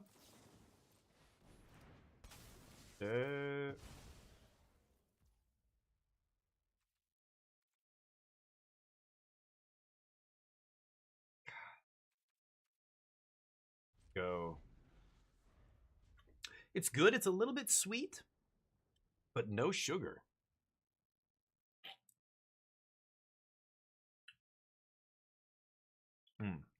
Carbonated, but not like biting my tongue carbonated. A little like chalky tasting. Almost tastes chalky in a way. It's weird. Oops. Anyway, I guess I should have done it on my turn. I'm not playing. I don't know what the latest Simic decks are playing. I haven't really looked. I guess I should look at some deck lists on MTG Top 8 and see. I don't even know that they're playing that kind of stuff main deck. But now I will play around it.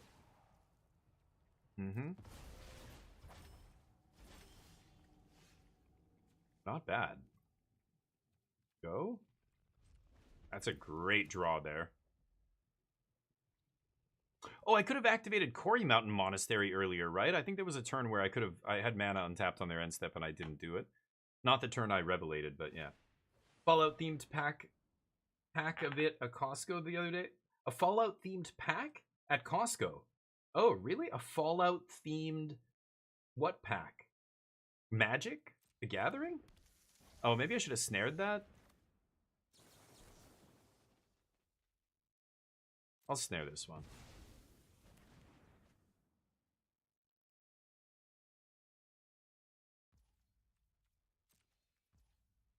Should I flip in Unagi here? I think I will.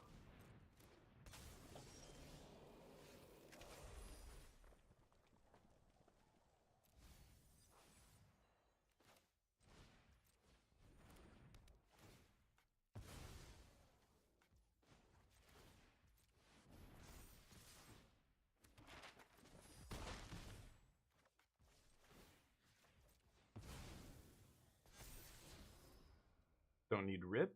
Oh, I do need rip. Yeah, I'll take away their nature's rhythms here. I think that's pretty good. They're at 9. I'm actually threatening to like do 8 damage to them here as well. They rip Badger Mole, or they nature's rhythm Badger Mole, yeah. 4 mana. Boroid. Okay. Guess I'm ripping it.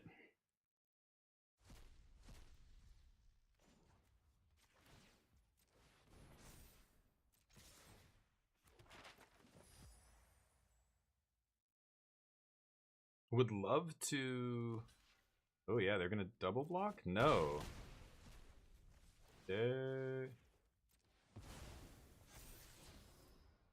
Sure.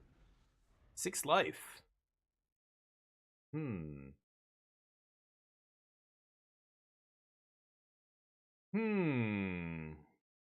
They could riddle, and then I get to draw 2.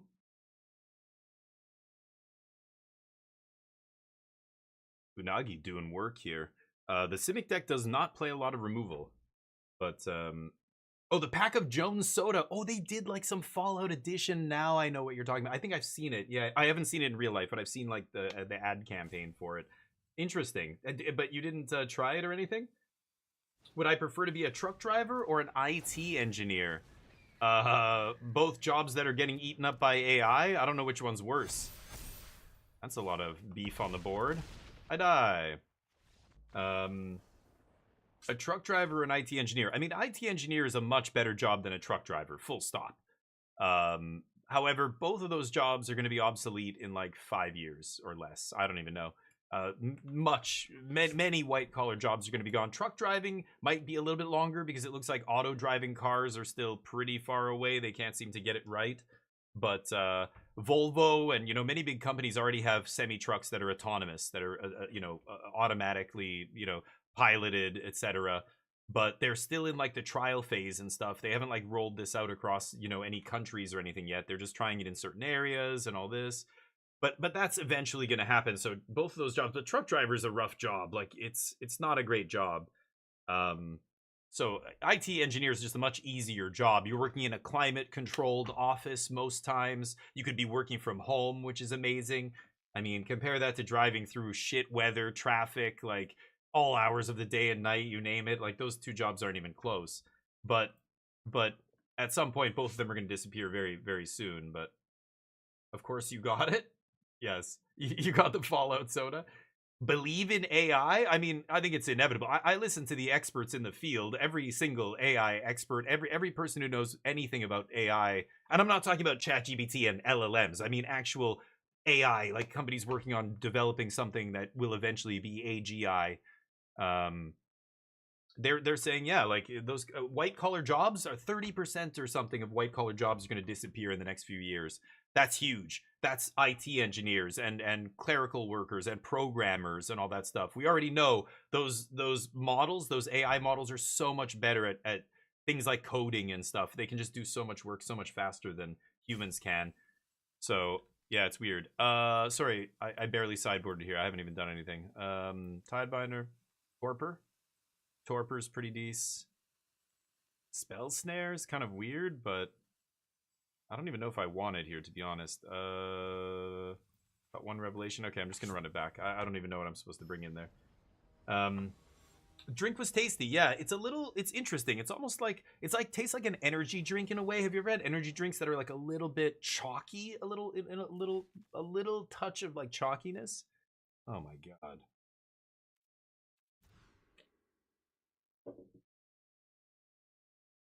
But it's good. It's a little sweet, but not too sweet. It's got a weird flavor that I can't quite put my finger on. You know what it almost tastes like, which is not going to sound good? Mothballs. It's got this aftertaste that tastes a little bit like mothballs. Do you know that smell? Mothballs? You're working IT right now, if you want to call it that. I think we're 5 years out from my job being on. Yeah, something like that. I mean, this isn't me being like some doomsayer or whatever. This is what experts are saying right now. And they might be off by like 1 year or 2 years at the most, but it's inevitable. It's like climate change scientists going like, it might not go completely to shit in the next 10. It might take 30. It might take 40 years. But at some point in this century, we're fucked. Like, when it happens is almost irrelevant. I should pop this, I guess. And go to my turn.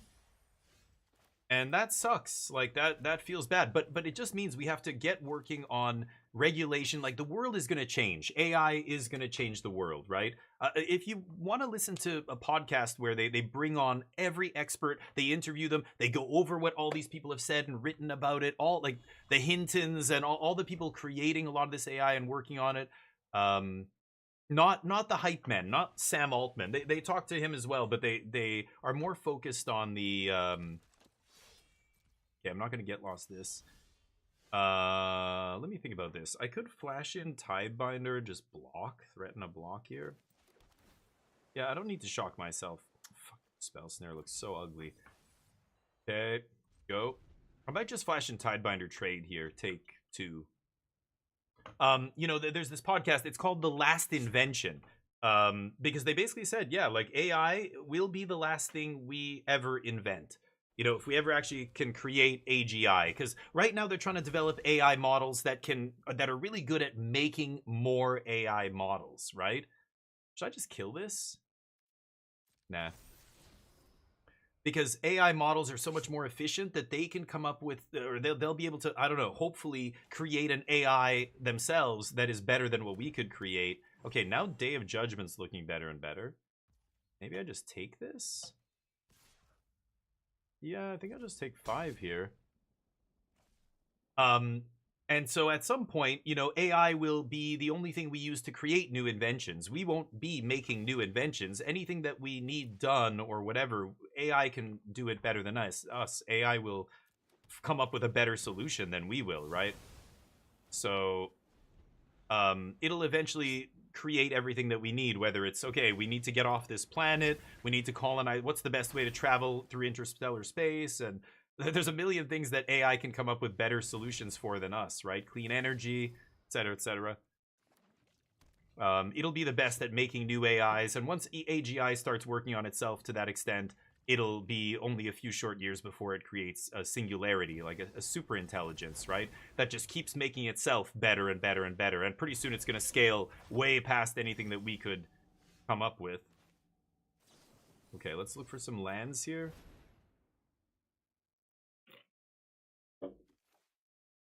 Day of Judgment. I'll take Corey Monastery here just to maybe have a way to find some card advantage if this game goes long. What do they got here? If it's Quantum Riddler, that's annoying, but I'm going to Judgment it all away. If they have Ouroboros, I'm going to pop it before it gets to combat here. Yeah, it's not a tasty drink, but yeah. What will we do for a living then? Well, when humans, when a lot of us lose our jobs, it's not a bad thing. The problem is a lot of people think losing their job is a bad thing, or their industry is disappearing, that's a bad thing, because they desperately need their job to survive.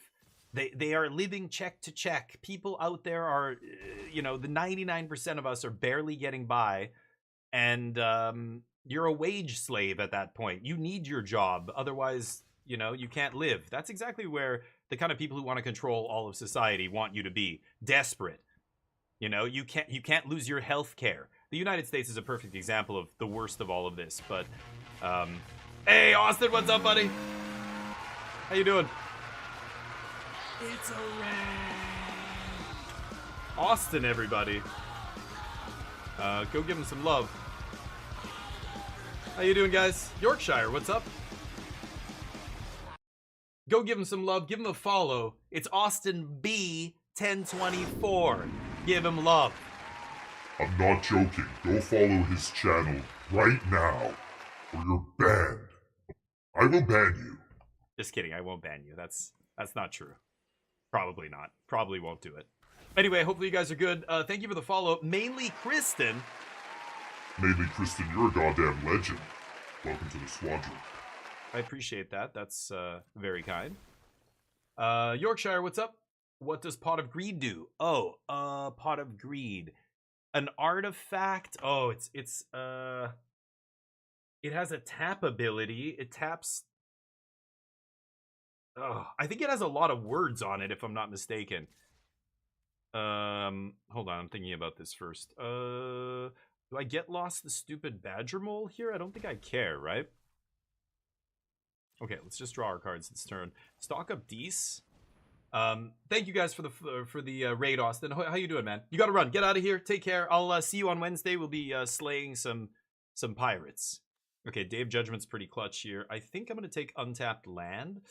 Oof, Unagi's good too. I know they're gonna go Riddler. I can tide bind it. I should take the land here. I'm gonna take land. So I haven't made my land drop. Now I could sweep, but I actually want to... Oh, whoa. I want to wait for the Quantum Riddler on their turn, I think. I don't remember. Yorkshire, Pot of Greed. It was an artifact that... It was 3 mana, I feel like. And it tapped. I don't know if it had an activation cost. And then what did it do? Draw you cards, lose life, something like that. But yeah. MTG question. A hollow Charizard or a hollow Pikachu? From what I know about Pokemon, Charizard's worth more, so Charizard. Easy. Easy Charizard. Charizard. Dream Dragon, what's up? Draw 2, yep. Draw 2. What is it, Yorkshire? Here, let's find out here. Pot of Greed. There's Horn of Greed. Is that the one you're thinking of? Yeah, 3 mana artifact when they play a land draw card. That might have been the one you were thinking of, but I'm not sure.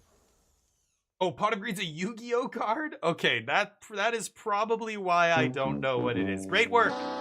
Great work, guys. We solved it. Yorkshire, terrible question. F. Let me think about this. Awkward. So I'm gonna sweep here. I think I just want to take stock up land, honestly. Keep making my land drops. I want to get to Jeskai Revelation here. So I am gonna Day of Judgment. I could stock up as well. Let's go for this first. That resolves. Now I think I'm just gonna pass. I've got Tidebinder up to stifle that Riddler that they're gonna play at some point. To stop them from drawing cards here. It's Ancestral, but for 0. Pot of Greed. It is. Is it draw 3 cards, but 0 mana in Yu-Gi-Oh? Yu-Gi-Oh is a goddamn shit show. Is that... This is Yu-Gi-Oh. I'm sorry. That is ridiculous. Ancestral for 0? Thank you for the lurk, dude. It's a lot cheaper. Yeah, 0 mana. I had no idea. That's dumb. Okay, they have 1 card left. Let's shut this guy down right now. Oh, we're gonna do it. Oh, yes. Oh, you thought you were gonna beat me? With that shit? No. Negatory. Stock it up. Ooh. Running low on supplies. Let's fill up the pantry. Iceberg to eat that guy feels pretty good. Okay, this is nice now. We're rolling in card advantage. I could flip this in, but if they get to their draw step... Oh, this has no abilities, right.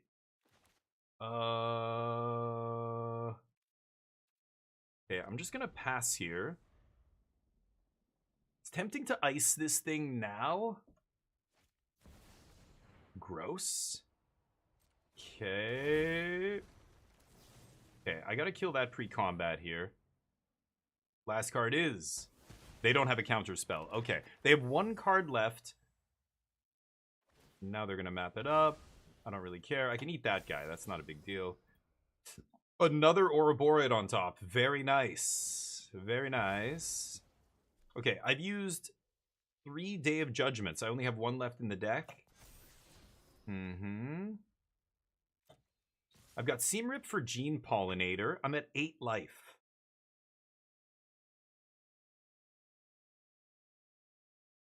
I chump, I take 3, I consult, and then I just kill their shit.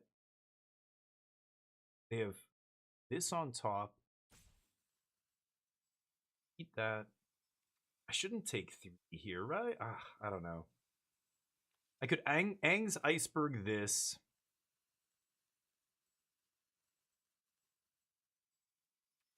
Let's Iceberg first. Okay.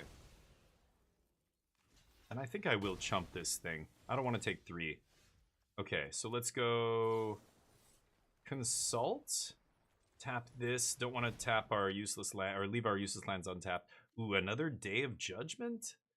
I think I want the card draw. I want to keep the cards flowing, so I'm definitely taking the card draw spell here. No More Lies is basically dead. Day of Judgment is tempting. I've got Seam Rip is what I'm going to play now to kill this. They play that thing, I kill that. I have Consult already in hand to keep finding action. Tidebinder. I think I should take Day of Judgment here, actually. Stock up Day of Judgment looks good to me. Okay, so Seam Rip Sorcery Speed, we jam that right now. Eat the Pollinator, we pass. I could stock up here, but I want to leave up the Get Lost for the Ouroboros on end step. I guess I have Day of Judgment. Yeah, this thing grows, but they have nothing here, so I think I'm actually just going to draw cards, use all my mana. Okay, 2 more cards. There's Revelation. I guess I could take Torpor Orb, sure. My turn. Oh, I don't need this. So let's go Revelation here. I guess I could do it on their upkeep. Is that crazy? No, I want to make my land drop here, right? So let's bounce Botanical Sanctum, 4 damage. See if that resolves. Yeah, this game's over. There's land drop for the turn. I don't need to play this untapped. And I'd rather leave up Get Lost than play Torpor Orb here. So let's pass and see what happens. I think we got this one. Sorry, not paying attention to you guys in chat for a second here while we try and clean this up. End step, untap. Okay, now we're in commanding lead here. I don't think they're going to be able to stop me. This triggers Prowess, so let's get that out pre-combat. And I can leave up a second Revelation here, and I think that's going to be lights out. No need to go all in on the Prowess triggers and try and do a bunch of damage this turn, because we're not going to be able to kill them. Land of Elves resolves. That does not matter. Cheers, everybody. Sipping on a little Mary Jones 0 Berry Lemonade with 10 milligrams in it. It's a nice one. It sucks. In Canada, we can't get anything edible or drink-wise more than 10 milligrams, unfortunately. Oh, they top-decked the counterspell. Pretty lucky. Okay. Stock it up. This game's over.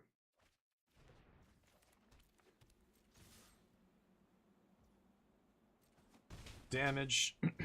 Pass.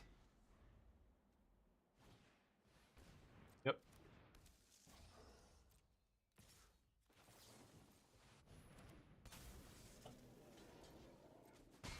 That. There. Rip. That's GG.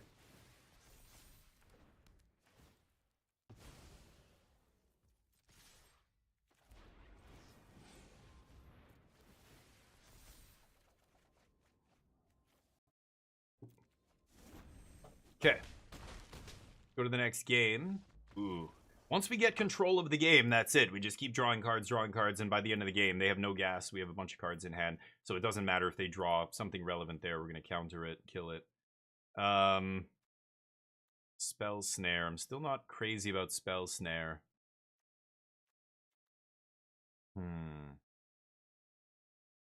Beza? I'd rather be just Day of Judgmenting here. Rest in Peace shouldn't be in my deck. I mean, all they have is the Nature's whatever here. Nature's Rhythm? I don't think I want Graveyard Hate for that. I could see Beza being good. It buys a lot of time, because Ouroboros makes all their stuff big, but it doesn't make their stuff... get trample. So they can't push through damage. You know what? I don't even think Torpor Orb is worth it playing here. Wan Shi Tong. I mean, Revelation's really good against them. There's Voice is not great. I'm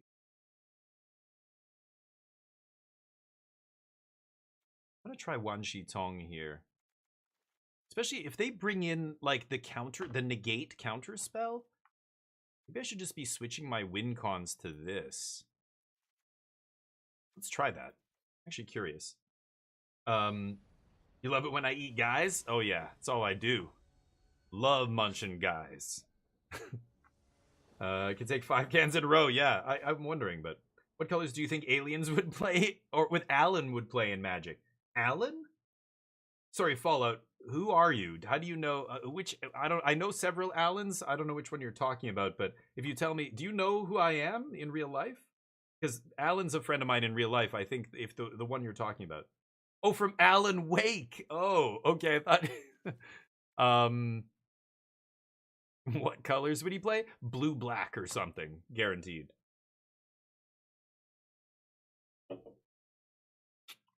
Can I keep this hand? I mean, I'm 45% to hit lands, as you can see down here.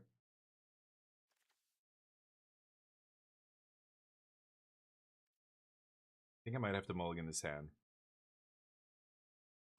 5 to hit land. Yeah. Jub, what's up? Keep. We will be playing, this is a better 6 than my 7, so that's good. We will be playing Alan Wake later today, actually. Maybe we're going to switch to it soon here. I wanted to just play some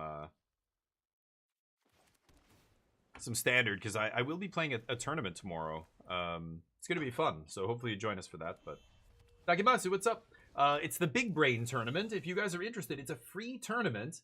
Let me see here. I posted the link. Where is it? Here. Oh. I posted the link in our Discord. There it is. That's the link on MTG Melee, so you can go and see. Oof, that's a lot of crap. Okay. Oh boy. Hope they don't have a Badger Mole here.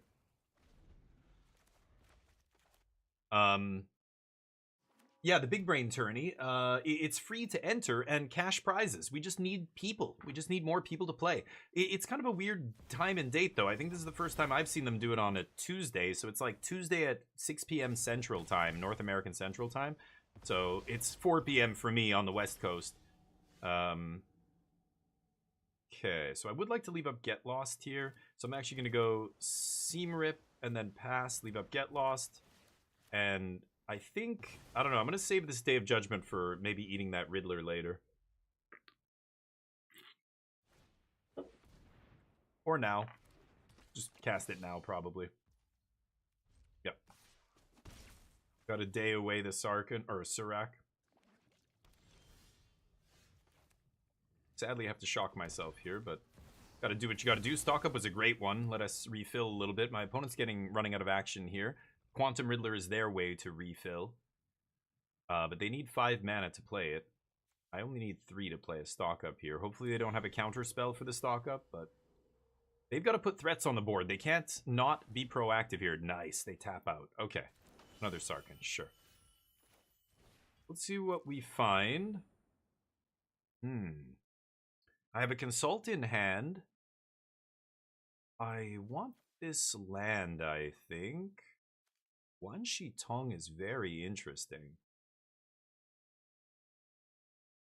Searching their library with Nature's Rhythm makes this bigger. It's very nice. I've got Get Lost for Sarkhan. Or Surak, whatever he's called. This is interesting. How do I do this? I could shock myself, kill Surak here. They get to draw a card. I think I should take another Get Lost, actually. It sucks, but... yeah, you get to draw. Kind of annoying, but I think I'd rather do this and not take damage here. He would write better flavored text? Yeah.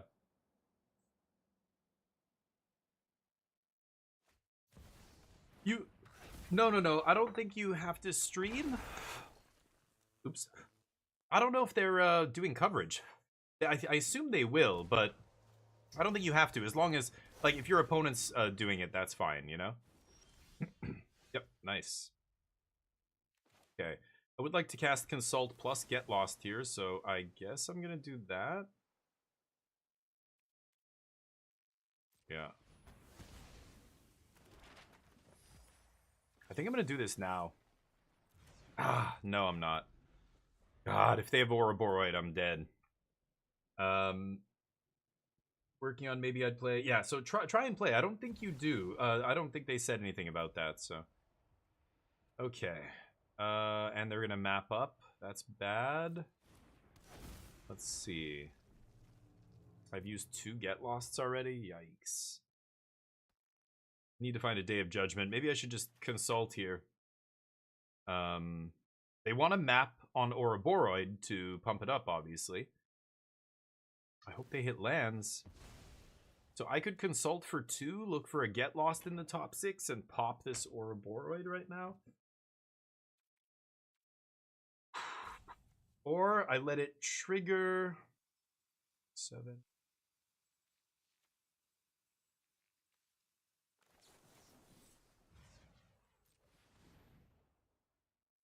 Shit. Okay. I take it. Should have just kicked it. Fuck. I thought if I find a get lost there, I'll probably kill this, but they've played a land, I think, this turn. If they have another map trigger, like the thing is now they have to tap Breeding Pool, and tapping Breeding Pool to pump Ouroboros is now it's like digging a hole and filling it in. You're doing the work, but you're not getting the reward because the Breeding Pool is going to be tapped. So if you make Ouroboros bigger to pump it, it will. Oh, they have another Ouroboros on top. It will, pump the tapped creature, which then can't attack. So, yeah, we'll see what happens. I probably should have just kicked Consult and just drawn 2 there.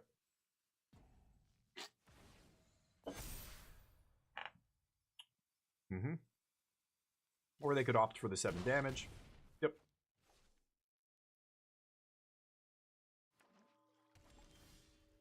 Not bad.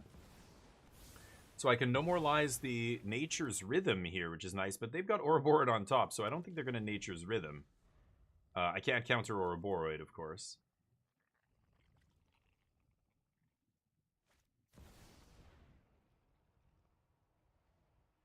I could No More Lies and make them tap mana here, but no point. Oof. Whiff. Nice. Badger Mole. I would mill that if I were them. Nope, they're gonna keep it. I guess it does get pumped. Yeah, I lose. Fuck. Okay. I have to chump with Restless Anchorage here. No, I'm dead. I'm dead.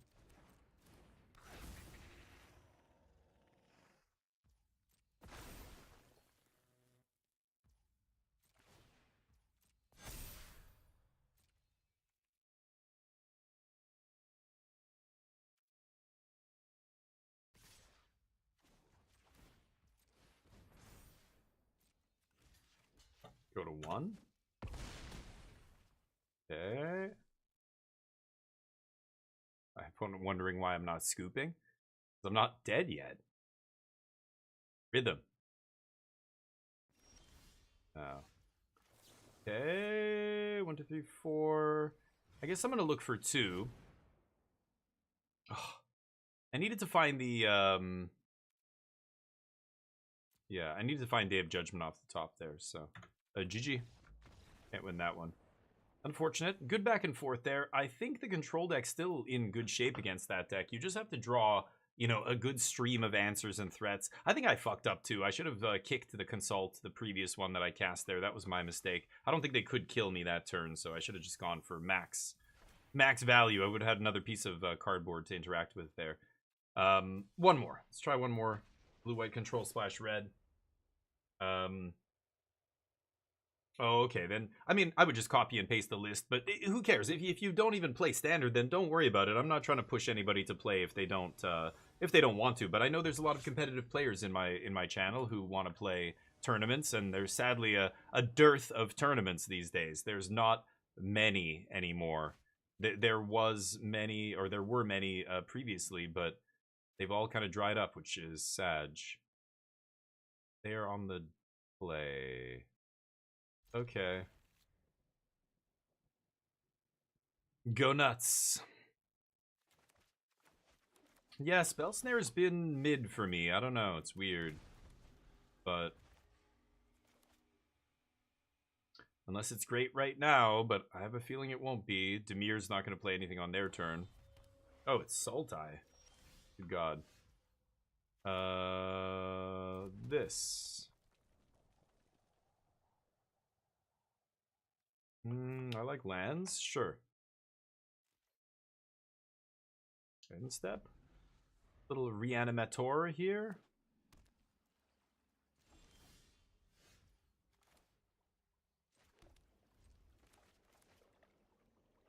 Okay. Steam Vents at least lets Mistrise come in untapped. That's nice. Okay. The Darkness Crystal?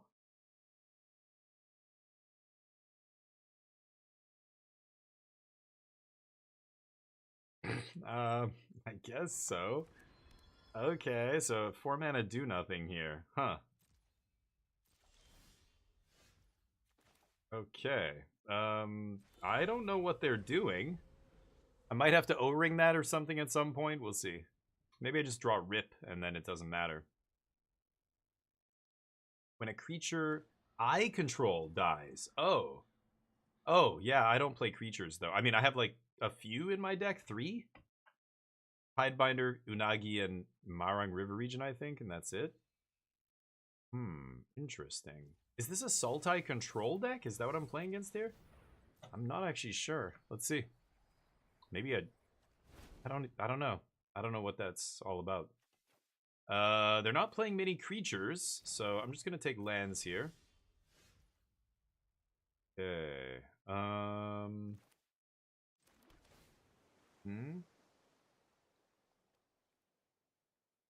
I think I can ditch No More Lies. I don't think it's coming down to No More Lies here. Pass. We'll toss Dave Judgment.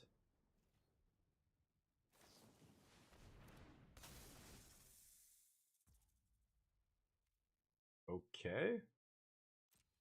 Could kill this thing, I guess. Should I? Yeah, maybe I should. I don't know what... Yeah, this is obviously some wacky-ass brew. I don't know what's going on, so let's kill this now. That way I don't have to discard. Okay, I was ready to discard my... They flipped Deadly Cover-Up in the yard. Okay. I don't think Unagi is going to last very long here, because they've got a bunch of random permanents to tap for Waterbend.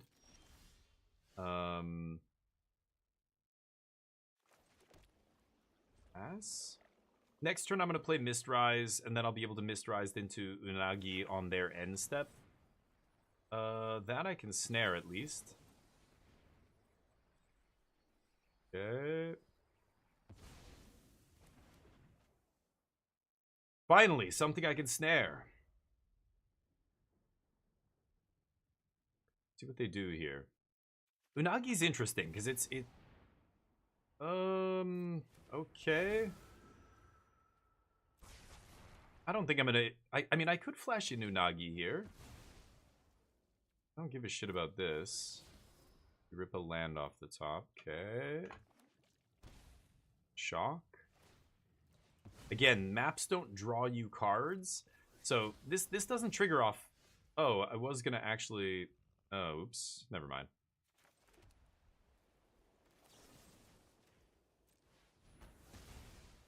I was going to actually play my Unagi on their end step there. I clicked through it. I don't know. I took the stop off. Something happened there. My bad. I think it's probably not a big deal here. What is this? Mill half their library rounded down. Okay. I don't know. I don't know. It's a Jadur deck. Don't you know shit? Yeah, put cards in your hand. Stock up is put in your hand. I need them to play like River Regent or something to punish them, right? There's not, like, some of the best blue card draw, like Consult, Stock Up, like, those cards don't draw cards. Riddler draws cards, which is what this is really good against. Or, like, the, you know, the Lessons deck's constantly drawing cards. Should I flash this in? Nah. Pass. Okay. Jidur.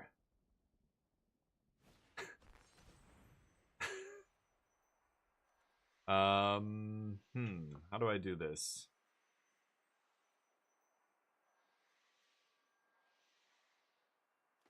Let's just flash this in. Or actually, let's see here. I think I'm going to consult instead.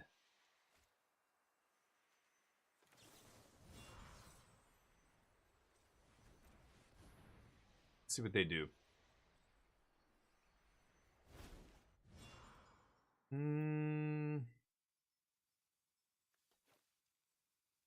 I could take Spell Snare and just counter this. It's tempting. I think I should. No.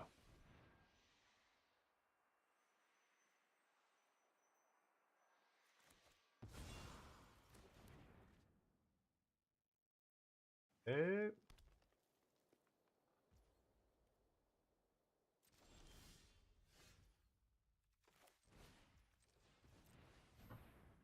See if stock up resolves. It does.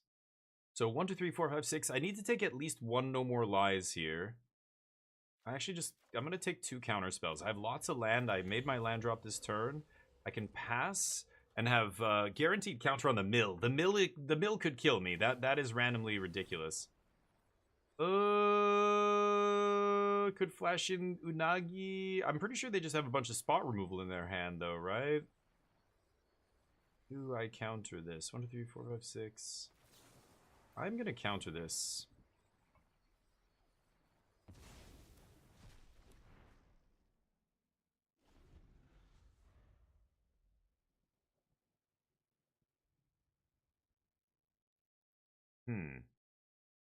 Dueling, sparring back and forth here.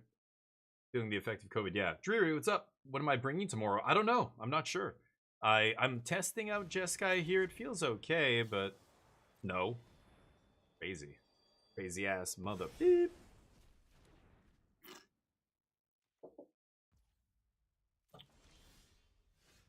Alright, now Kyoshi can come down and clean it up here, hopefully.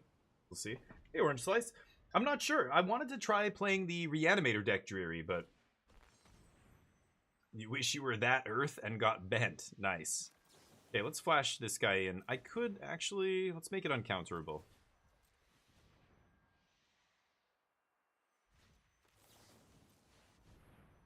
Okay. Hopefully they can't... Oh, they could totally still waterbend and kill this thing, right? Super annoying. Take whatever, it doesn't matter now. Yep. Oh, and I top decked a Tidebinder. Okay, so they could take Tidebinder, I guess. They'll take Day of Judgment and play it? Maybe.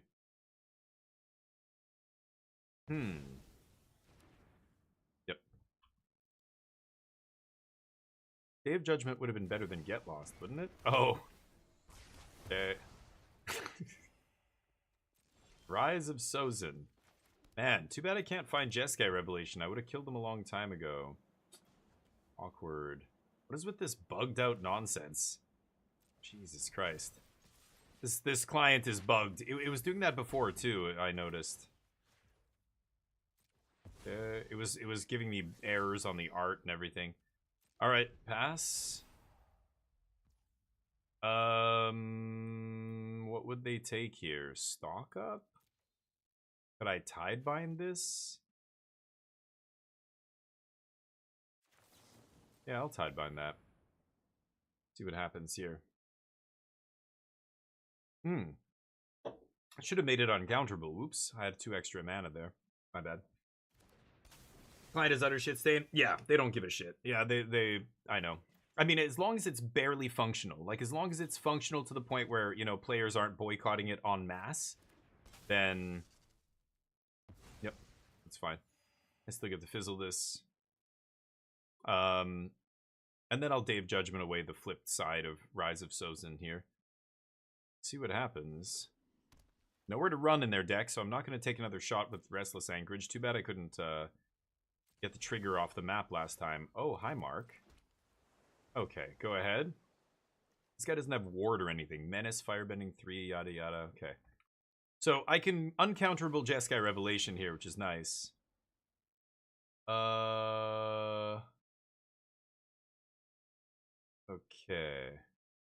So I should Revelation. Oh. Yeah, hold up. I can actually just do this now. I have to waterbend 4. And I can, right? And I'll just do 4 to them.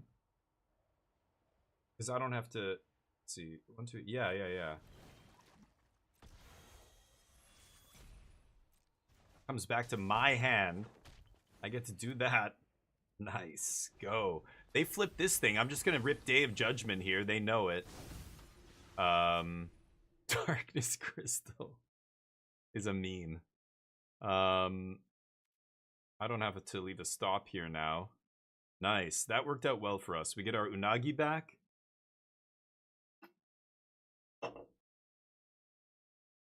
I've got stock up to put more gas in the tank.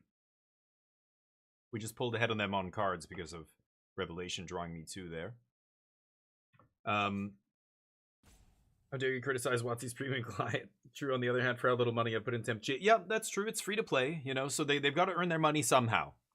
But it currently has the most aggressive economy out of any digital card game. If you compare it to Eternal, outrageous robbery in the main. Like I said, meme factory over there. Okay, let's go... Day of Judgment? Could have attacked. I don't really care. 19 life. I think this is going to come down to maybe decking here. We'll see. Or, I don't know, maybe the 1 damage does matter. I'm not sure. Okay, so I can flash in Unagi. How do I do this?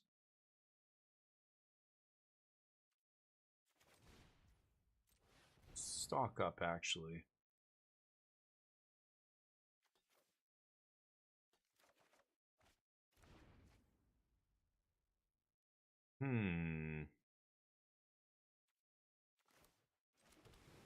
Okay. This is interesting. I think I might lose to the random mill nonsense that's in their main deck. See, I guess. Obviously not playing anything on their end step.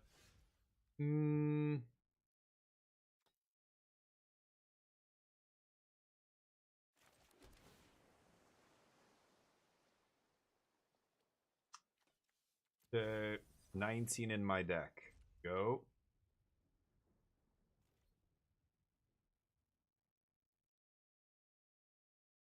It's going to be interesting.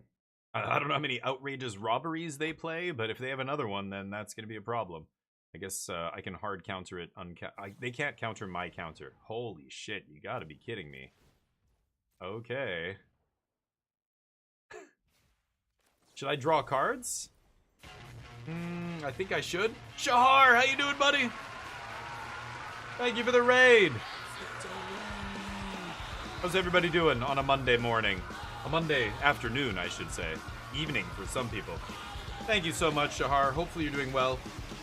Shahar, legendary Magic player, legendary streamer. Go give him some love. Give him a follow. Do it right now. This is not a drill. Do it or you're banned from this channel.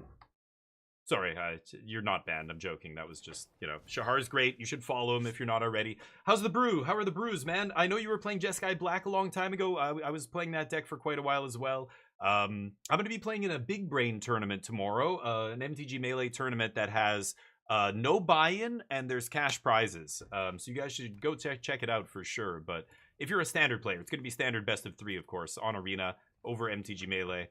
But this deck that we're trying out right now is the Jeskai control deck that just got in 3rd place, or top 4 of the RC.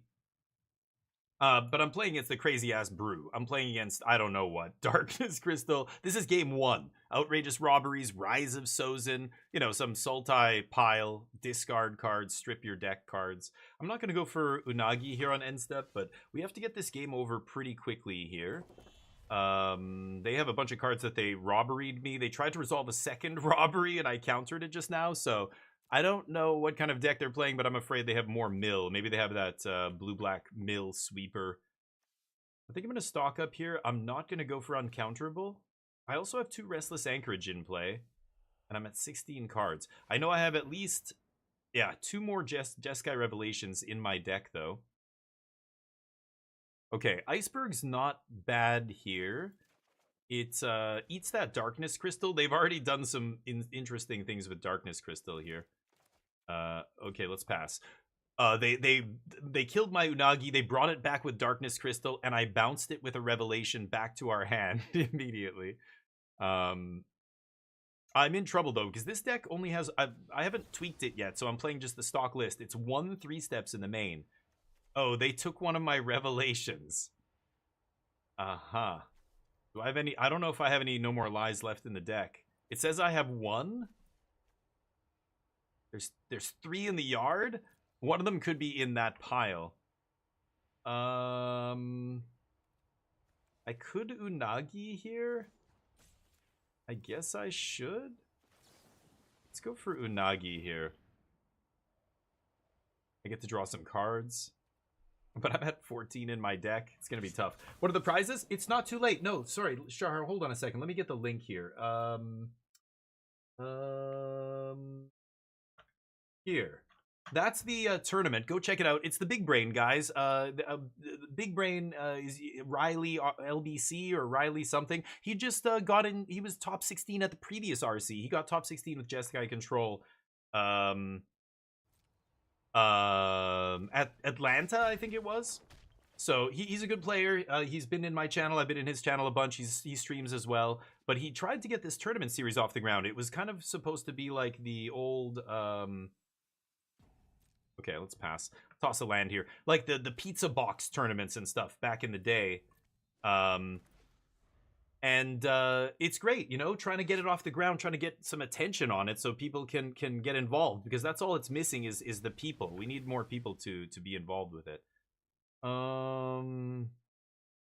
Yeah, this is a problem. I'm at 18. I could Aang's Iceberg the Darkness Crystal right now.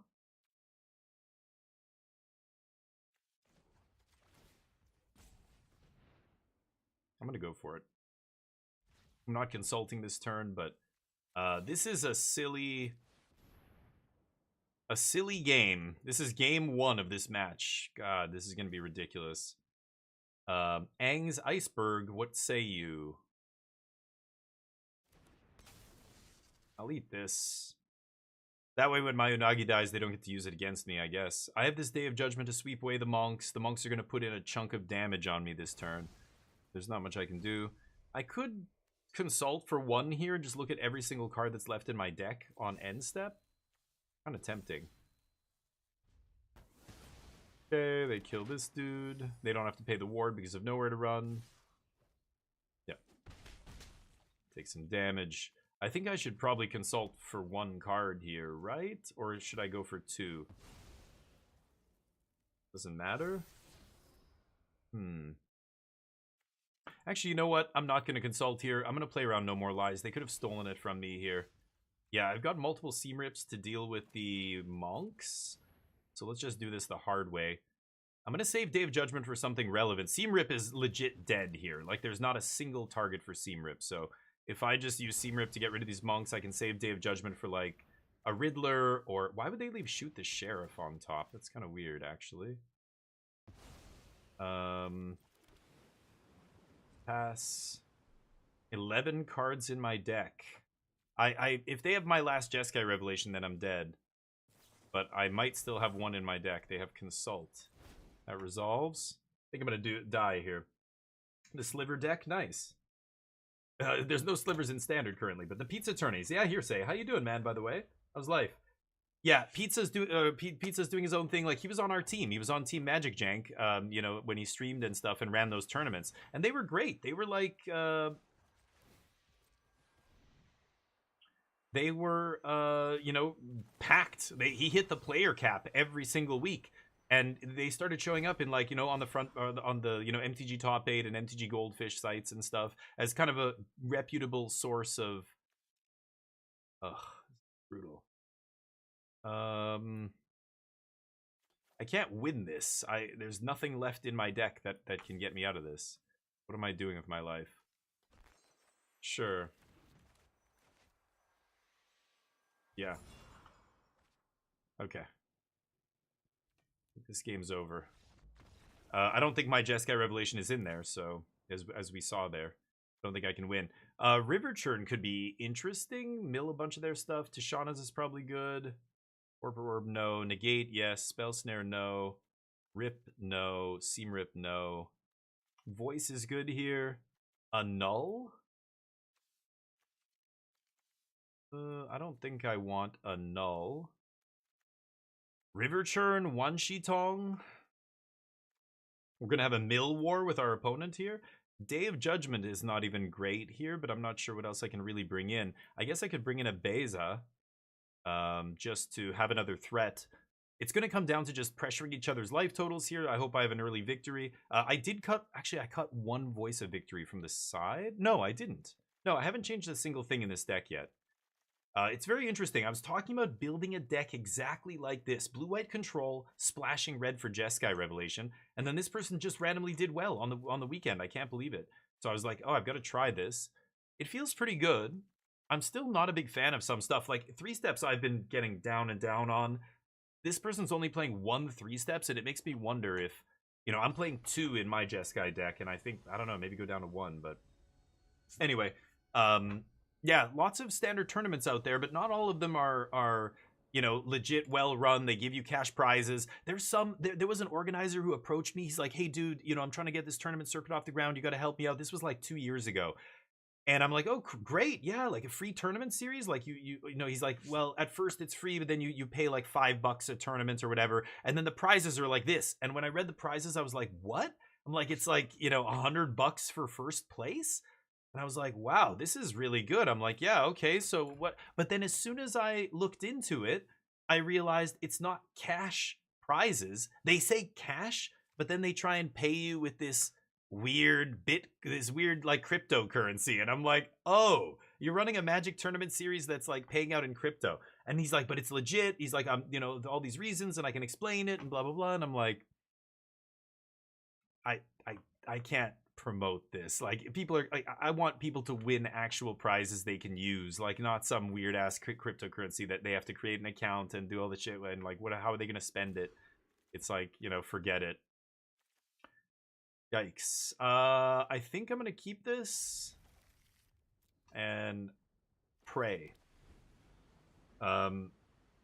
The background work is a ton. Yeah, you did commentary. I've done commentary on it. I know how hard it is, and he's jumping around between the matches and for what? I mean, what is the reward you're getting if you're a tournament organizer like that? Like, what? I should have probably played Archive first. I don't know why I didn't grab it there. This is awkward. I'm trying to think of what kind of sideboard card they would side in that I would want this. Like, they could, you know, the way I'm siding in Voice. Do they side in something like that? I don't think I want this. Not like they're playing Sultai, so not Voice, but something, you know, a creature. Cheap creature in the control mirror is a great sideboard card because you're juking their, you know, they're taking out their removal, their cheap removal and stuff. I took out my Seam Rips. My opponent's going to take out their Nowhere to Runs and all that. I think I'm just going to get my 3rd tap land in, so I have all untapped lands coming in after that. Monastery, of course, coming in untapped because of the Meticulous Archive or the Fountain. Yeah, it's tough, and for very little reward. I mean, streaming is the same thing, right? Unless you're a streamer that has thousands of people watching, you're not making a ton. Most people, you know, if you have a decent job, you would way rather work your normal job and make more money and have all the benefits and everything else. Okay, let's pass. So it's, yeah, definitely for a lot of people not worth the effort. And for a tournament circuit, especially once it gets big, like his was big and people loved it, but it just meant even more work for him, right? Yeah, it's tough. I could go for the card draw here. I'm just delaying. Always just wait a few seconds. This is something I learned in poker. You know, you look at your hand, or it comes to you or whatever. The new card comes down and okay, you're first to act. Just wait. Just sit there and count to 20 or 15 and just think about it. When you're playing another game like this with another human and they can see your actions and stuff, even on Arena, just pausing like that is great in a deck that plays counter magic. Even when you don't have counter magic, you just always should act like you have the counter spell, you know? And waiting before you let spells resolve, it might seem like some people think this is like douchey or like a bad thing to do because you're making the game take longer, but that's not what it's about. It's a very valid thing to do. You can take your time, take 10 seconds or whatever. No lands? Okay.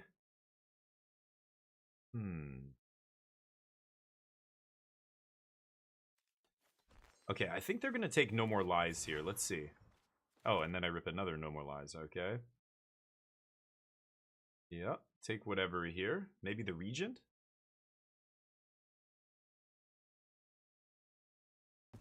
But 3 years or so? Oh, no shit, Jub. I didn't realize that. I didn't know you streamed. Don't talk about poker. They just stole 2... Oh, no, in the final table, Knockbuster? Damn. Sorry, buddy. Hey, you're in the money, though, if you're at the final table, so don't complain. Stole 200 euros. Final table implies you were in a tournament. You were playing in a poker tournament, you got to the final table, you probably made more than you spent on the buy-in, right? How did you lose 200? Or, I don't know, are you playing some cash game or something? Okay, thinking. I think I'm just gonna play tap land here. I can't double spell no matter what, you know, if I have 5 mana here, whereas I can definitely double spell on 6. Let's pass. I could, I know, what am I saying? I can't activate Monastery. My opponent knows my whole hand, so not sure what they're planning here. I'm obviously gonna insta No More Lies whatever they play. What did they take? Get Lost. That's a choice.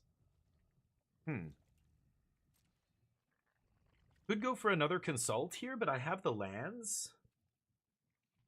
I think I'm just gonna wait and get to the point where I can now Consult plus No More Lies their counter spell. Obviously that, you know, taps, they can tap the mana to pay for it. Yeah, if they make a land drop especially. But that still taps them out on their turn. And then if I untap and I drop a Jeskai Revelation, they're in deep shit. So I don't think they can actually fight on their end step with double counter spell here. We'll see. So they just let this resolve. Yeah, and I find the Revelation. If I have a land drop, I want to find a Mistrise if I can.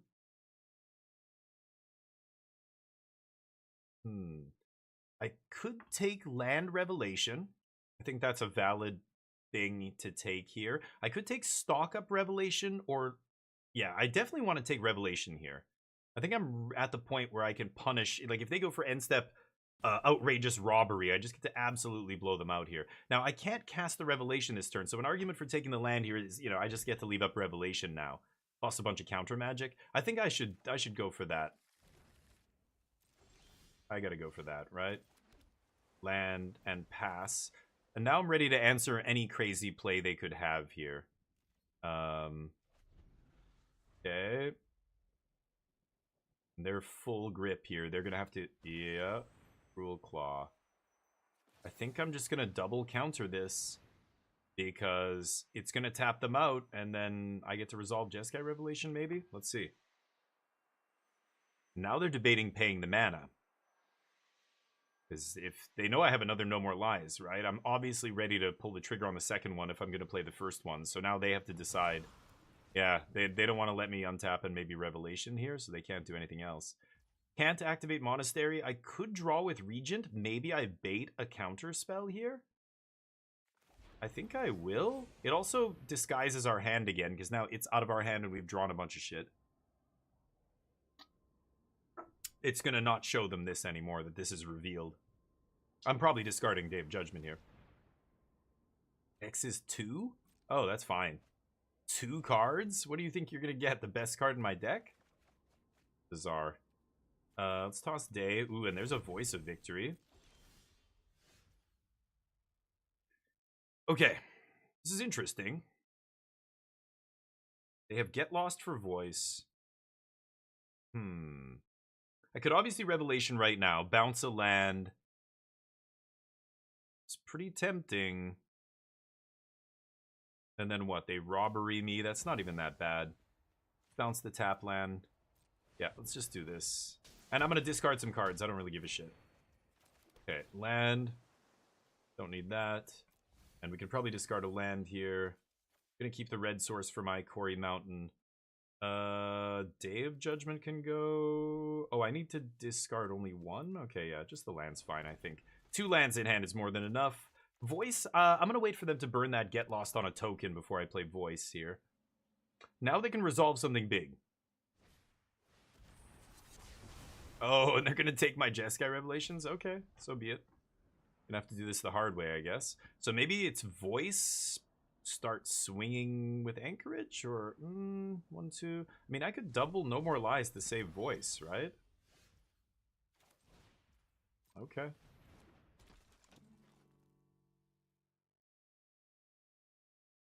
Yeah, I'll just play this. Stock up's good. Pass. Strip my Revelations, I assume. Yeah. Okay. I have Unagi to win. I have Wanshi Tongs to win. I have a lot of ways to still crush them this game, so don't feel too bad.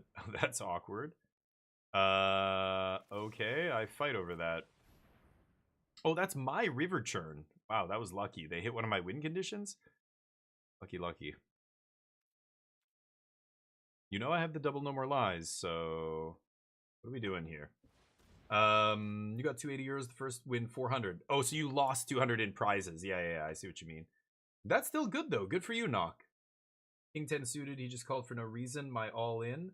How big was his stack compared to your all-in? Did he have you covered, like, 3 times over? Straight runner. Oh, no. That sucks. He didn't even have you covered. Oh, wow. That's crazy. Oh, okay, sure. What is this? That's a card? Okay. Apparently that's a card against me.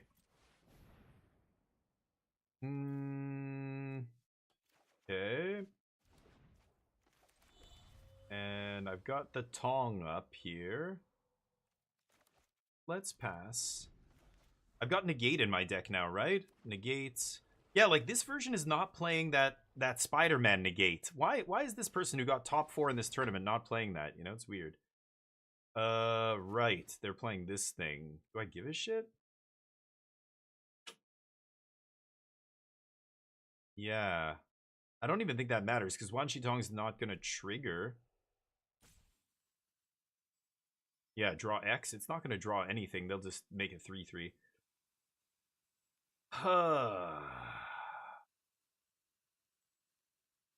Do I care about this? No, I don't think I do. I find it actually pretty funny. Okay, let's do this.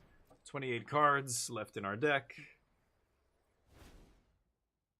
I like Negates. There's another Voice. And a Unagi. Yeah, Unagi's nice. Is Wanshi Tong better than Unagi? It might be. Also, Mistrise is pretty nice here, too. I think I might take Mistrise Negate here. My turn. Okay, that comes in tapped. Pass. Could stock up here, too, but let's just pass with everything up here and see what happens. I could consult into counter magic or another creature if I want. We have 3 steps still in the deck. We have, what else? No More Lies? No More Lies. 1 more, sorry. Yeah, River Regent, Unagi. Okay. So do I go for Wanshi Tong here? I don't think I have to, right? I'm just going to consult again.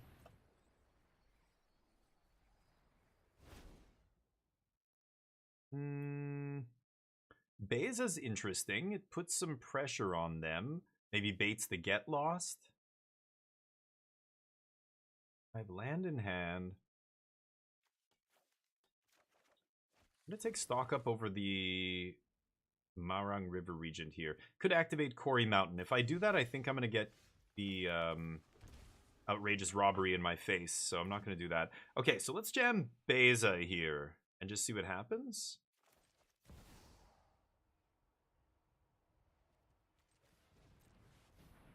Okay, let's just play Beza and pass.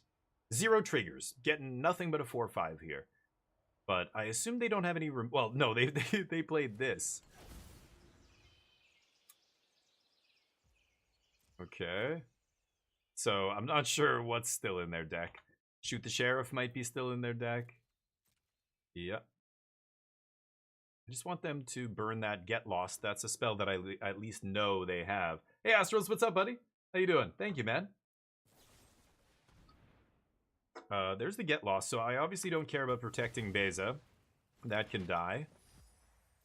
Okay.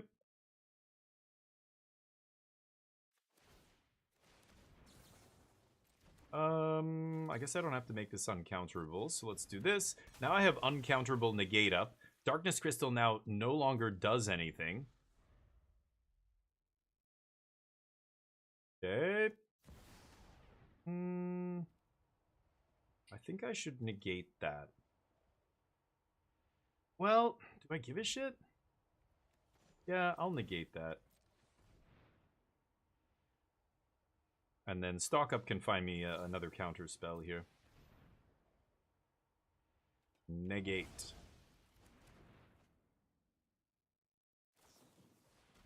Wow, this is still in their deck. Why?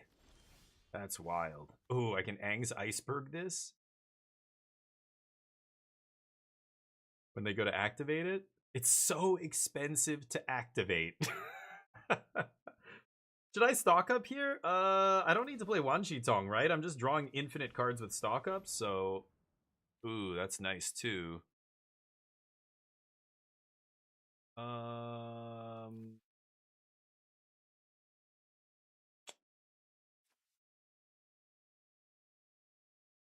It comes back with a finality? Okay, no, it just keeps coming back over and over. So the Iceberg hopefully takes that thing out permanently. I'm trying to think if I should take Get Lost here or a land. It's weird, but I think I might take Get Lost here. So I could play this, and then Uncounterable Iceberg. I could just play Iceberg now to guarantee it resolves. That's just better, but I'm pretty sure my opponent's gonna try and activate it, right? Oh, okay, well, I guess not. Sure. The nice thing with Duress is that it can't hit Wan Shi Tong, and that's the best card in my hand. So, Uncounterable Iceberg here. Now, they can activate this in response, but it taps them out. Wondering if they're going to do it. No. Okay. Sure. Take my stock up, I assume, right? And then Wan Shi Tong still draws me a ton of cards. It's going to be uncounterable. Voice is going to start pressuring their life total, so they need to find an answer to that. Yeah, take stock up. We're at 9 minutes on the clock. This is game 2. What a gong show. I don't know what my opponent's going to do here. They know I have Get Lost. Urgent Necropsy. To get the Aang's Iceberg? Yikes. Okay, you got your crystal back, I guess. Cool. Weird game is weird. Go. I guess they need an answer for Wan Shi Tong here. It's gonna be funny. I'm gonna make a huge Wan Shi Tong. They could have Tidebinder, I guess, or something. I have no idea what's gonna pop out of this Sultai deck. Strategic Betrayal was a wild one. I'm doing good, Astros. Thank you, buddy. Are you in Texas right now, or are you in Canada? Where are you at? I know you're back and forth all the time. It's got to be a nightmare traveling between those two countries, but really just traveling in and out of the US right now. Like you couldn't pay me to go to the States right now. Okay, here we go. Uncounterable. How big should I make it is the question. I have 18 cards left. So 5, 6, 7, 8, 9, 10, 11. Let's go. X is 7, 8, 9, 10, 11. I could leave myself with 3 mana. Go for that.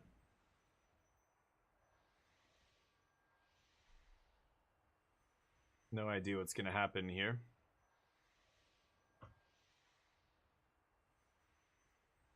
Does it resolve?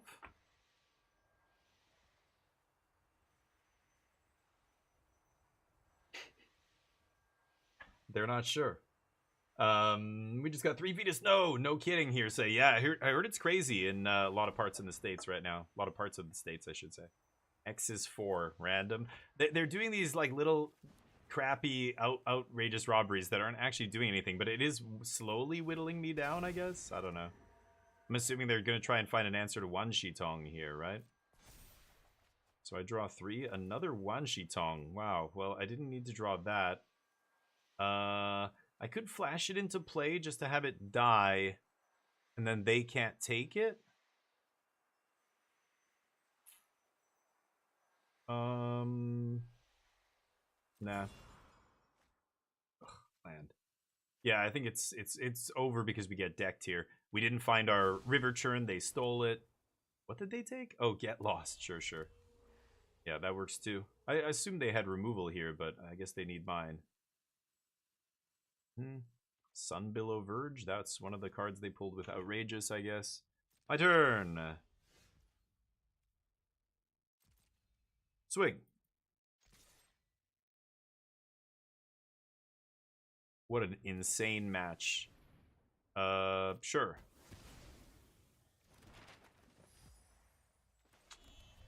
Nope. Maybe I should have been attacking with my Restless Cottages.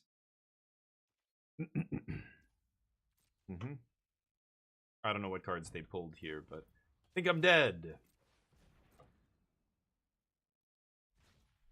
9 cards.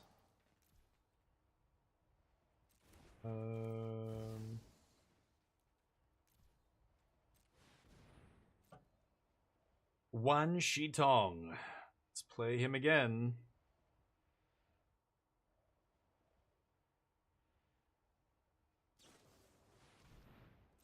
Sure. Took my Unagi here. So, yeah, they spun the wheel and they got a couple hits. Pretty lucky. But Cruel Claws for 4 and stuff like that is not very good, I think. It's unfortunately too many of those times are going to be like half land and you're going to be in deep shit, right? But I'm basically out of gas here. The draw.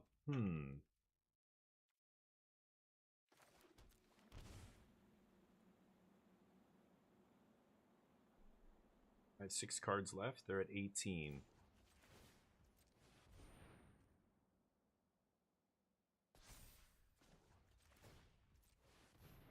Now I can water bend off these maps if I want. I assume they just have a counter spell here, right? Let's see. Because they took a bunch of my random cards. It looks like they got some good hits here. Tidebinder. Okay, that doesn't really matter. Yeah. Okay.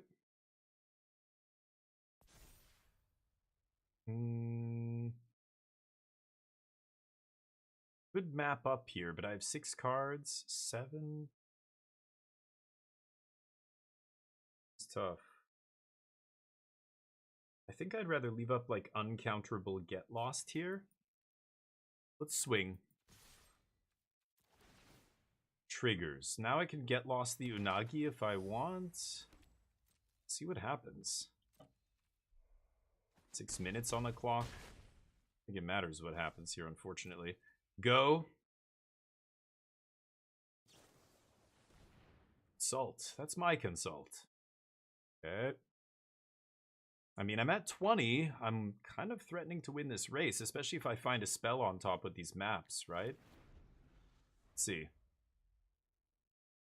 Yeah, I'm sure they found an answer to my creatures off my own deck, though, right? So do I kill this thing now? I think I will. So, uncounterable. Get lost. Sure.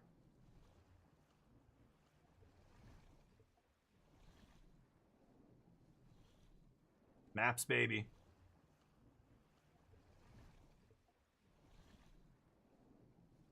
They're looking at my maps. Yes, maps. You can pay with maps. Okay. Sure. Urgent necropsy. Dear God. Let's let this game be over.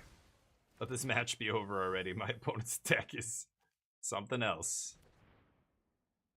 Strip cards and all that stuff. I mean, you have to be pretty soft to basically any proactive low to the ground deck, right? Doing like playing cards like the Crystal or whatever. They had this in their main deck. I don't think you could afford to play a 4-mana do nothing in standard right now. But it's funny, these kind of decks are good against control because they've got a lot of disruption, right? And a lot of like outrageous robbery. If they get lucky off outrageous robbery and exile like my Jeskai Revelation or something powerful. I only had one Unagi as my last finisher in that pile, and they managed to snag it. It's unlucky, but what are you gonna do? Landos. Only one thing to do. Swing. They've got Restless Cottage over there that could make them food, give them life. I think I have to try and crack maps here, but I'm pretty sure they're just sitting on a bunch of removal. Let's see. Map? Probably going to use the removal now, right? Is it another nowhere to run, maybe? No? Ooh, river region. Nice. Okay.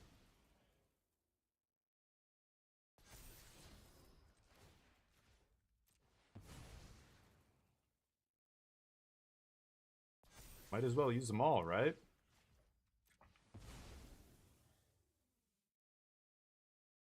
Okay.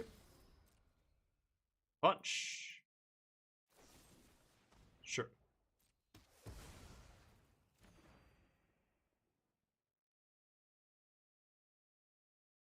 Something else? No?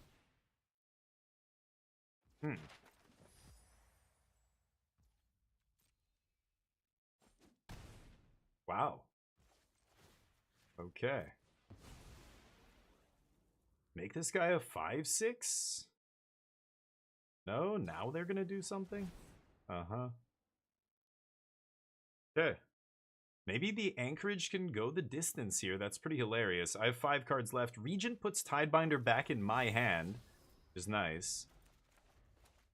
Can I still steal this? Oris, what's up? Hey, Oris. Was paying for the ward cost even needed? For me it is, right? Nowhere to Run makes it for them. Yeah. I had to pay the ward there. Yeah. Cassia, how you doing? I heard the Polish currency is exploding in value. Are you rich? Are you rich over there? That's what I'm hearing, but channel grew so fast? No. So I just got raided by somebody large.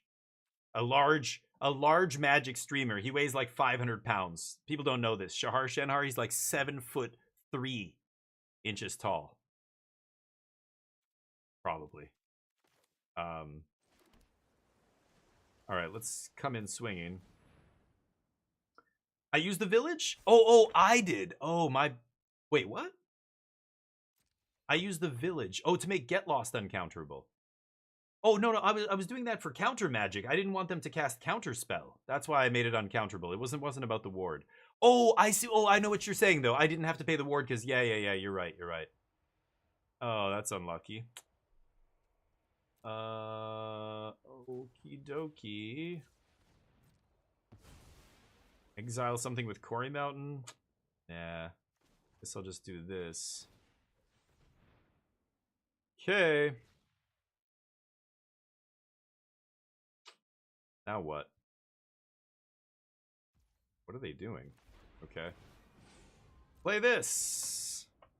And then I can have Tidebinder up, so they've got to respond to this before I put the Tidebinder in my hand, right? Respond to the trigger anyway.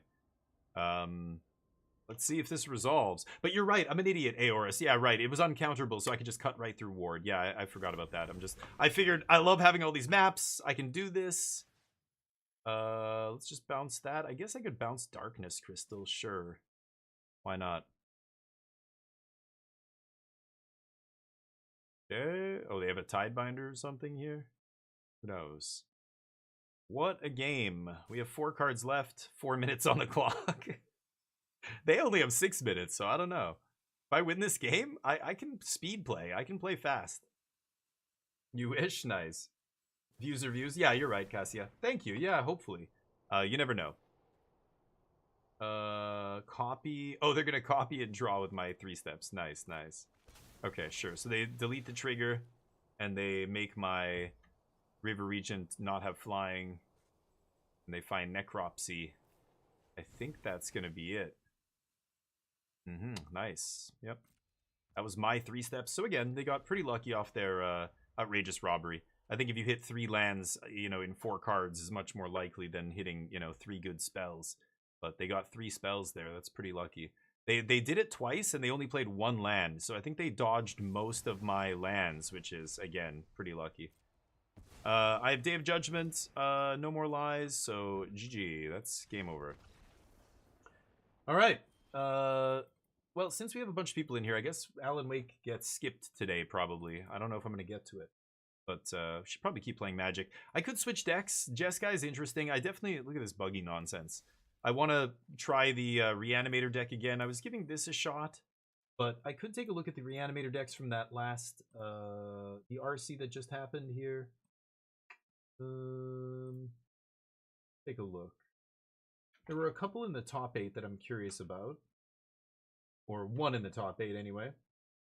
3 Arden, 4... They're playing 4 Wistfulness. Whoa. Yeah, that card is very good. Okay, let's just take a look at this. I'll probably delete this and redo it. Okay. So this is standard Reanimator. And... Try this. I should have all the cards. No Oko in the sideboard. And no... What is this? Myojin of Night's Reach? This is in standard. Holy shit, I completely forgot this card. Indestructible... They discard their hand. Oh, that's crazy. Against, like, control or something? Oh, interesting. I gotta try that. I'm finishing this. Okay, let's give this a shot. This is Reanimator. Myojin the control counter. Yeah, that seems quite good against control. Interesting. This is the Reanimator deck. Oh, you know what? Let's make it look nice. Let's make it look nice. Bringer. I don't know. That. Rising from the Grave. Okay. There we go. Look at this. Look at this buggy nonsense. What am I even looking at here? Damn it. All right, I'm going to get some coffee here. Neo. Give Neo a treat. Want a treat, bud? Okay.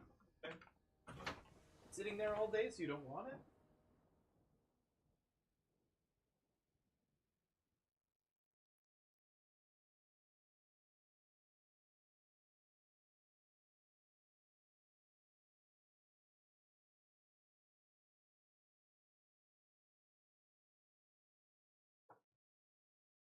It's okay.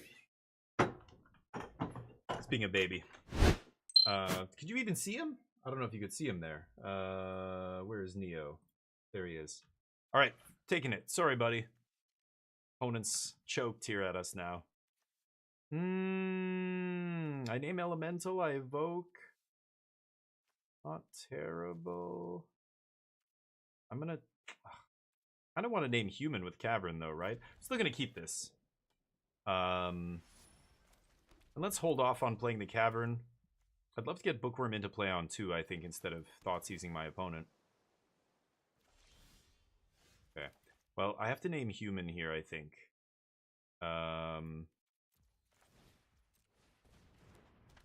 Get this trigger. Put Arden in the yard. Nice. Ripping a land like a champ here. Yeah, there's Neo. How you doing, bud? Did you eat? Ooh, a little mirror match here. I've never played this mirror. There's really nothing in the main deck. We don't... Neither of us have... well, I don't know. Maybe they're playing main deck Graveyard Hate. I just need to find a land here. So it's obviously going to be a greeter. I could Bitter Triumph their greeter, but I think with we've got the combo. We were on the play this turn. They put a land in the yard.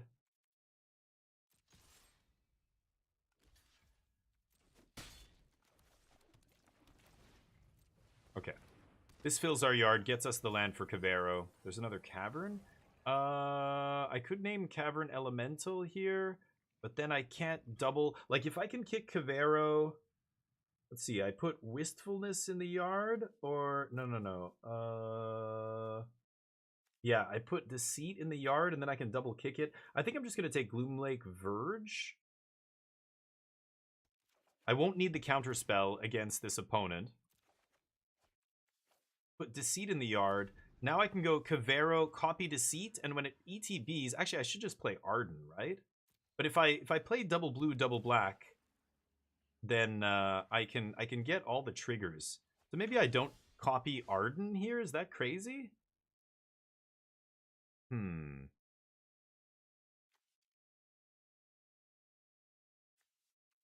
If I copy Arden and they just kill it before combat, I don't get any value because they have 2 mana up. It's got to be a Bitter Triumph here, right?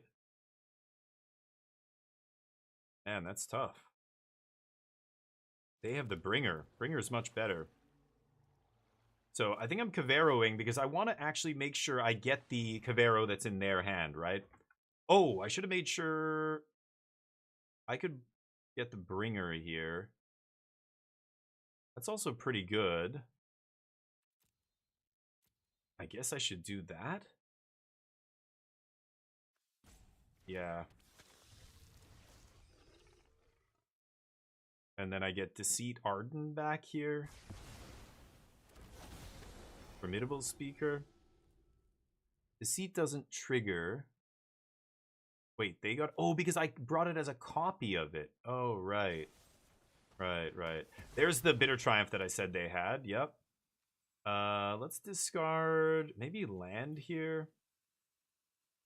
Well, land lets us hardcast this, but... I think I'd rather go get another creature here. And get a Cavero? This is tricky. Actually, I kind of want to get a Deceit here. So that I can look at their hand and take something from it. But maybe I get Cavero. Let's see.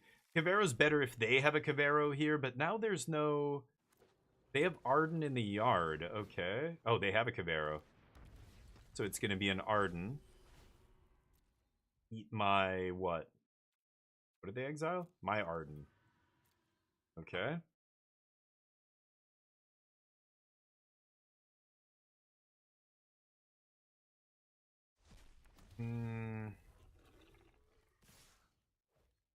The demons have menace, lifelink, haste, etc. Okay. Let me think. I don't mind putting Deceit in the yard, actually.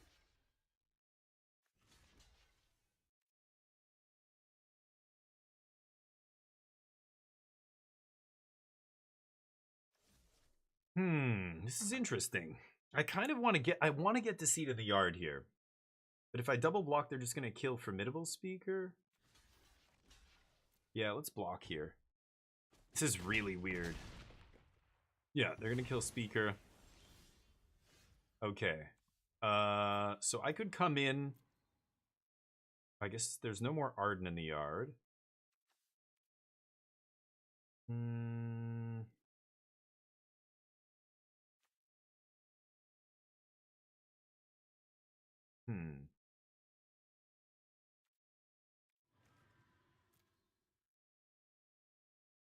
Yeah, this guy bringing back creatures over and over, I can't really race. So I'm trying to think. I just kill Cavero, and then what? Formidable Speaker? Okay. Let's kill Cavero here. Maybe I toss this.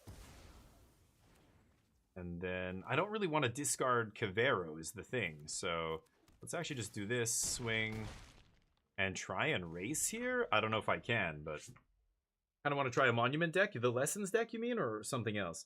First game in over a year, Crow's Nest? Nice. You only played 3 games of Magic? Cool. Nice. Why did they have 2 Ardens? Yeah, well, the first Arden brings back the second one, but it's not legendary, right? Or not? I don't know. That is weird. Why didn't it legend rule? Yeah, I'm not sure. Creature card in any graveyard.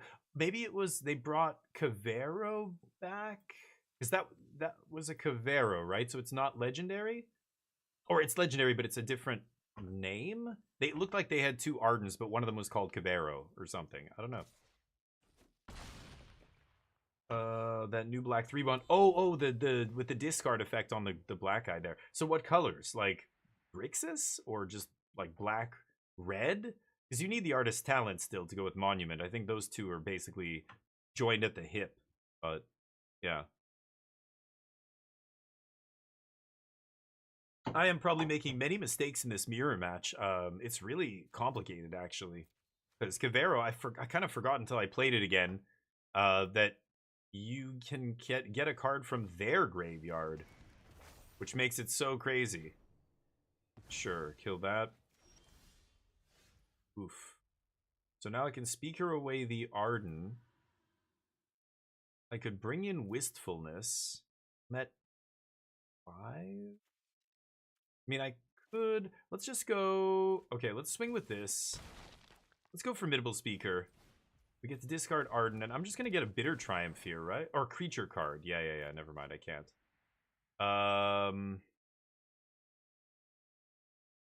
What do I take here? I could take Overlord, play it, and then hope to hit something good, and then Cavero next turn.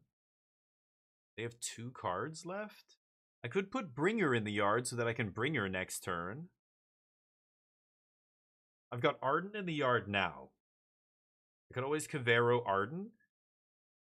I'm tempted to take Deceit here. Because I can go Deceit, look at their hand, take whatever. Oh, I guess I can't cast it now, though, the way it tapped my mana. Because I need black. Shit. Should I do this? A part of me wants to just take Overlord and mill. I think that's better. Let's see what happens. Oh, there's a Bringer. So let's bring Cavero back. Okay. They mill 3, but what do they have in their hand? That's what matters here. They have a Cavero, so I lose. Yep. Okay. Lucky draws. It's just a crapshoot, right? Soul Guide Lantern comes in. Disruptive Stormbrood? Stuff to blow up enchantments and artifacts might be good. This is going to be good. Intimidation Tactics. What if I try and dodge? What if I just sideboard into a different deck, like a non... No, I don't have enough win conditions. Like, if I side into just a Sultai control deck that doesn't care about the graveyard, is that good? I don't know. Harvester comes out. Wistfulness is good at killing their graveyard hate, but if they have Soul Guide Lanterns, it's not amazing, right? I want to cut some number of this guy. Same with Arden.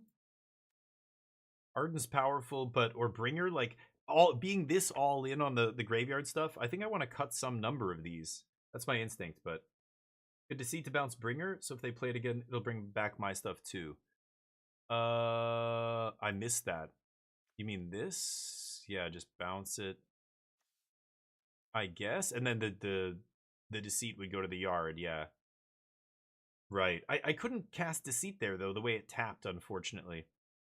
But anyway, I'm tempted to cut some of this top end just because not being all in on the reanimation plan feels better to me. Maybe we could just lean on the elementals. Like I could take out Overlord.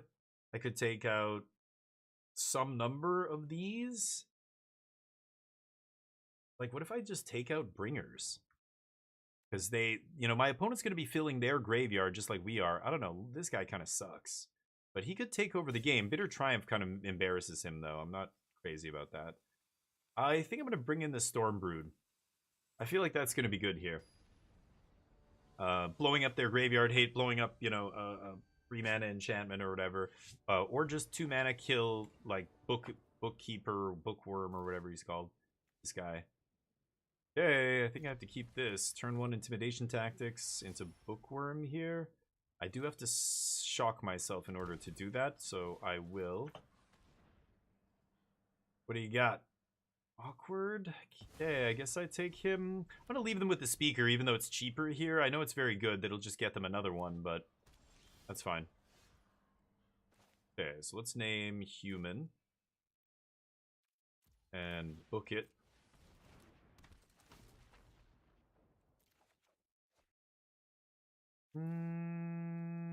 Okay. Still have 2 removal spells in my hand, so this feels fine. Power 3 or less, so this kills the speaker. Yeah, they're gonna Bitter Triumph this guy. Fine with that. Ooh, speaker's interesting here. I don't have anything huge to bring back. What could I go get that would be a nice utility creature? Deceit? I really like Deceit. Let's do this. I could go for Bookworm here, but let's Formidable Speaker.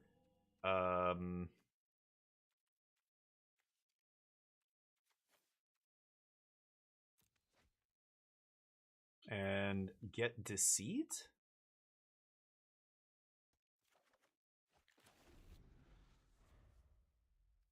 We'll see. If I draw a land, I can double spell, but I guess it depends which land I find here. We'll try and double spell this turn, obviously, but if we can't, then I'm probably just going to look at their hand, take whatever here. Their graveyard's not set up yet, so they can't just slam Kavero. Actually, yeah, what am I saying? This is turn 3 anyway. They're not on the play I was. So yeah, we can take something like Kavero from their hand. We could take whatever their enabler is. They're gonna speaker here, but then they know I can Deceit take whatever they get. So it's a weird spot. Awaken, that's fine. Kill my speaker. A pretty good one. There's the untapped land. So I name elementals with this, and then yeah, I can double spell here. Beautiful. So let's go Deceit. Is it gonna pay with black? Yeah, pay with double black. Okay. Do this. And now we get to take... awkward. Yeah, take the speaker, I guess. We still got Disruptive Stormbrood here. Let's play this, and let's loot. Nice. Dump that. Okay, if we rip a Kavero, we're in good shape here. Arden's going to start going to work. They mill 3. Ooh, they mill a Kavero. Okay, and a Soul Guide. They can get only creature or land from their graveyard, so can't get back the graveyard hate, but Kavero's pretty good here. There's nothing else threatening in their yard, but I have an Arden they could copy. So if I draw an untapped land, there's an argument for just slamming Stormbrood here. No, they're going to take it. Okay. Got it.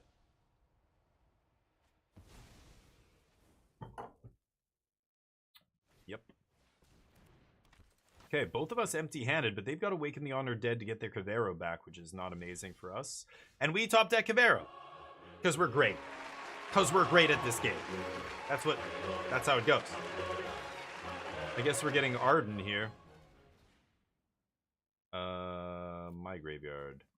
Ardeen. Skadoosh. Should I get Deceit? Tempting? Formidable Speaker?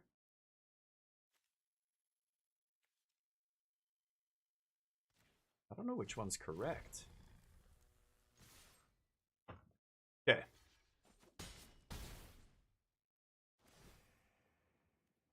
Sure. Put a speaker in the yard. Great. Fuel for our... Yeah, this is why I had 2 Ardens, because this one's called Kavero still. That's why you were seeing double there. The previous game. Anyway, I don't know if this guy was correct to bring back. Maybe I should have just gotten back Deceit, but I feel like Deceit is still better in our yard. If I draw another Kavero, I can copy Deceit and get both triggers. They have their Kavero here, of course. What can they take, though? Deceit? Yeah, double triggers. They're going to bounce my Kavero. and then take it from my hand. Nice, nice. So maybe I should have eaten my deceit. But they have a deceit. It wouldn't have stopped anything. Nice. Back and forth we go. I'm probably going to discard that to Bookworm.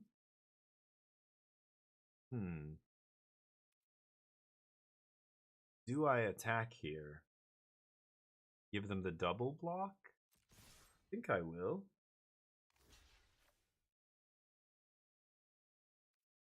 I could leave Cavero in play. Is that crazy? And just put all the damage here? Or 3 damage here? I think that's better. Okay, let's end the turn. Maybe I should have played Bookworm there at 8. I don't know. And then just mill 2 cards. They top deck. They don't play anything. What's that about? Okay. No speaker on their turn is very weird. No attacks. We double loot here.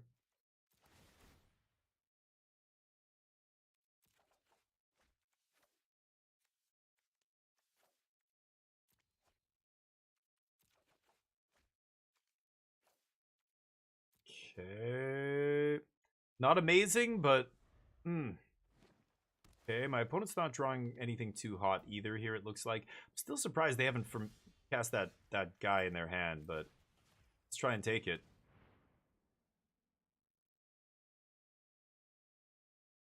Bitter Triumph, yeah, last card, okay. So let's go to our end step here. Still not going to attack. Triggers. Ditching 1 land. Guess I should have ditched the other one probably, but... Ditching a land. Okay, we're digging through our deck. We're going to find something soon. We're drawing 3 cards a turn here. Opponent finding land. Not great. Ooh, and there's a Deceit. So I can bounce Cavero to their hand and take it? No, I can't. What am I saying? I only have 5. I could evoke...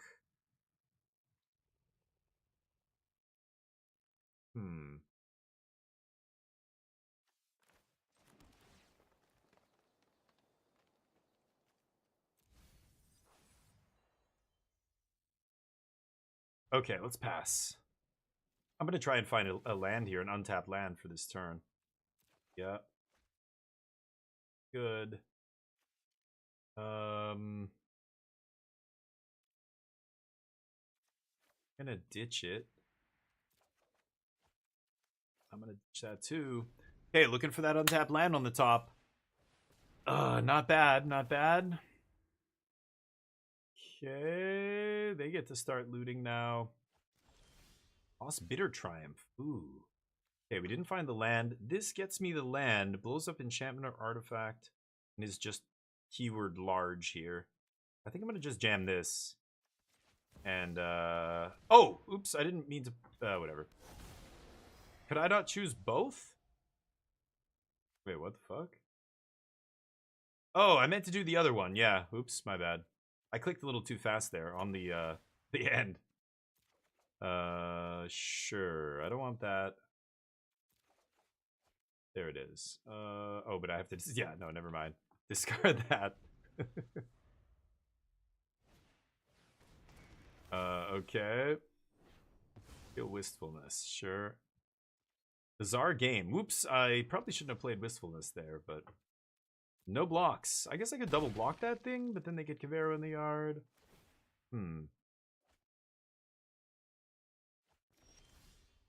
Oh, come on. Okay, swing.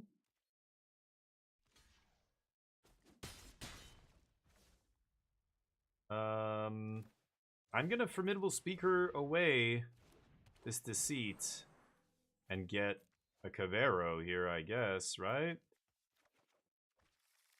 And see if we can make this work. Sure. Ditch it. Ditch it. Okay, 2 lands off the top. I like that.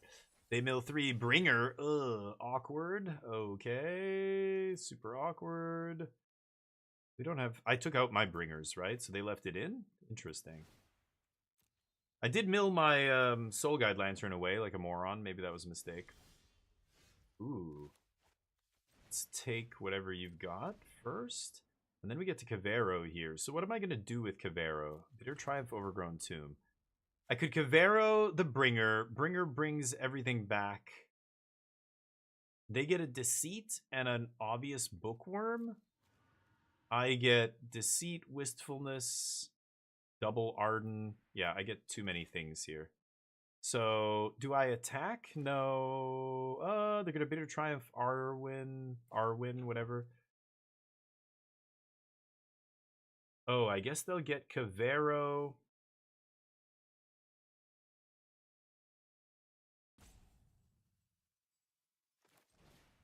I mean, I have to do this, right? Is it just Bringer? It's got to be Bringer. Okay. I don't know.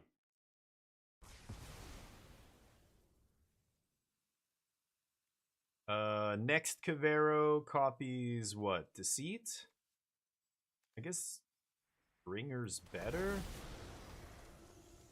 Oh, they're both legendary though? Oh, Arden, 2 legendary Ardens, right? We pop this. This guy doesn't do anything.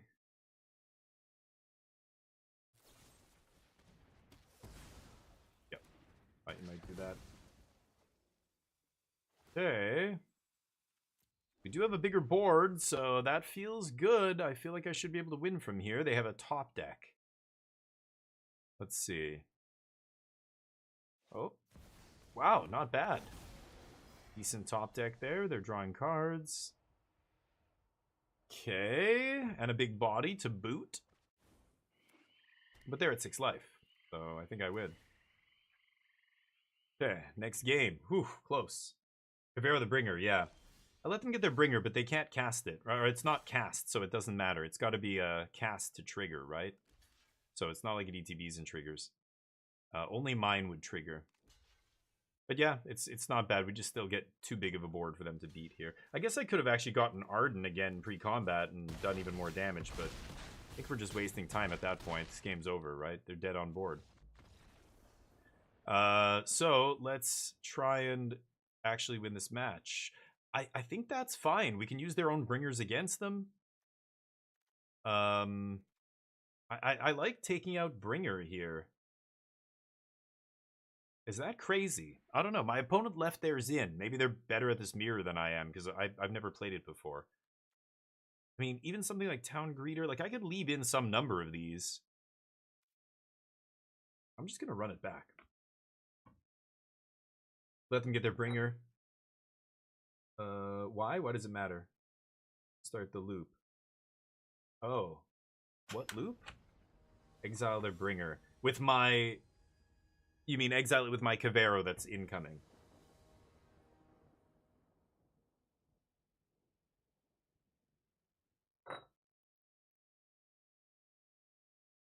You have... When you Cavero their Bringer, yeah. Oh, I see what you mean. Switch the order of the triggers. Oh, okay, good call. Thank you, dude. That's a good advice. Can't keep this, unfortunately. Yes, awkward, but I'll keep it. And what do I want to put on the bottom? Maybe this? Okay. What do we got? I don't think I want that. I'd like to find a bookworm or something here for turn 2, but if worse comes to worse, I guess I'll play Intimidation Tactics and leave Cavern sitting there doing nothing.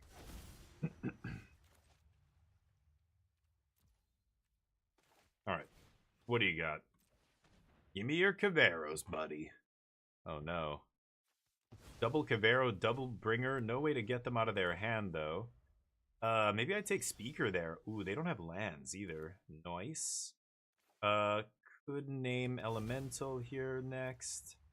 I think I'm gonna go Speaker, and let's go for the,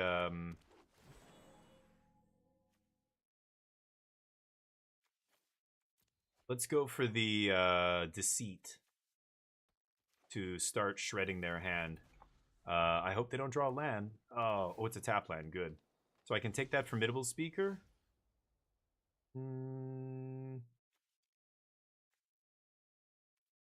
Let's go I guess just black, black here.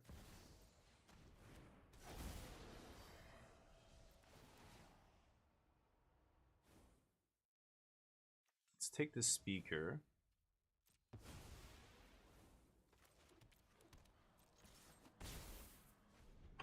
Okay, I mean, I can Cavero back my Deceit here.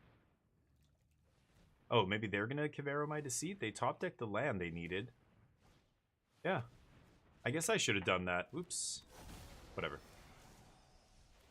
Or I should have taken that, I should say, instead of this. But it strands them with all this garbage in their hand, so it doesn't matter what they take from me. It's their hand that's unplayable, not mine, right? And they took away my formidable speaker, huh?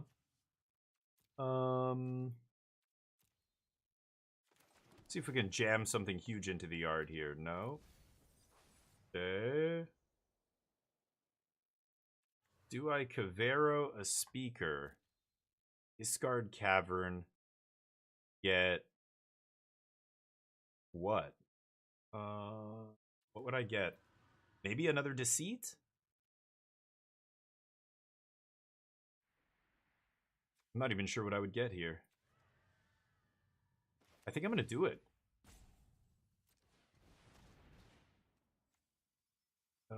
This is the opponent's graveyard? Yeah, I'll eat theirs, I guess. Okay. What should I get here? It could be Deceit. Bounce, eat that guy from their hand. I kind of like Wistfulness too. But I think I'm going to get another Deceit here. And let's see what happens.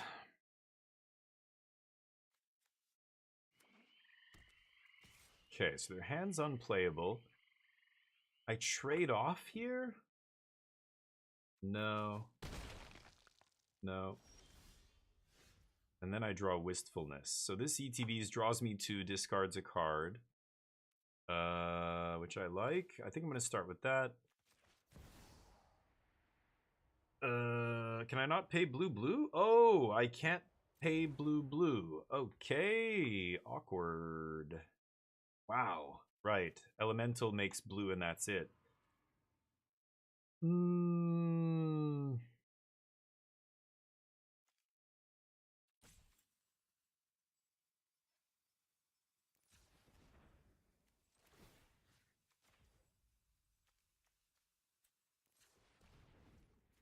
There we go. That's what I want to do. Okay. Oh, I didn't need the other one there. Whatever.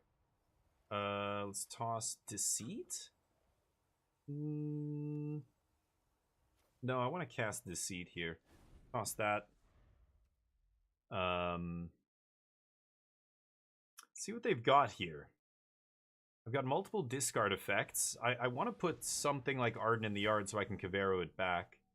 Ooh, they find a discard effect. Okay. They're going to go get Spider Bro here. They don't know I have Intimidation Tactics, so that was an insane draw.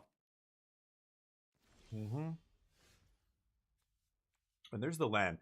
So I could Deceit here, but instead...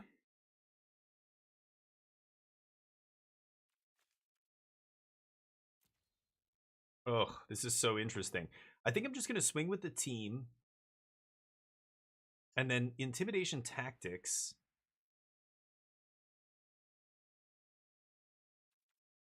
This is tough. Deceit and then Cavero? Do both? And what, take two things?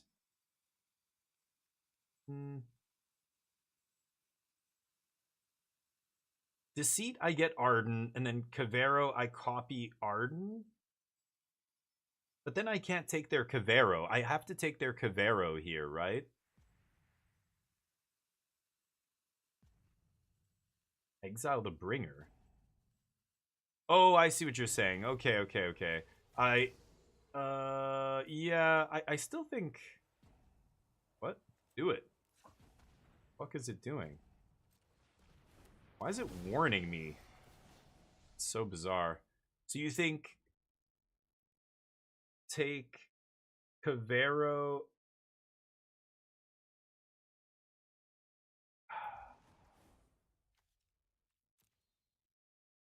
And then Bringer, copy Arden.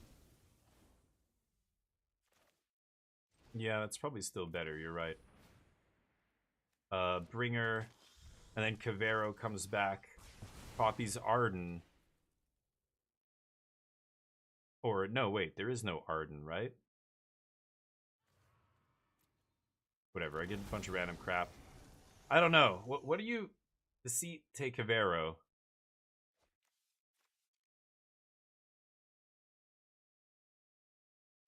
I don't know. I should have just done what I wanted. I think it was better. I just want to make sure they can't win. Yeah, they're going to get... This is better now. Fuck. They're going to do the same thing, right? Don't we have a Bringer in the yard? No, we don't have a Bringer. They're going to get Arden?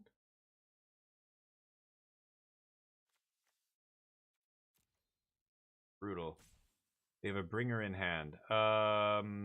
Honestly, I think I should discard this and get Deceit. Alright, let's do that.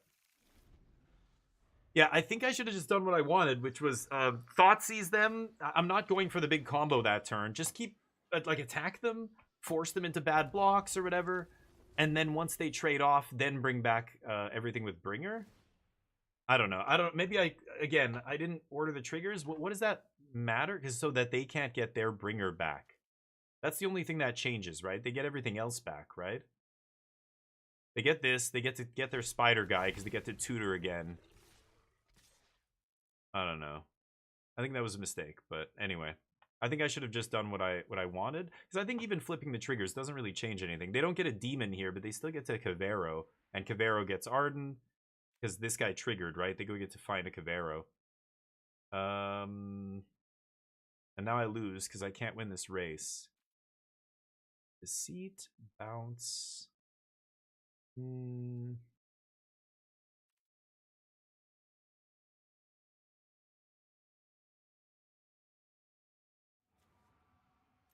I can't gain life. Let's see here.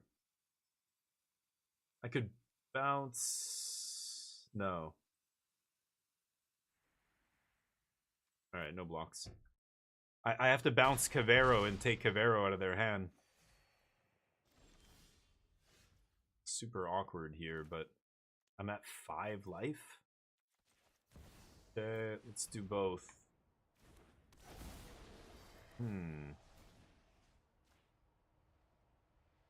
Bounce.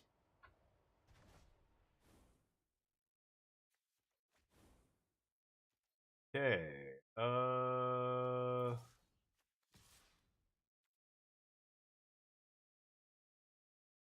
Am I crazy at leaving it to...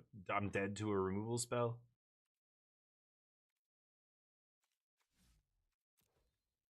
Nah. This is terrible for us, but... Oh yeah, right. Whoops. Playing with Formidable Speaker. Right. I did the little mana trick earlier, was cool, but yeah. Whoops. Anyway, right, that card does things as well. I think I already pissed the match away by not taking... I could have just Thoughtseized their action there. I guess I get the demon out of the way, but they would have still been able to Arden, and that is the big problem. They gain so much life, and they get value every turn. I now have to deal with Arden specifically. I think I could have set up a better Bringer turn the turn after, and that turn just taken all their shit so they have no possible way of interacting. Then the following turn, you know, assuming... Again, I just leave it up to the top of their deck. That's usually enough, right? The top of their deck fails, which is very possible. Like if they draw land or some dead card, then I can go off that next turn and not have them wreck me. But I think it ended up being not great for us there. This is where I just need to play this deck and figure out what it wants to do here. I guess I'm going to attack with some dudes. Opponent has 7 mana, so they can go up to 8 next turn. I'll play this. Okay. They can cast their Bringer here. Let's see. Nope.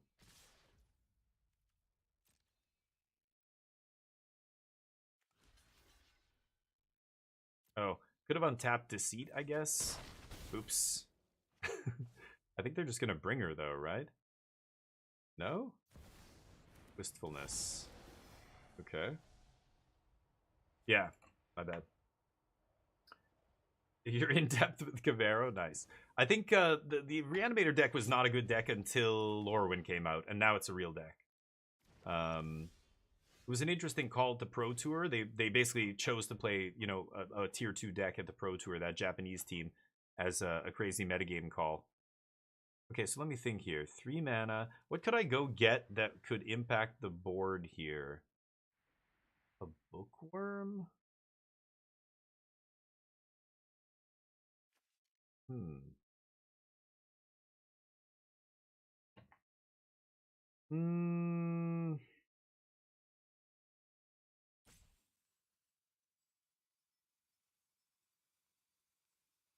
I can't cast Cavero, so I'm not sure what I should actually take. I can do a bunch of chumping this turn if I want. Maybe I should just get a Cavero? Ugh. And then I guess, yeah, because I have to toss this to get it, so I won't be able to cast it. What's in the yard? Yeah, I guess I'll get a Cavero.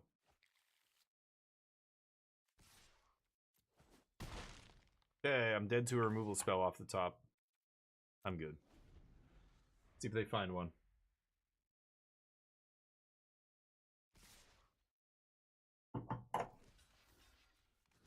Sure. Ouch. Bringa! I think this is fine. Because this is post-combat. Now I get to Cavero another bringer? Or not? I have no idea. Yeah, they have another bringer in the yard, right? Oh, is it coming out of the yard now? What are they doing? So this is to choose my Cavero, what it comes in as? Yeah, there's no Ardens, right? I guess I'll take one of these. Okay. Random? No. No.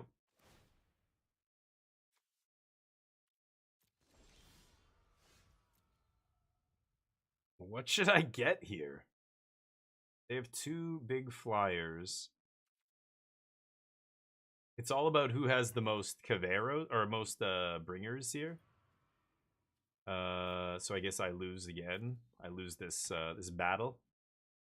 1, 2, 3, 4, 5, 6, 7. 2 of my guys get through. That's only 4 damage. So I can go. Hold on. This is theirs. This is theirs. I can go Cavero, bounce, draw, or bounce, take it from their hand, I should say. Yeah, let's do that.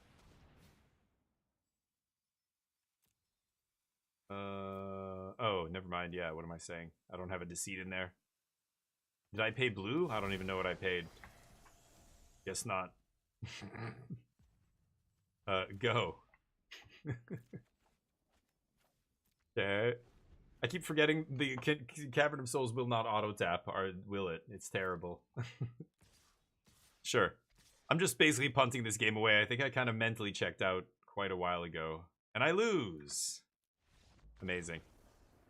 I guess I needed to copy a flyer. There wasn't a flyer in the yard, though. Darn. I could have looked for something, maybe? I don't even know.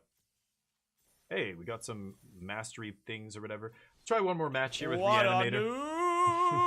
Uninstall. Yes, that was brutal. Brutal game. But Silva. All right. So, first time playing Reanimator.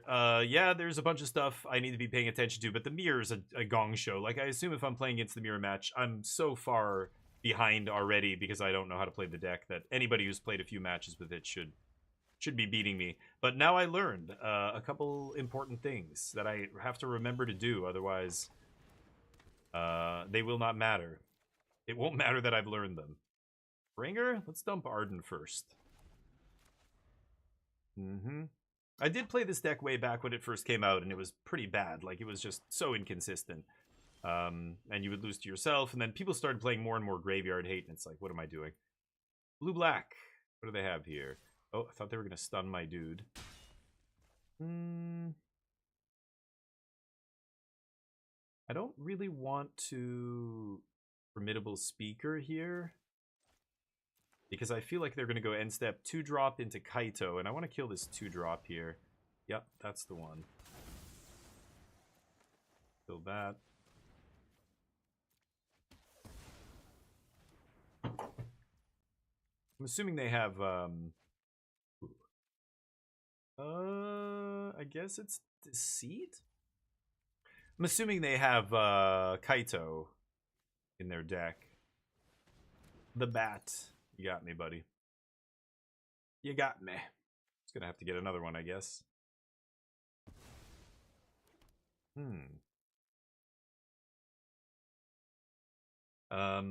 You don't like this deck? It's interesting. It got a lot better with the elementals. Like, now it's a real deck. Now I feel like it could be a tier 1 deck in standard. But there is a lot of Graveyard Hate still floating around out there, so yeah, it's not easy. Ooh. Draw 2 discard. I think I'm just gonna Speaker here. Toss this. Get Cavero. Play land. Pass. Okay. See what they've got.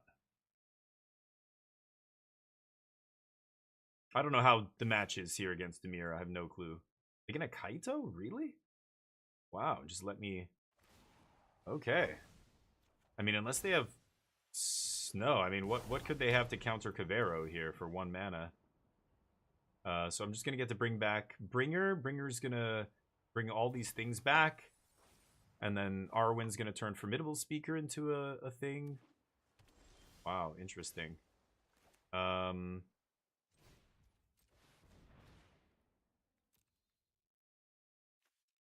They get their Fairy back.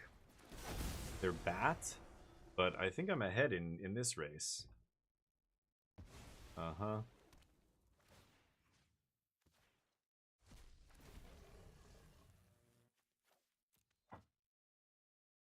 We'll get another Cavero, huh? Yeah.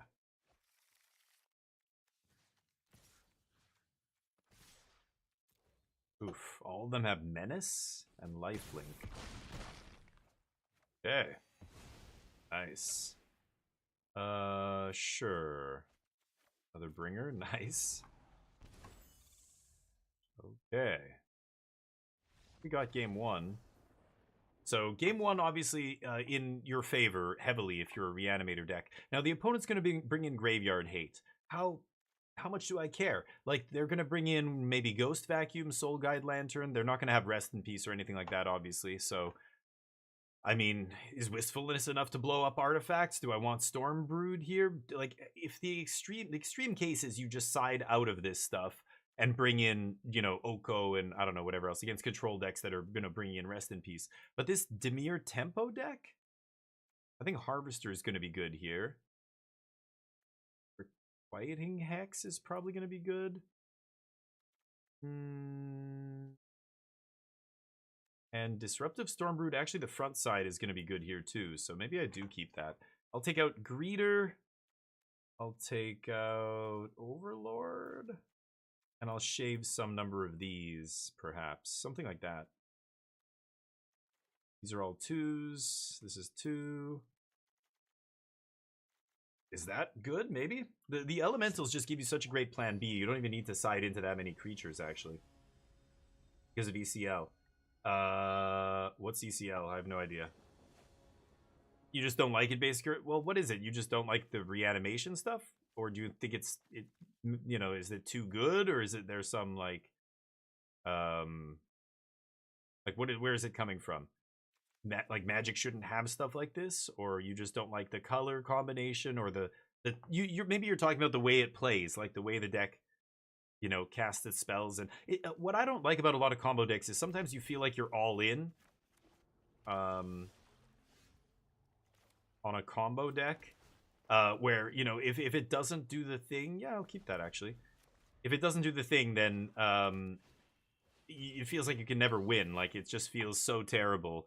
The deck, you know, fizzles. You can see the writing on the wall. You're just like, I'm not going to be able to combo off. This deck feels now resilient enough that you don't just feel like you're dead to rest in peace, which, you know, decks like this tend to kind of feel like that sometimes. So let's go double black here. Thoughtseize them. Oh, I can Thoughtseize too, homie. Disruption's real. Take the Kaito, probably? The Shaunas is annoying. They don't have a land here. I'm going to take Kaito. Okay. Cavern might be one of my best draws, but they have Tidebinder here.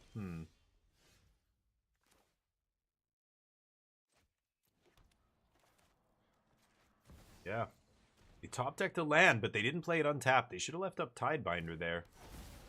Yep. Now I'm going to take the Curiosity, I think.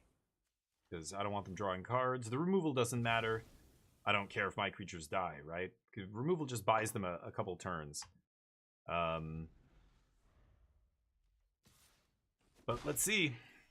I can't Cavero here. Oh, now I can. But they can obviously Tidebind it.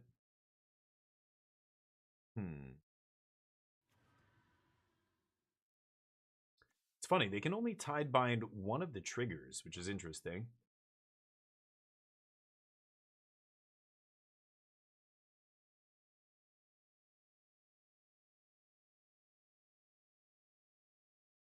They Tidebind the Thoughtseize trigger, I guess. Let me bounce the bat. Get my Harvester back, but I can't do anything with it. I think I'm going to Deceit again. And they can Tidebind this. I don't care. I just want Tidebinder out of their hand.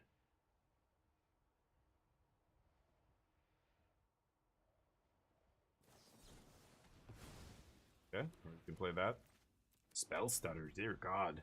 Person trying to actually play fairies in standard? Boomer magic. Feels too slot machine. Yeah, the combo deck that feels inconsistent is not great. But now the slot machine aspect is the plan B, at least. It's not the I think I should name Elemental with this. Use 3 Deceits though.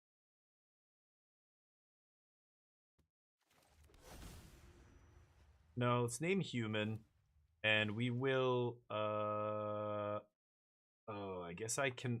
I'm not gonna get both triggers, right?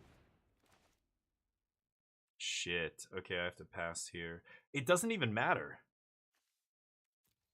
2 triggers, like, even if they let me have it. Oh, it's so annoying. Maybe yeah, maybe I should come in as a copy of Enduring Curiosity. Yeah. Let's do that. That's better than Deceit right now, because they actually have... Their removal spell just means I get to do it again here, right?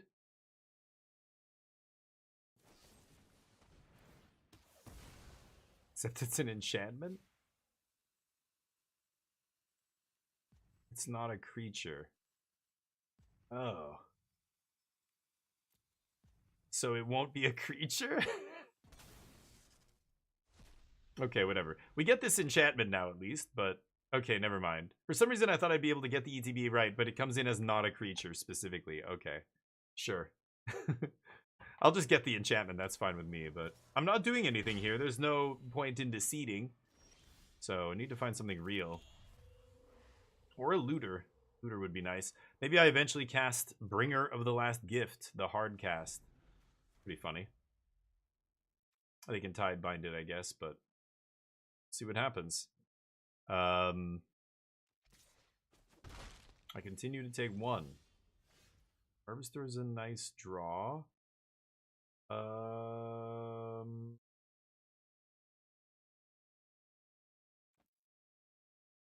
gonna sandbag this land. Actually, I'm 1 mana away from casting Bringer. Yeah, let's just pass. See what they do here.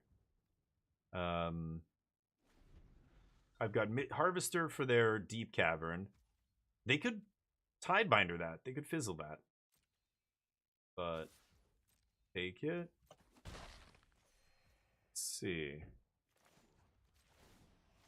But if they Tidebind here, it's basically their whole turn. And then they can't stop Bringer if I draw an untapped land, right?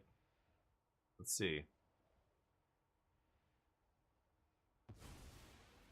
Harvester turns into Harvester. Okay, Wistfulness pretty good. They can fizzle the triggers. Can't blow up an enchantment. I could just play Harvester here. I think I'm just gonna play Wistfulness. I can't. Oh right, because Cavern's on human. Fuck. Okay, let's pass. I'm not even gonna play Harvester. I want to leave it as removal here. Opponent sitting on Bitter Triumph, Tidebinder, spells. Okay, now I can slam Bringer. I'm actually gonna now Wistfulness with the blue. Sure. An opponent controls, so I don't, touch my own Cavero here. Okay, and I will draw, or you burn the Tidebinder, one or the other here. Hey, Big Spartan, how you doing, buddy? How's life? How's the Monday so far? Hopefully not bad, but we'll see. Okay. We draw. Does this get fizzled? Oh, they let it happen. I can just hardcast these now, so I don't need to discard my big stuff anymore.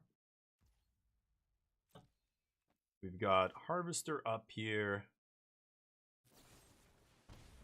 Kill my dude is fine. Okay. They know I have Harvester. They pass. Now I'm just going to start slamming stuff. This guy's human, so this is going to be uncounterable. And I'm going to start making giant demons with lifelink that draw me cards off my Cavero.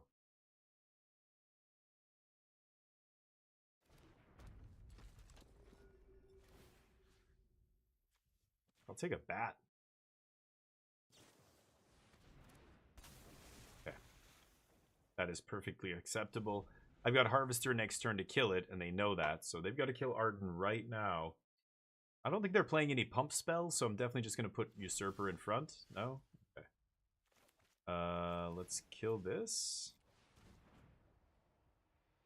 Why did it tap Cavern? What? Okay, that was weird, but I guess. I'm going to sandbag this land. I definitely don't need to play land here. Sure. Okay.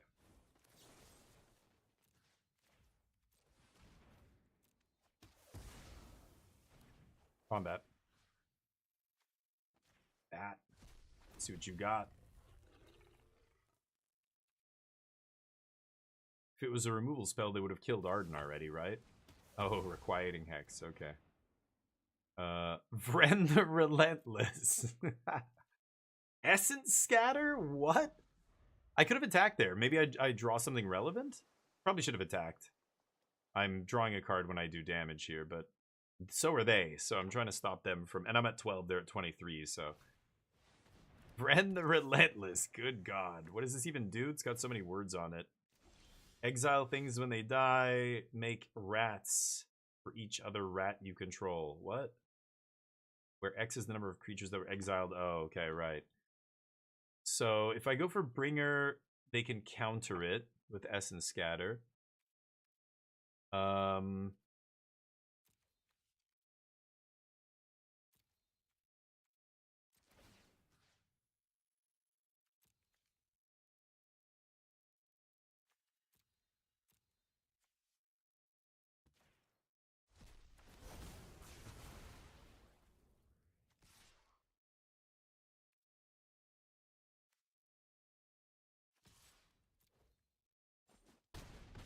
Draw cards.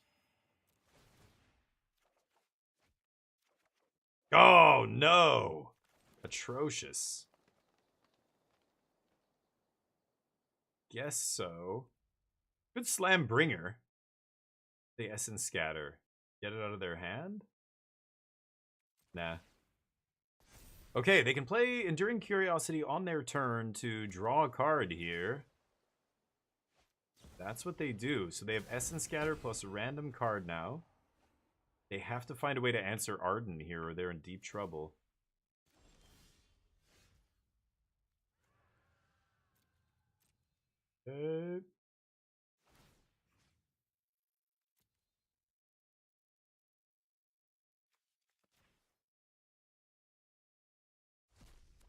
Just taking random dorks at this point.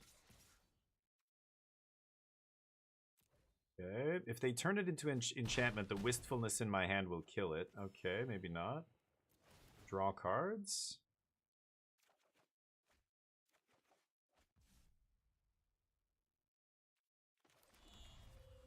The creature... Oh, it would die, exile them instead, right? Okay, let's play this. They're probably going to scatter this, right? No. Okay, toss a bringer. I could take Disruptive Stormbrood here. And they'll have to Essence Scatter that. And then I can Wistfulness their Enduring Curiosity here. Nope. Okay.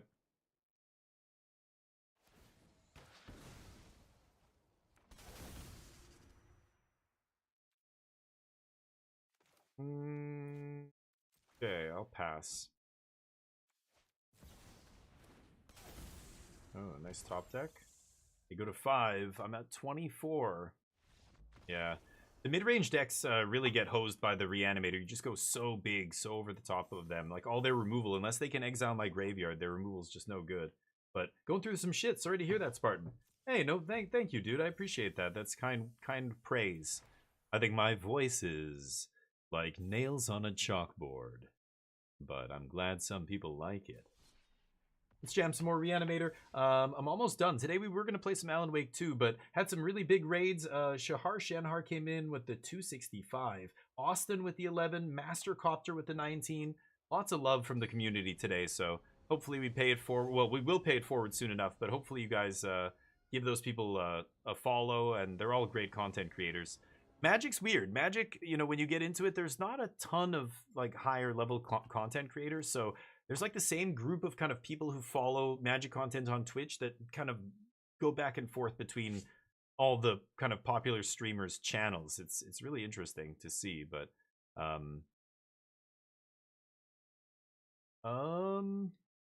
in the dark here. Yeah, I'll keep this. I mean, yeah, even just double blue, you know, on turn 2 loot is pretty good. But let's lead with this.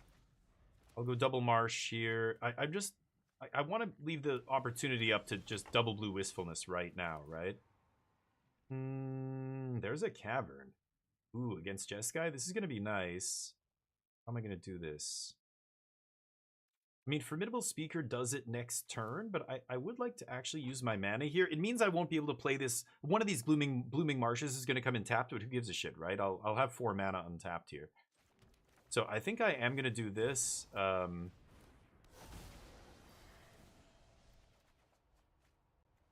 let's dump Arden. Ooh, Deceit's not bad as well. Okay, so now we've got Blooming Marsh into Formidable Speaker, toss Blooming Marsh, get another Cavero. Pretty nice. And if they counter this, so be it. I don't even care. Actually, I ripped another Cavern. Maybe I should just play this uncounterable, but yeah. This is just too flexible, this card. Being able to discard anything is kind of insane. Harvester is interesting. I think I should probably just get another Cavero, though. Because they're not going to play Exile Removal in Jeskai. Maybe they sear this thing. Let's see. Get lost, sure. No more coffee. Yep. So I think this is just going to be Cavero, right? Human.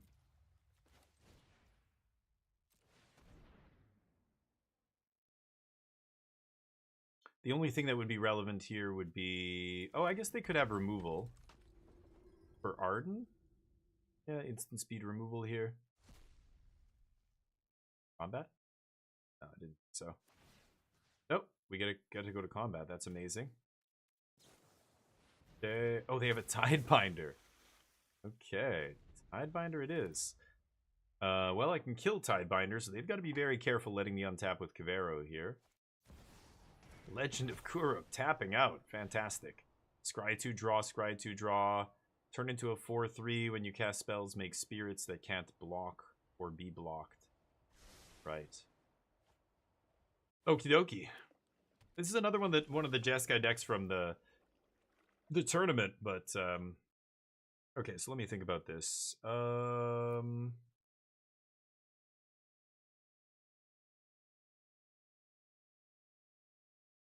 got Wistfulness in the yard. I can get Formidable Speaker. Yeah, this is great. Okay, so I'm gonna name Elemental here. Let's go Harvester and tap. Okay, so let me think about this. Green, blue, green, blue. Yeah, let's just go tap, tap. Okay, combat. This brings back Formidable Speaker. He triggers. Let's discard the land. We can go get another Wistfulness. And now swing. Swing. And I can go green, green. Kill Legend of Kuruk here. Yep.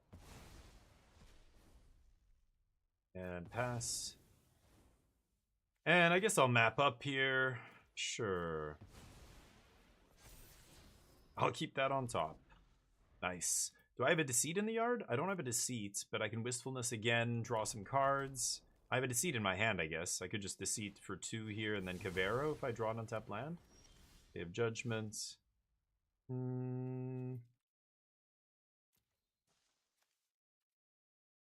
So if I Kavero into Wistfulness here, I get to draw 2, discard a card. And then maybe I can play Bookworm.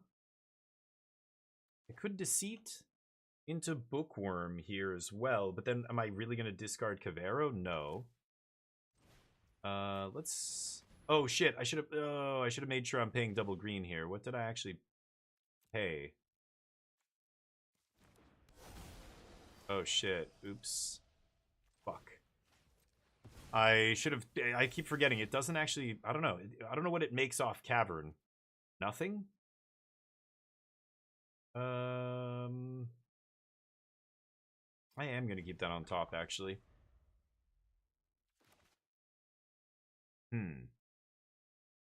This is normally a tough match for Reanimator. I think Control has the edge in this match. But we'll see. We're going to pop my Cavern here, sure. Yep. Get my 1 basic. Ugly. Normally these control decks don't play too many demo fields unless it's the unless it's the blue-white version, the 2-color version. But if it's actually playing a lot of red, like Thundering Falls, I don't think they should be playing demo field, but what do I know? Controls a cakewalk? Oh, I don't know about that. Maybe. A lot of the control decks also play main deck Graveyard Hate now, which is rough, but I think their interaction and yeah, demo field on your Cavern is tough. Cavern's your best card against them, right? So what am I gonna do here? I do want to Deceit them.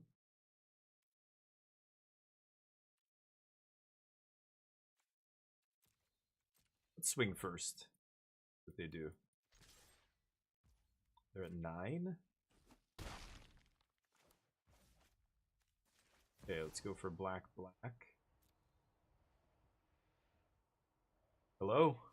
Why is it? It's like bugged or something. I don't know what it is with Cavern. It tells you you have to pay, and you're like auto pay, and then it just doesn't do anything. It just sits there. You have to still manually pay. Very bizarre.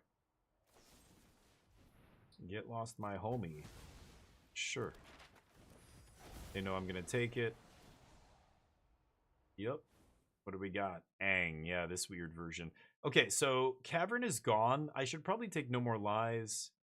Airbend, creature, or spell. I just don't care. I'm gonna take that. I'm gonna take No More Lies. And let's jam Bookworm here. And I guess I can do this. They're at 4 life.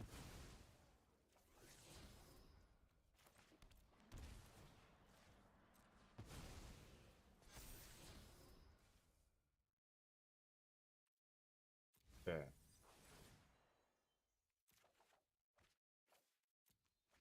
Okay. Aang doesn't even block Oblivious Bookworm well here. And they have, wow, so they have nothing left. Aang and Restless Anchorage or whatever over there. Okay, let's swing first. See what happens. Kavera has more line to fight war decks than it ever did. It does. It has more. You're right. I think the control deck's still a tough match for them, but flash this in. Wow.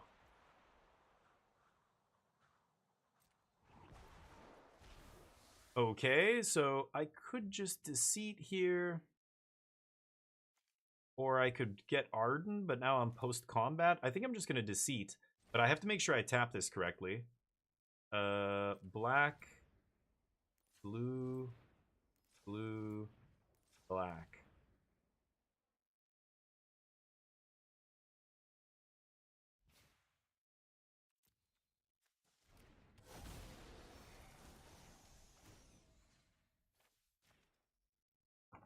Oh, they can flip it into play. What am I saying? Yeah, they can just flip it into play right now. Yeah. Right.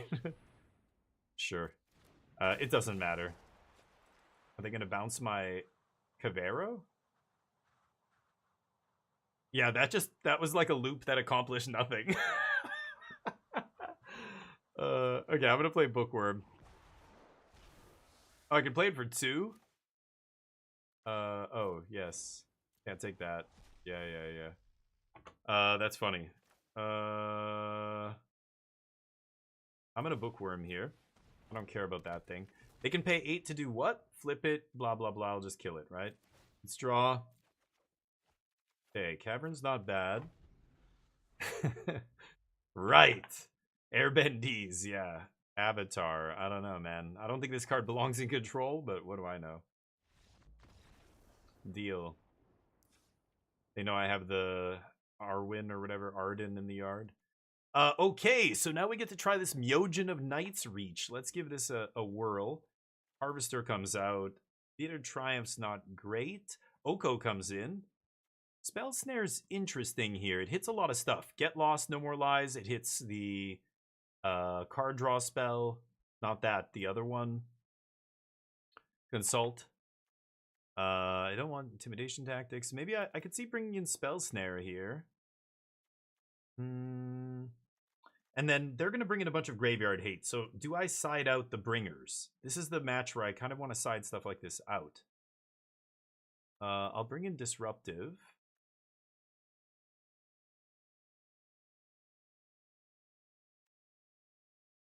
Or maybe I take the Ardens out and 1 Bringer. Something like that. We've still got Baelmerk in here. That's probably fine. I just don't want any of this other stuff. I could cut Baelmerk for something, but... What do you... Well, I don't know what your list looks like here, say, but what would you sideboard here? Really? Red deck wins, yeah. Well, my deck doesn't play any Pain lands. So I think your version is probably different, but... This version from the RC isn't playing anything like that. But I can see, yeah, I can see the match against aggro being probably not great. Am I playing... Yeah, this version is not playing any of the Sultai enchantment, the Saga, which I like. Because I don't like the Saga. I like that this is not playing that card, because I think that card sucks. But it's... I get why they play it in this deck. Just don't think it's very good. I think this hand's going to be okay. Going to start forcing their counter magic here. Okay, that's fine too. Helix, sure.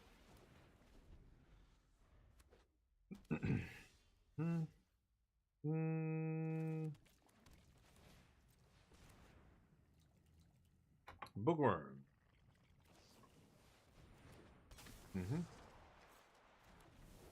Doesn't really change anything here. Next turn we can double bookworm. Opponent's got a tap land. Cameron's interesting. Play that. You want to fight over this? They do not.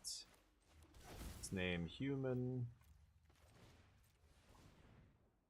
Uncounterable bookworm. Instead triggers.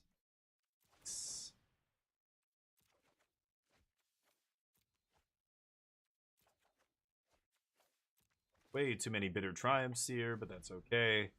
Start pressuring their life total. That means Day of Judgment, I assume? No Day of Judgment.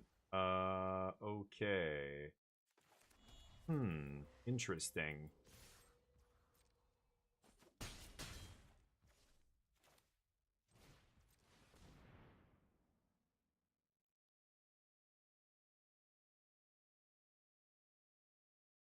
Okay. You're playing Caverns, you can't play the Awakens. The Awaken? Oh, the saga, the Sultai saga, is that what you're talking about? I don't know if I should be tossing Bitter Triumph here. Maybe I should. Should I take the Myojin? It's so hard to cast. I need to reanimate it, so. Deceit's interesting here. Maybe I should have kept the land, discarded a Bitter Triumph, and taken Deceit. Not thinking about what I should take.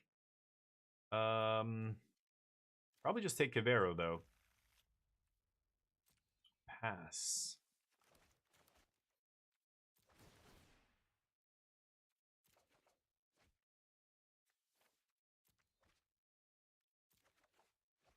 God, so many Bitter Triumphs. That's the last one in my deck. Jesus. All 4 of them in the top, like, 17 cards? 16 cards? Crazy. Pretty sure they're gonna sweep here. I'm just waiting for the sweeper. Pretty sure it's coming. No, it's not.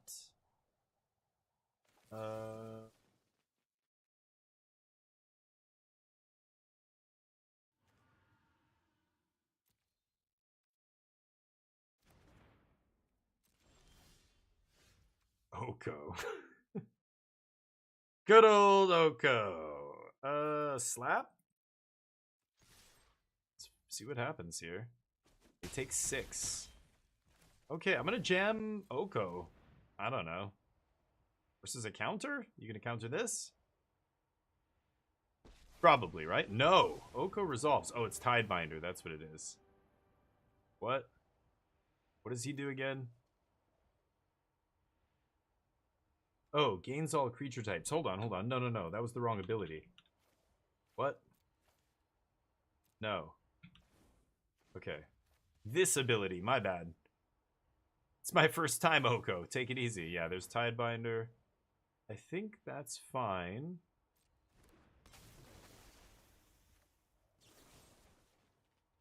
I'm gonna pay 3 and kill this.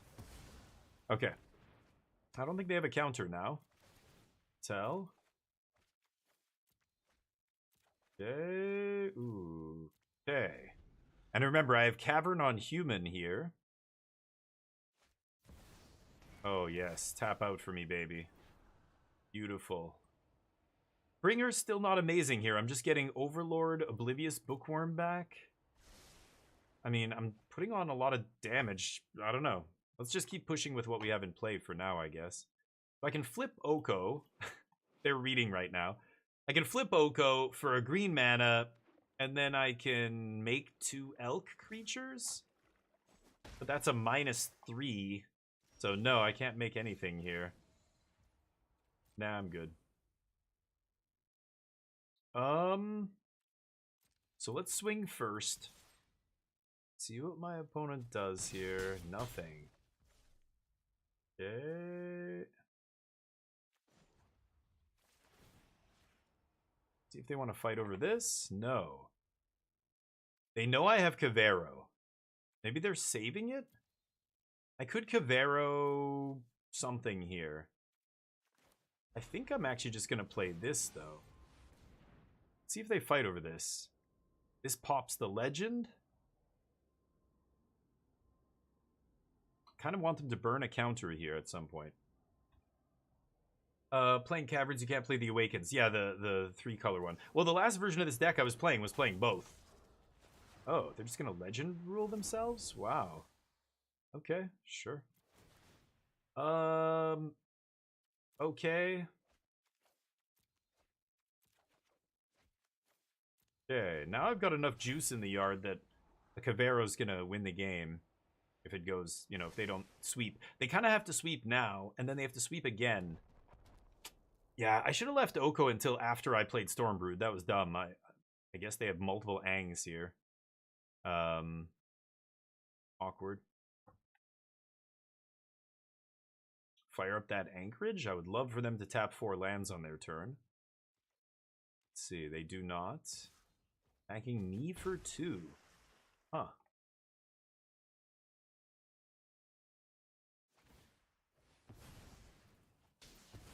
Pop Cavern. Okay, that seems correct to me. Voice, doesn't really matter. Okay. Well, this is interesting now. Spell Snare is not going to do anything this turn. They're Lightning Helixing Oko. Well, now I can save Oko here, so that feels good. Could flip Oko and -3 make 2 3/3 Elks.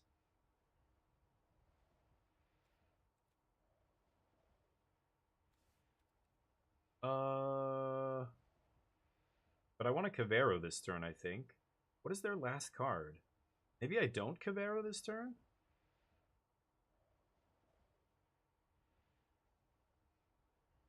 Play Stormbrood, kill Voice. Yeah.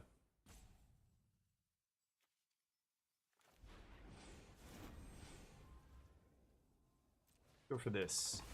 Okay, that resolved instantly.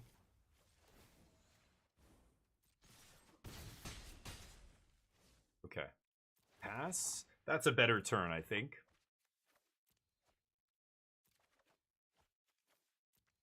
Okay, now my graveyard is stacked. This thing flips. Now I can, well, I still have lethal here. They have to block with Anchorage, I guess. They play land. They have 1 more card. I wonder what the last one is. Is this still an enchantment? No. Guy flips 2 elk.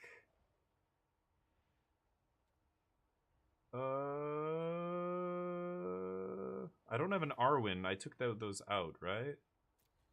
This is interesting. Should I go for Cavero? Yes. Let's Cavero here.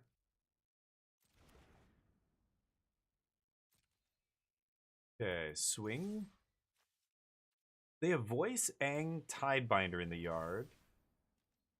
Okay.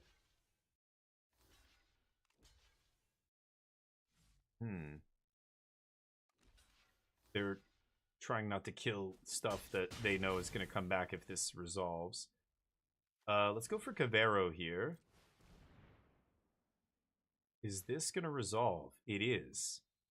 Bringer. Get to kill their land here, as well as the Avatar, the Ang. So now, triggers. They can Tidebind cancel one of my triggers here. Ang's gonna airbend something. That's fine too. My board much, much bigger than theirs. They have 1 life. They need to draw a sweeper, I guess. Oko's interesting here because I wanted to make bodies because I wasn't sure if they were going to counter my Cavero there. I don't think I want to make bodies now. Town Greeter gets stuff. I have 29 cards in the yard. Am I going to do anything with Oko here? I feel like I shouldn't. Pass the turn. We've got 3 draw triggers from Oblivious Bookworm here. Start digging.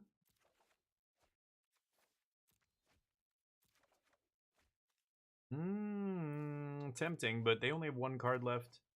Yeah, let's just get all the lands off the top. Okay. And let's see what they can do here. This is a weird control deck. If this is a copy of one of the lists from the RC, they're bizarre. What's up, bud? Oh, he's not here anymore. Let's take off his camera. There we go. Yeah, there you go. Finally. Rip. Nice. Good thing Oko's gonna win the game for me. Okay. Yep. Nah, I'm good. So I could play Storm Brood. I could just play Wistfulness. Yeah, let's just draw 2, discard 2, kill that thing. Can I do both? I think I can. Okay, now let's order these properly. I want to discard or destroy that enchantment before I draw cards here. Yes. Yes, okay. Kill that.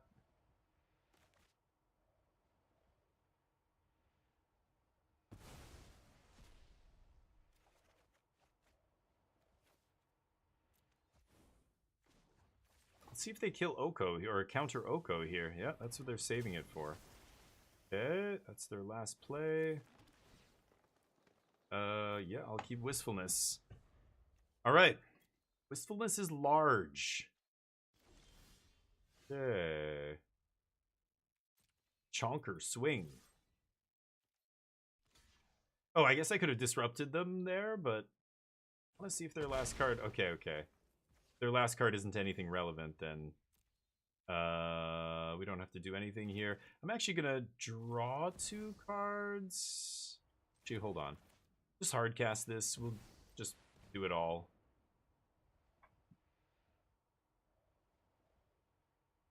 Still had Stormbrood. Your dog's barking with Neo? Nice. Yep. Nice. We ground out the control deck here. Next turn I'll flip Oko back and start plussing, but I don't think it's going to matter. Oko just being a threat that doesn't die to Day of Judgment is such an important card, I think, against control. I like it, the one of Oko. Too bad we didn't get to Myojin. The Myojin is so sweet. That takes me back to, like, when I first got back into Constructed Magic. Oh, nice. Okay. Lightning Helix. Okie. I could have tried to force the issue last turn. Maybe I should have just killed their guy and gotten in there.